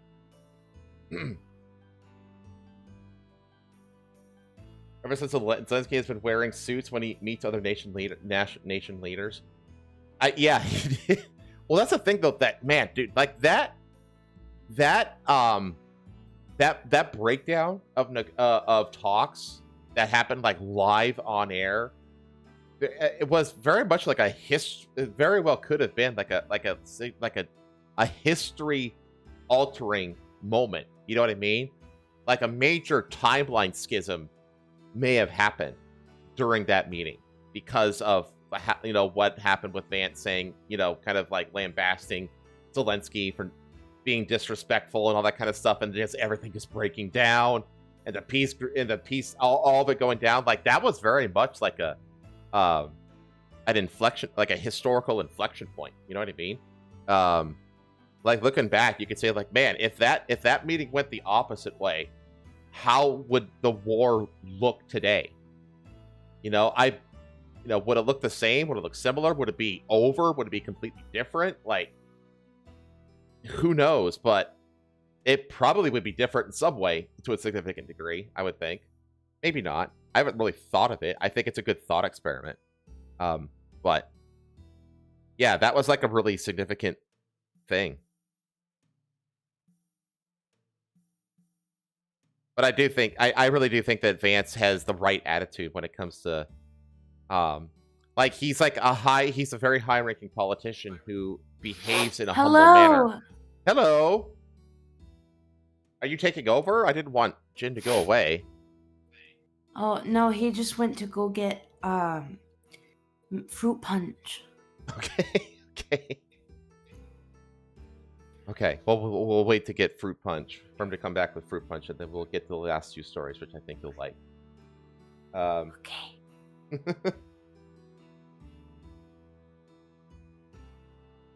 I am a fellow Cali bro. I know. I have the fucking stain of being born in California. Ugh. Haha, I was born in Florida.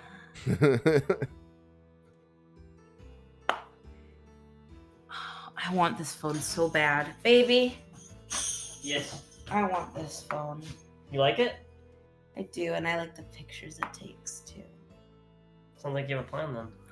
No, but we don't have anything to trade it in for. To pay it. Well, Helmsman said he didn't want you to go away. Oh. Well, I'm not going. I'm just pacing. Sit in your chair. Oh, Okay. I need to pee. Hold on. I need to Oh, go. Oh my god. I know, right? What a pisser, man. You know what? I'm just gonna go. We're on a time here. So, dozens of costume canines get their chance to trick-or-treating at Halloween event in Michigan. That's cute. Look at this kissing booth. The dogs dressed up as everything from Elvis Presley to Scooby-Doo's Mystery Machine went trick-or-treating in Michigan's capital Friday as part of the annual Halloween event organized by a local pet store. The costume canines made a loop through Lansing's Old Town Arts District, stopping outside restaurants, gift shops, and jewelry stores, where owners were waiting to provide treats and to scratch behind the ears. Wendy Beck's pooch, Bella, got filled up on biscuits and had to stop along the route for a power nap. It was a 9-year-old St. Bernard's first Halloween, but Alicia Town's dog, Moho, is a veteran in more ways than one. The 13-year-old Pomeranian was a tank driver, rolling around in a little green tank, an ode to Town's husband serving in the army. There are so many dogs and so many people. You see the cutest things, Town said. People go above and beyond on their costumes, and you get everything. It's amazing. Mackenzie Smith Emmerich accompanied her pit bull, Sadie, who was dressed up as a kissing booth pumpkin. This is something we wait for all year because it's something that we can do with our dogs that they absolutely adore. And they get to dress up, and people give them attention. The event is organized each year by Preuss Pets, an Old Town fixture. The number of dogs is capped at 200, and their owners have to pre-register. It is all part of an effort to keep the numbers down for safety's sake. General Manager Kirby Preuss said Halloween is joyous and a very good thing. Insightful, thank you. I think right now with everything going on in the world, we need more joyous events, and that's what this is. Yes, I agree. Yeah. There you go. I didn't notice it doesn't. I don't see the pumpkin aspect of this. They said kissing booth pumpkin, but I don't know what the pumpkin part of this is. No, I don't know where the pumpkin part of it is either. But it's cute. It is cute. And then there's Elvis dog. Elvis. See if he has a little mic for him. Yes. Oh my god. Here's the tank dog. Baby, look at that one. That's cute. And then What was that? Put your phone down. I love how they put the little red thing at the end to make it look like the tank is firing. Excuse you. And then I don't know what this is. He's a lion. Oh, this is. The Saint Bernard. It's a Saint Bernard, yeah. And then we have another kissing booth. Okay. It's the same dog, just another picture. Yeah. And then one more. Ugh. Eat more it's chicken. A cow. It's a cow. You see the horns? Yes. Oh my god, that's beautiful. Oh man, that's great. That's perfect for a Great Dane. Oh man, that's cute. I think that's all. Oh, I have a blanket with that design. It's the Chick-fil-A slogan: "Eat more chicken," and their mascot is a cow. And so the Great Dane. Yeah, it's like a super. It was like a super popular ad campaign from like the 2010s. Yeah. Okay, and the last one is something I thought of at the last minute because I was like, you know what? It's not Halloween anymore. Today is actually No, Day today's of Dia de los Dead. Muertos. Yeah, it's the Day Yeah. of the Dead. So I was like, why not do like a little highlight of that? So I pulled up this article just for you. Mexican Americans balance tradition and modernity in Day of the Dead celebrations. So this weekend, Mexican American families across the U.S. will gather to honor their ancestors with altars, marigolds, and sugar skulls on Dia de los Muertos. By the way, I looked into these sugar skulls a little bit. They look so tasty. They are. I didn't get to make any this year because I didn't make any plans. There's nowhere for me to put up like an altar. Mm-hmm. But next year. Next year. The Day of the Dead. In recent years, the celebration has become more commercialized, leaving many in the community wondering how to preserve the centuries-old tradition while evolving to keep it alive. I wonder if that movie Coco has anything to do with it. Is that like that whole movie? No, sugar skulls have always been like popular. No. I mean like how the commercialization.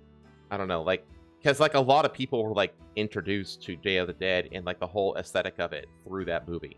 You know what I mean? Oh yeah, but I don't think. I think my introduction to Day of the Dead aesthetic was I think it was one of the more modern Lara Croft games. Takes Really? place in Mexico during Day of the Dead, yeah.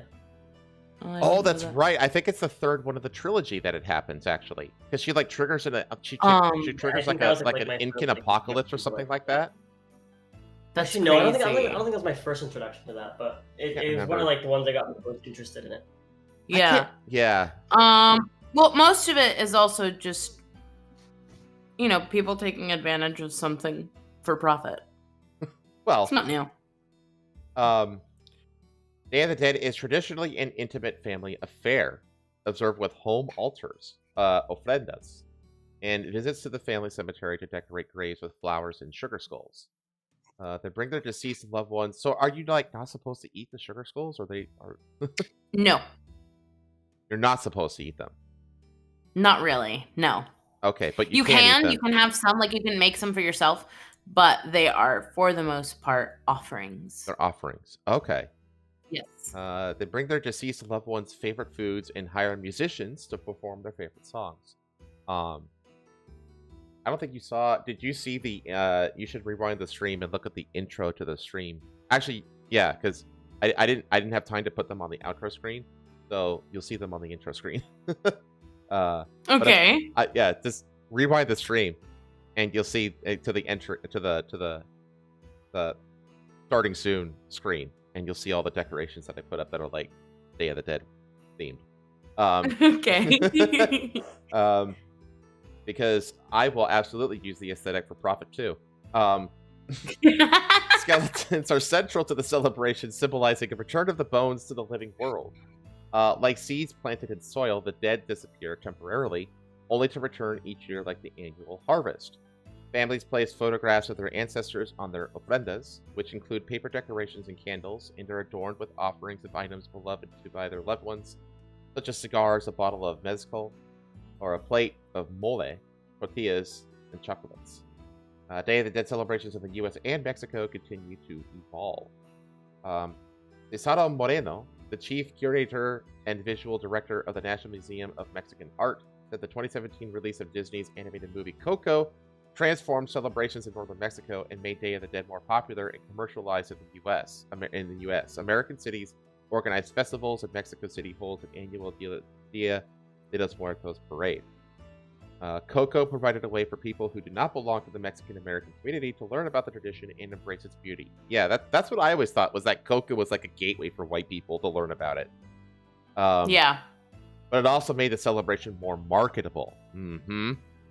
The Mexican American community in the United States celebrates the Day of the Dead as a cultural expression. It is a healthy tradition, and it actually has an important role in the grieving process. But with Coco, that movie really thrust it into mainstream popular culture. With its increasing popularity, the Day of the Dead is often confused with Halloween, which has transformed how it's celebrated and people's understanding of it.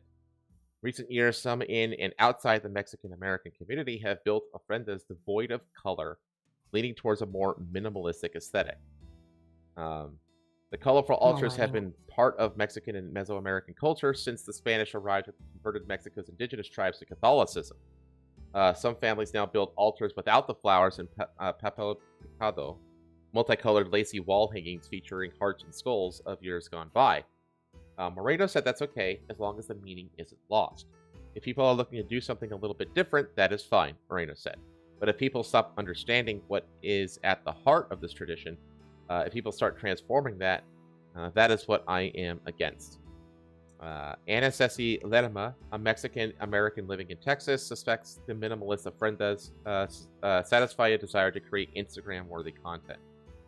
I think you can put what you want in an altar and what connects you to your loved ones, Lerma said. But if your reasoning is merely that you like how it looks, then I feel that's losing a bit of the reason as to why we make altars. Nahila Mota Casper, director of Latinos and Heritage Conservation, a nonprofit supporting the preservation of... Oh, God, they actually used the fucking term Latinx. Jesus. Latinx culture. Said American businesses are trying to make money out of Dia de los Muertos as they have Cinco de Mayo, focusing on profit rather than culture. Yeah, nobody really gives a fuck about Cinco de Mayo. Nobody. In Mexico. It's the same thing as It's like St. literally Patrick's just- Day for the Irish. Yeah. Like nobody cares about like the actual meaning behind it. It's just an excuse to get drunk. Yeah. Big chain stores, including Target and Walmart, now sell create your own ofrenda kits. Casper said.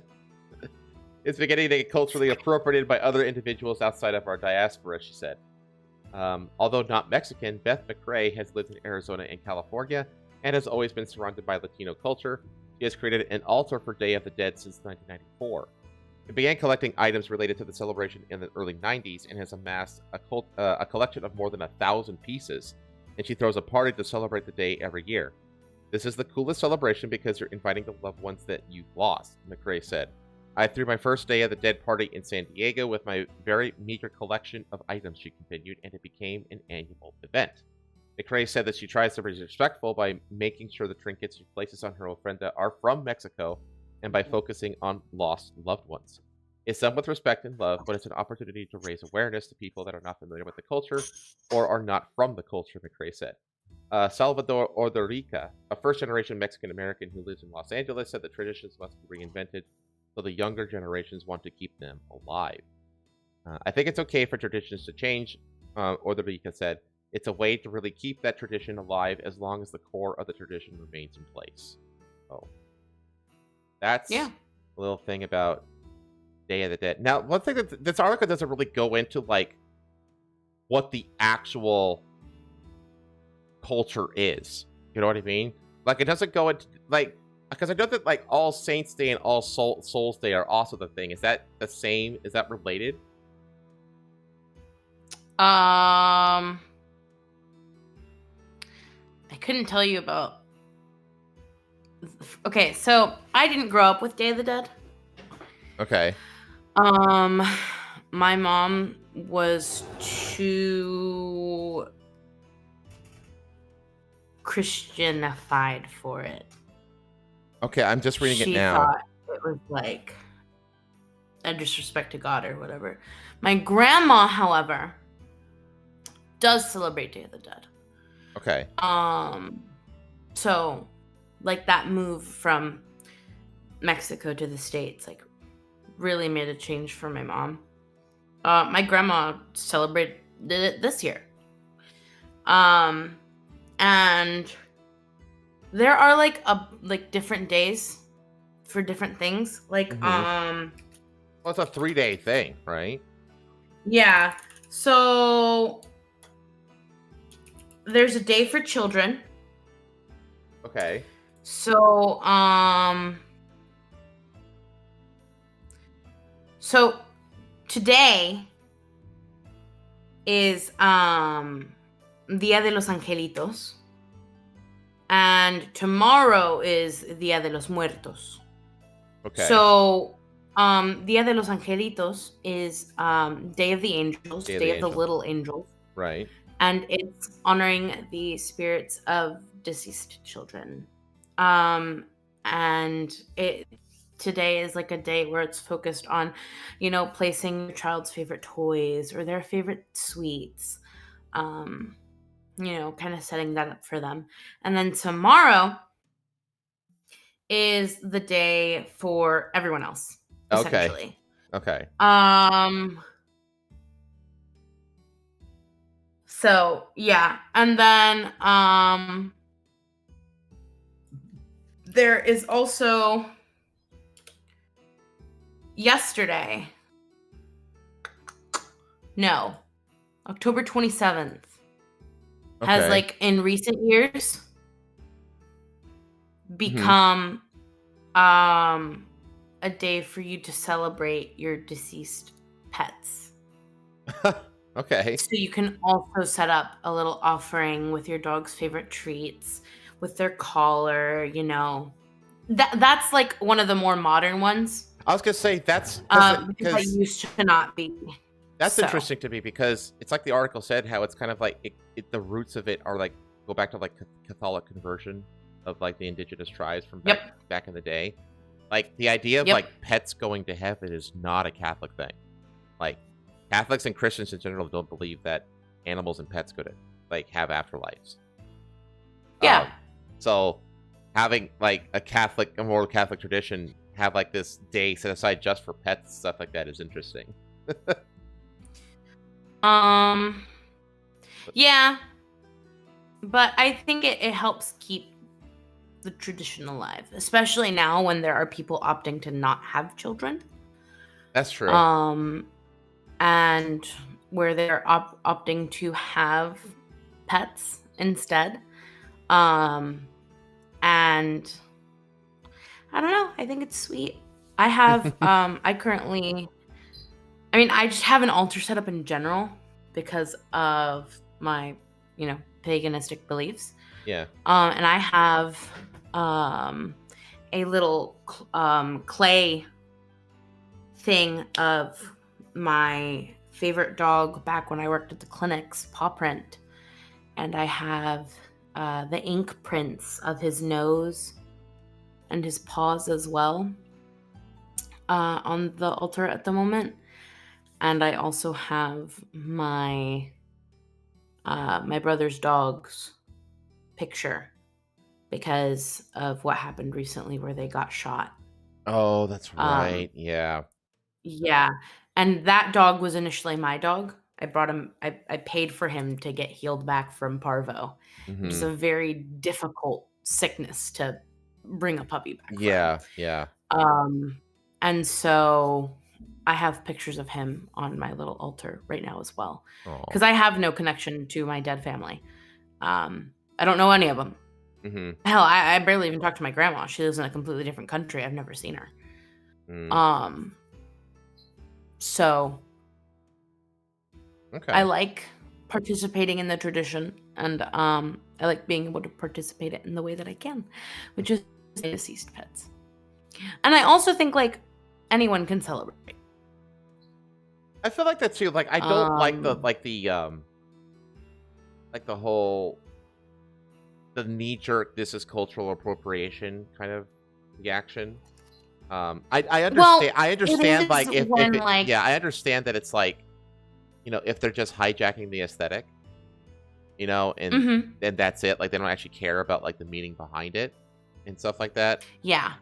Because that's what happened to Halloween. You know, Halloween is in America at least, and I'm pretty sure in just about every other place, is just it's just a commercialized holiday for children to get candy and dress up, you know, and for women to be like slutty witches for a day or whatever. LMAO. Like very, very few people like celebrate the harvest, you know, like the harvest festival. Like honestly, like the closest you can get is like I mentioned earlier, it's like All Saints and All Souls Day, which is like the All Saints Day is like it's one of the I don't know what it's one of those like Easter and Christmas and stuff like that. It's one of like the Catholic masses that like is like requires attendance. You know what I mean? And then All Souls Day, because All Saints Day is like it's just what it sounds like. It's you know, giving praise to like saints living and dead, basically. And then All Souls Day is everybody who's died, and particularly for people in purgatory. But that's not an obligatory holiday, an obligatory mass, whereas All Saints Day is an obligatory mass for Catholics. But it's just that. It's just a special church service. You know what I mean? Like, they don't have, like, decorations and things that they do traditionally to observe the holiday, except go to mass on that day, you know? Whereas, like, Dia de los Muertos is, like, it has, like, there's, like, an actual, you know, religion. It's, like, an actual, like, religious component and, like, an aesthetic tradition at the same time. So it's, like, the best of both, basically. Like, Halloween is just the aesthetic, you know, that's it. And then All Saints Day is just the religion, whereas Day of the Dead is both, you know, which is like, and me personally, I've always thought that Halloween, like, for the longest time, is like tackiest, cheesiest aesthetic of all the holidays. Yeah. And Day of the Dead is like far superior in terms of just like pure aesthetic. Day of like, the Dead is gorgeous. It looks so freaking cool. Beautiful. It looks so cool. Like, it kind of saddened me that to learn in this article that people are like kind of ditching like the colorfulness of it, and it's just yeah, and I think those are the ones that don't care about the actual tradition,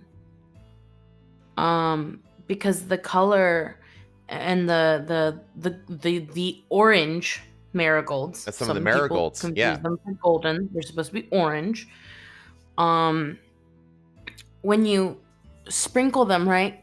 When you place them on the altar, the color is what's supposed to lead your family to their altar. They're supposed to walk on that like colorful path that you set for them. Well, it's colorful, and marigolds also have like a strong scent as well. So it's like both of them. Because they also like, because like your olfactory, your sense of smell is like the one that's strongest tied to your memory. So marigolds like meet like both, like it has a very strong, vibrant color, and it also has a very strong scent to it. So it's like they also symbolize life and death. Like, that's the main reason why they're used. It's because of their like symbolicism. Who is that? That is Jen. You fat fuck. Hello. Oh my god, Archie is getting... I don't think... Archie isn't fat, but he's getting big. Oh my god. Yeah, Jen's big. Whenever I lay him down on my desk, he like takes up the entirety of it. He does on Jen's desk. That's because Jen has a bigger desk than me. But yeah, I personally think, like, if you wanted to make an altar, right? And, you know, you researched about it and you kind of like knew what you were doing, I wouldn't care. Well, thing is, even if you did it just to, even if you kind of stumbled on it, like, as long as you're like, you're trying to like do the right thing, as long as the effort is there, that is what matters. Because it means your heart's in the right place, you know, and that's what actually matters. So, yeah, I get that. Like, because like me personally, I wouldn't do this. You know what I mean? I'm not a Catholic. I'm a filthy Protestant.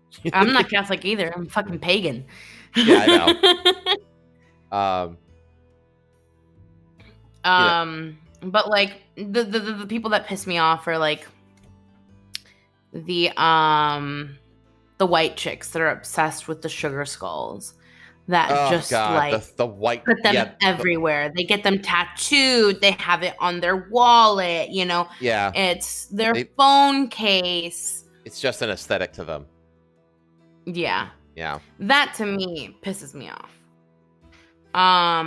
But also, I'm not gonna sit there and be like, "You should be ashamed of yourself." Yeah, you're not gonna be the Palestinian. They can spend their money on whatever the fuck they want. You're not gonna be like, you're not gonna be this bitch, the Palestinian Karen from earlier. Yeah. So, But anyway, yeah, I guess one of you around to talk about this a little bit. I looked up because I was trying to try to catch it all, and I looked up do the Cubans have anything unique that they do for Halloween? LMAO. And the AI was like, no. Yeah. They don't do shit, and they only recently started kind of doing Halloween a little bit.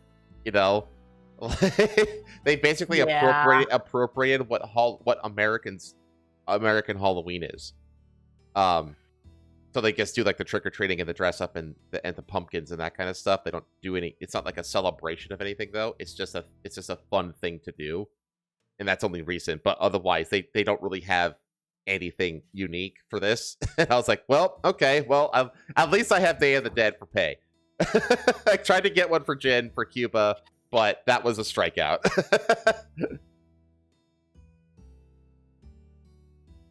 But that's the last story I had. So, can I has Jin back to do clips of the week? He wants you back.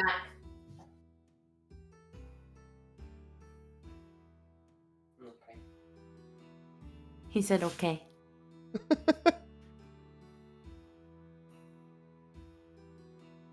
Cuban Halloween is a short bread line. Damn.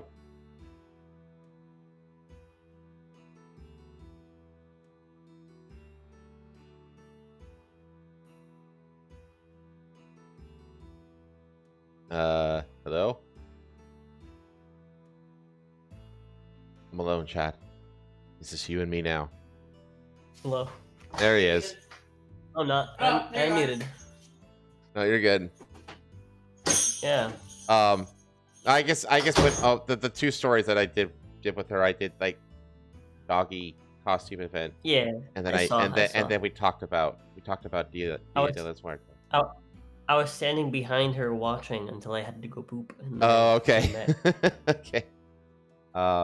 But this is the last story, so it's time for clips of the week, or Halloween clips, more specifically, if you have them. Oh boy, I don't. You don't. I don't. It's been a week. Okay. I have a few. I have four Halloween themed clips of the week for y'all. First one is, and I found out that this is actually made by AI, which kind of blew my mind, but it's still fucking funny. So this is a raccoon getting into the candy bowl.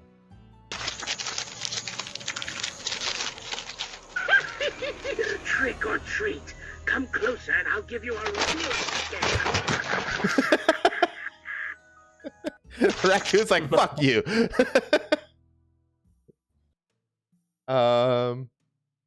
Next one. Pretty sure these are all Halloween themed. I specifically named them Halloween Clip 1, Halloween Clip 2, but I don't remember exactly what they are. Oh, so this is when Mike Myers picks the wrong house, but has viral content. What about this? I wanted this shit too, the damn pile of rice. Why didn't you clean that shit? A pile of rice that I'm still fucking eating. So why are you mad? Cause you ain't cleaned those. Oh, come on. There's all kind of shit you can do. I took out the fucking trash. What else you want me to do? Wash the fucking walls, sweep the floor, do it. All kind of shit. Oh, fuck you. Look at me when I'm talking to your ass. No, I'm not gonna look at you. Look at me when I'm talking to you before I slap the shit out. Oh, bitch, if you slap me out. Okay. Okay. Get your ass up. Get your ass up. Get up.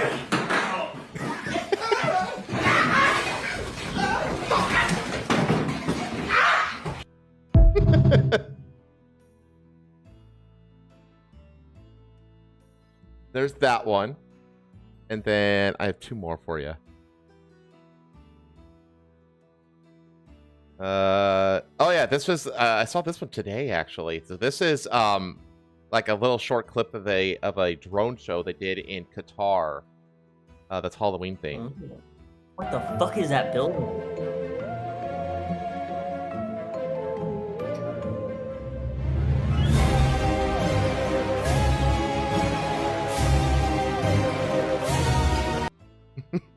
They have all kinds of weird. Awesome. Yeah, they have all kinds of weird buildings like this in the Middle East. Fucking oil sheiks just throw around money, man. And then my last Halloween themed clip for you all, is bats, particularly bat feet, particularly baby bat feet.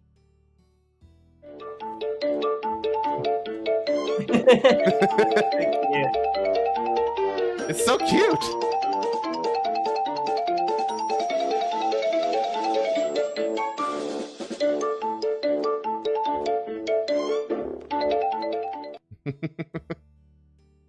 Bat feet. That was my last clip. That's all I got for you guys tonight. Oh man. Oh yeah, I did. Oh yeah. I don't have nothing. It's okay. I know it's been a week for you. I have to be self-indulgent. I have to show the most recent short featuring the two of us. I'm ready. Have you seen this? I know. Oh, you haven't seen this? So. Okay. I don't think so. Okay. Okay, honest. This is the most recent. Because my editor always releases like bits for between the two of us on weekends. And so this was today's. Okay, on a scale of 1 to 10, how homophobic are you? 1. And on a scale of 1 to 10, how sexist are you? Yeah, I'd say 1. Okay, and on a scale of 1 to 10, how racist are you? Can I say 0? Well, actually, no. Everybody has some degree of racial prejudice to them. Nobody's 0% racist. That's why 1's the lowest number you can choose. Oh, 1 is the lowest?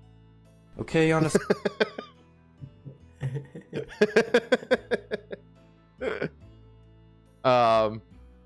There you go. I'm the number 1 at all those things, except for racism, which I'm number 0. 0. Once again, I have no idea like where my editor gets these bits from. I don't know. They just appear on my channel, and I say okay.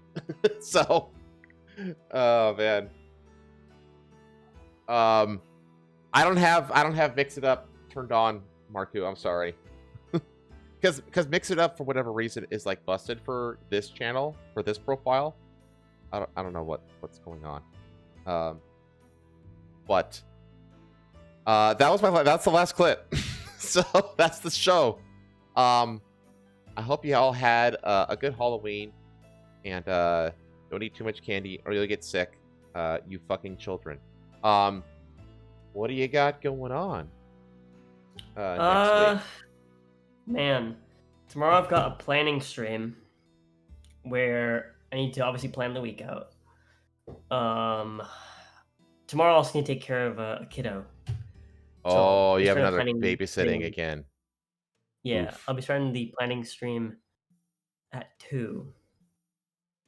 2 or 3 because of that, depending on how much that takes on me. But I have some other things I need to do around the house while I'm taking care of the kid. And I also need to... I just got a new phone, so I need to like finish transferring stuff to it because I have a month to do so. And I don't know during that month when I'm going to find time. So I'm trying to do like a little bit of time. Why do you only have a month? That's how long they give you, because I have to trade in my old phone. Oh, okay. Before you trade in the old phone. Yeah. Okay. Yeah. Well, you can at least So I have a export month everything to onto... You should be able to at least export everything onto your computer. True. Like whatever. That is true. If there's anything left. Like, I would take care of the stuff that you can't transfer onto your computer first. And then work from there. Because then, if worse comes to worse, you can just throw it on... You can just upload it to your computer, and then you can put it back on your phone. I'm not too worried about that. 'Cause I've got most things sorted. It's just there's a few things I have to manually transfer. Okay. So I have to like... The biggest issue is that the new phone... The Google apps are just worthless. Mm-hmm. So I have to find alternatives. So like I have found alternative to the gallery, I have found like an alternative to the Notes app because the Notes app on the fucking Google phone can't read fucking TXTs So stupid. for some fucking reason. Like the most like basic like notepad file of literally just fucking text. Yeah, literally zero metadata. It's crazy. It's literally just text. But yeah, it's just fucking ridiculous. Oh, also I found out. So part of the problem with Google Photos is that it only lets you add them to Google Photos if you upload them, essentially. Like if you back them up, right? So if I turn off photo backing, right, so that I don't send all of my images to Google's fucking like data center, right? Then I can't do it. Also, I have more photos than however many photos I can store with Google for free. So I would have to pay money if I wanted to store all of my photos. Oh my god. See, that's why you got to get some of that shit just off your phone I would and on have your to computer. pay. Yeah, it's like I would have to. Well, it's okay. I already figured it out because all the photos are on my phone locally. I just Right. can't access them with fucking Google Photos, so I just Oh, you just disabled get a Google third-party Photos. app? Yeah, and I got a third-party app because again, the only way that Google Photos works for to store all my photos is if I pay Google money for me to send them all of my data. Because that makes fucking sense, right? God. Such I have to pay them to take my data shit is so real, in man. order to access my data. It's so fucking retarded. Yeah. Yeah, and then obviously the Notes app is fucking worthless. So I've been struggling to find a Notes app that is as clean and effective as like the Samsung one. Uh-huh. The best that I found was a file editor, which I can use to edit TXT files, essentially treating my TXT files directly as notes. But I can also change the TXT files to different types of files, which is pretty cool. Like it's a really, really cool application that's not on the fucking store. I had to download it as an APK. Okay. So yeah, I had to download that as an APK. Because that was just a better alternative to anything on the fucking store. And so that's like my new Notes app now. It's a fucking file editor. It has come in handy for things other than Notes, because that means that like if I ever want to like move something around, like move a file around, I can do it through the file editor, and that's also cleaner than Google's version of files. Okay.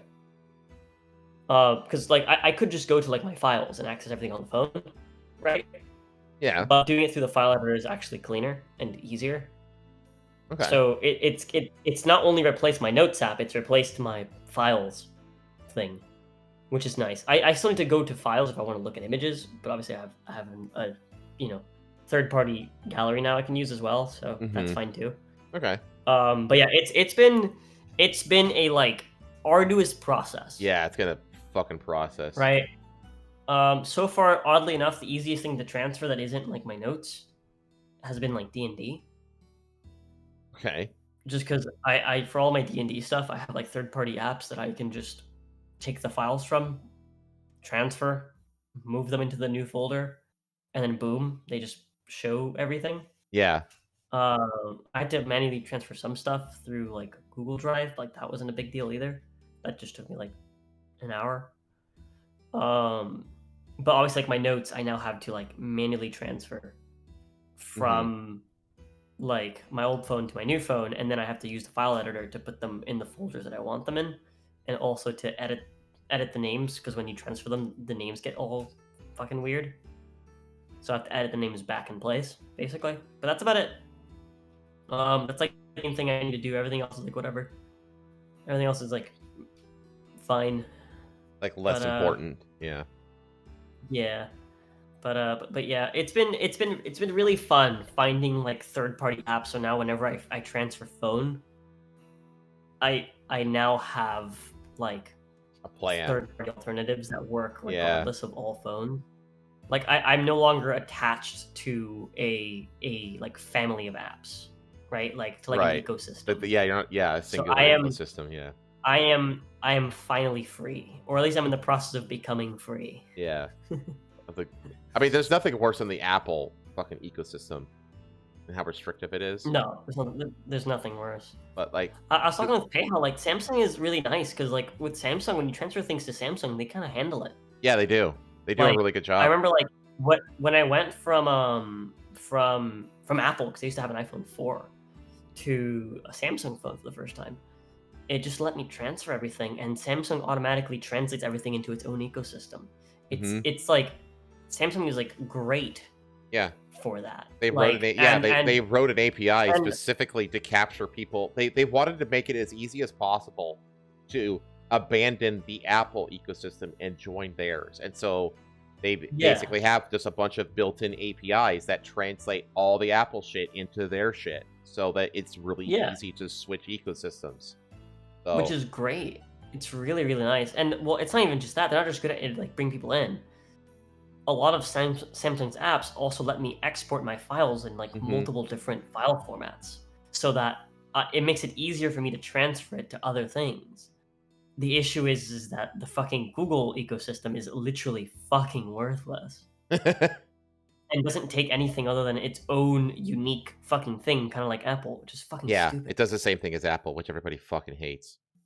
Yeah, it's fucking retarded. It makes me not want to have this phone. But I do like the phone. I like a lot of the features on the phone, and I like being able to do stuff on the cover screen, which is nice. Yeah. Okay. But yeah, it's been a trip. But I need to do that, and I also need to find time to work on that secret thing that we're working on. I need to come up with stuff for that. And then I'm gonna be there on Wednesday. You are going to be here on Wednesday. Pay's trying her best to clean up as much as possible before you get here. Okay, don't stress out over it.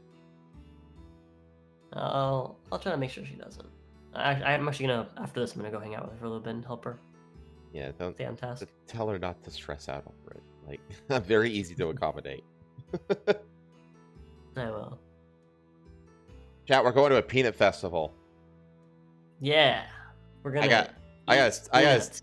The thing is, it's like the gate entry. So here's the thing: it's like the gate entry is it's like $11, so that's really easy to cover. But the derby, we're going to a derby, chat, like a figure 8 race, demolition derby. Yeah. And it's you can either just get in a first come first serve, but the first come first serve seats are shit. I look at the stadium and like where those seats are located, and they're shit. So I got us some like reserved good seats. So it'll be fun. Yippee. We can actually see it. I did send those seats to Cam, but he hasn't responded.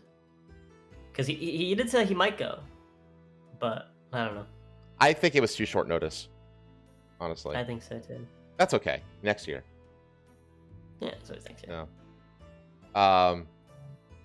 But yeah, that'll be a lot of fun, and then I guess that means we're gonna do another Mercury Manor edition of this show. Yes. So there you go. Yeah. You already have all my shit. I do. You do. You already have all of it. I'm ready. So you're ready. And if I'm missing anything, I already have your flash drive. That's right.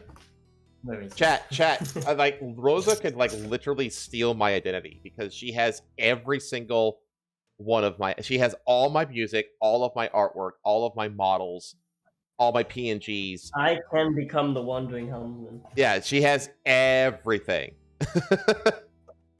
The only thing that you don't have is my Streamlabs account. It's the only thing you don't have. So. Where the fuck did Pei put that flash drive? Did she take it to her room?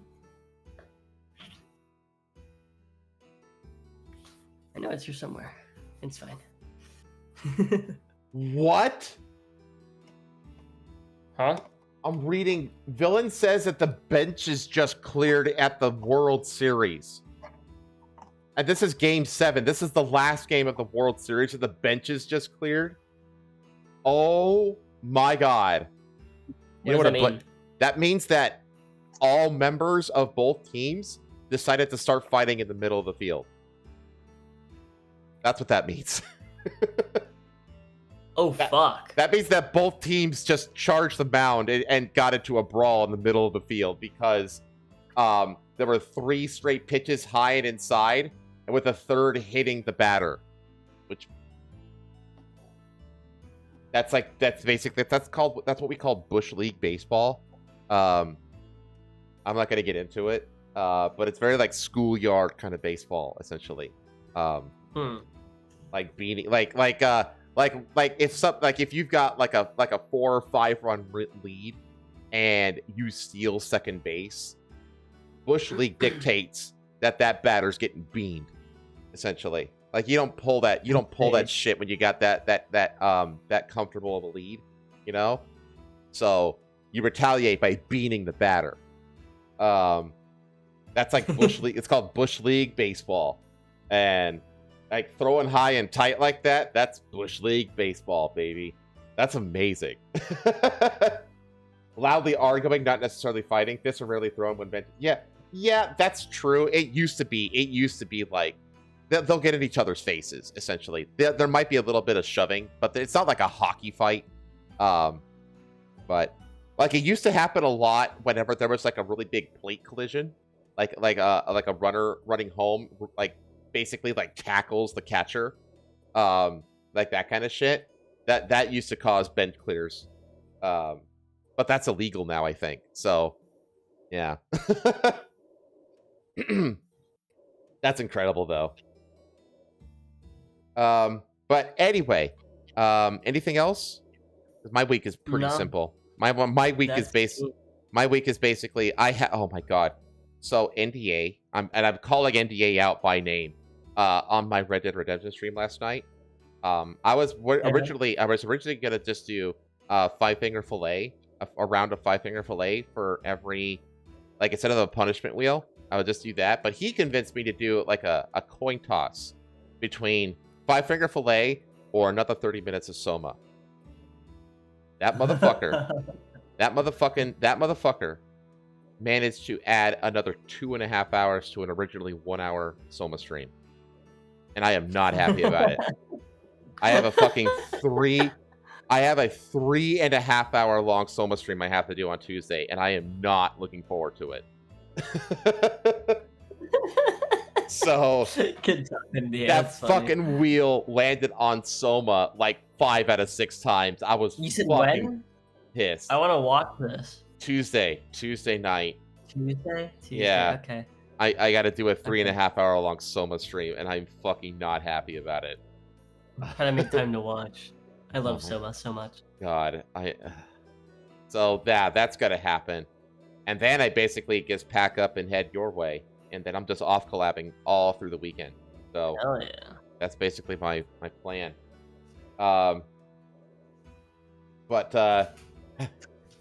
Yeah, there you go. That's the week. So I hope to see you there, chat. Yep. Don't forget to go fuck yourself, chat. It's healthy. The watch is yours as always. Take care. I'll see you.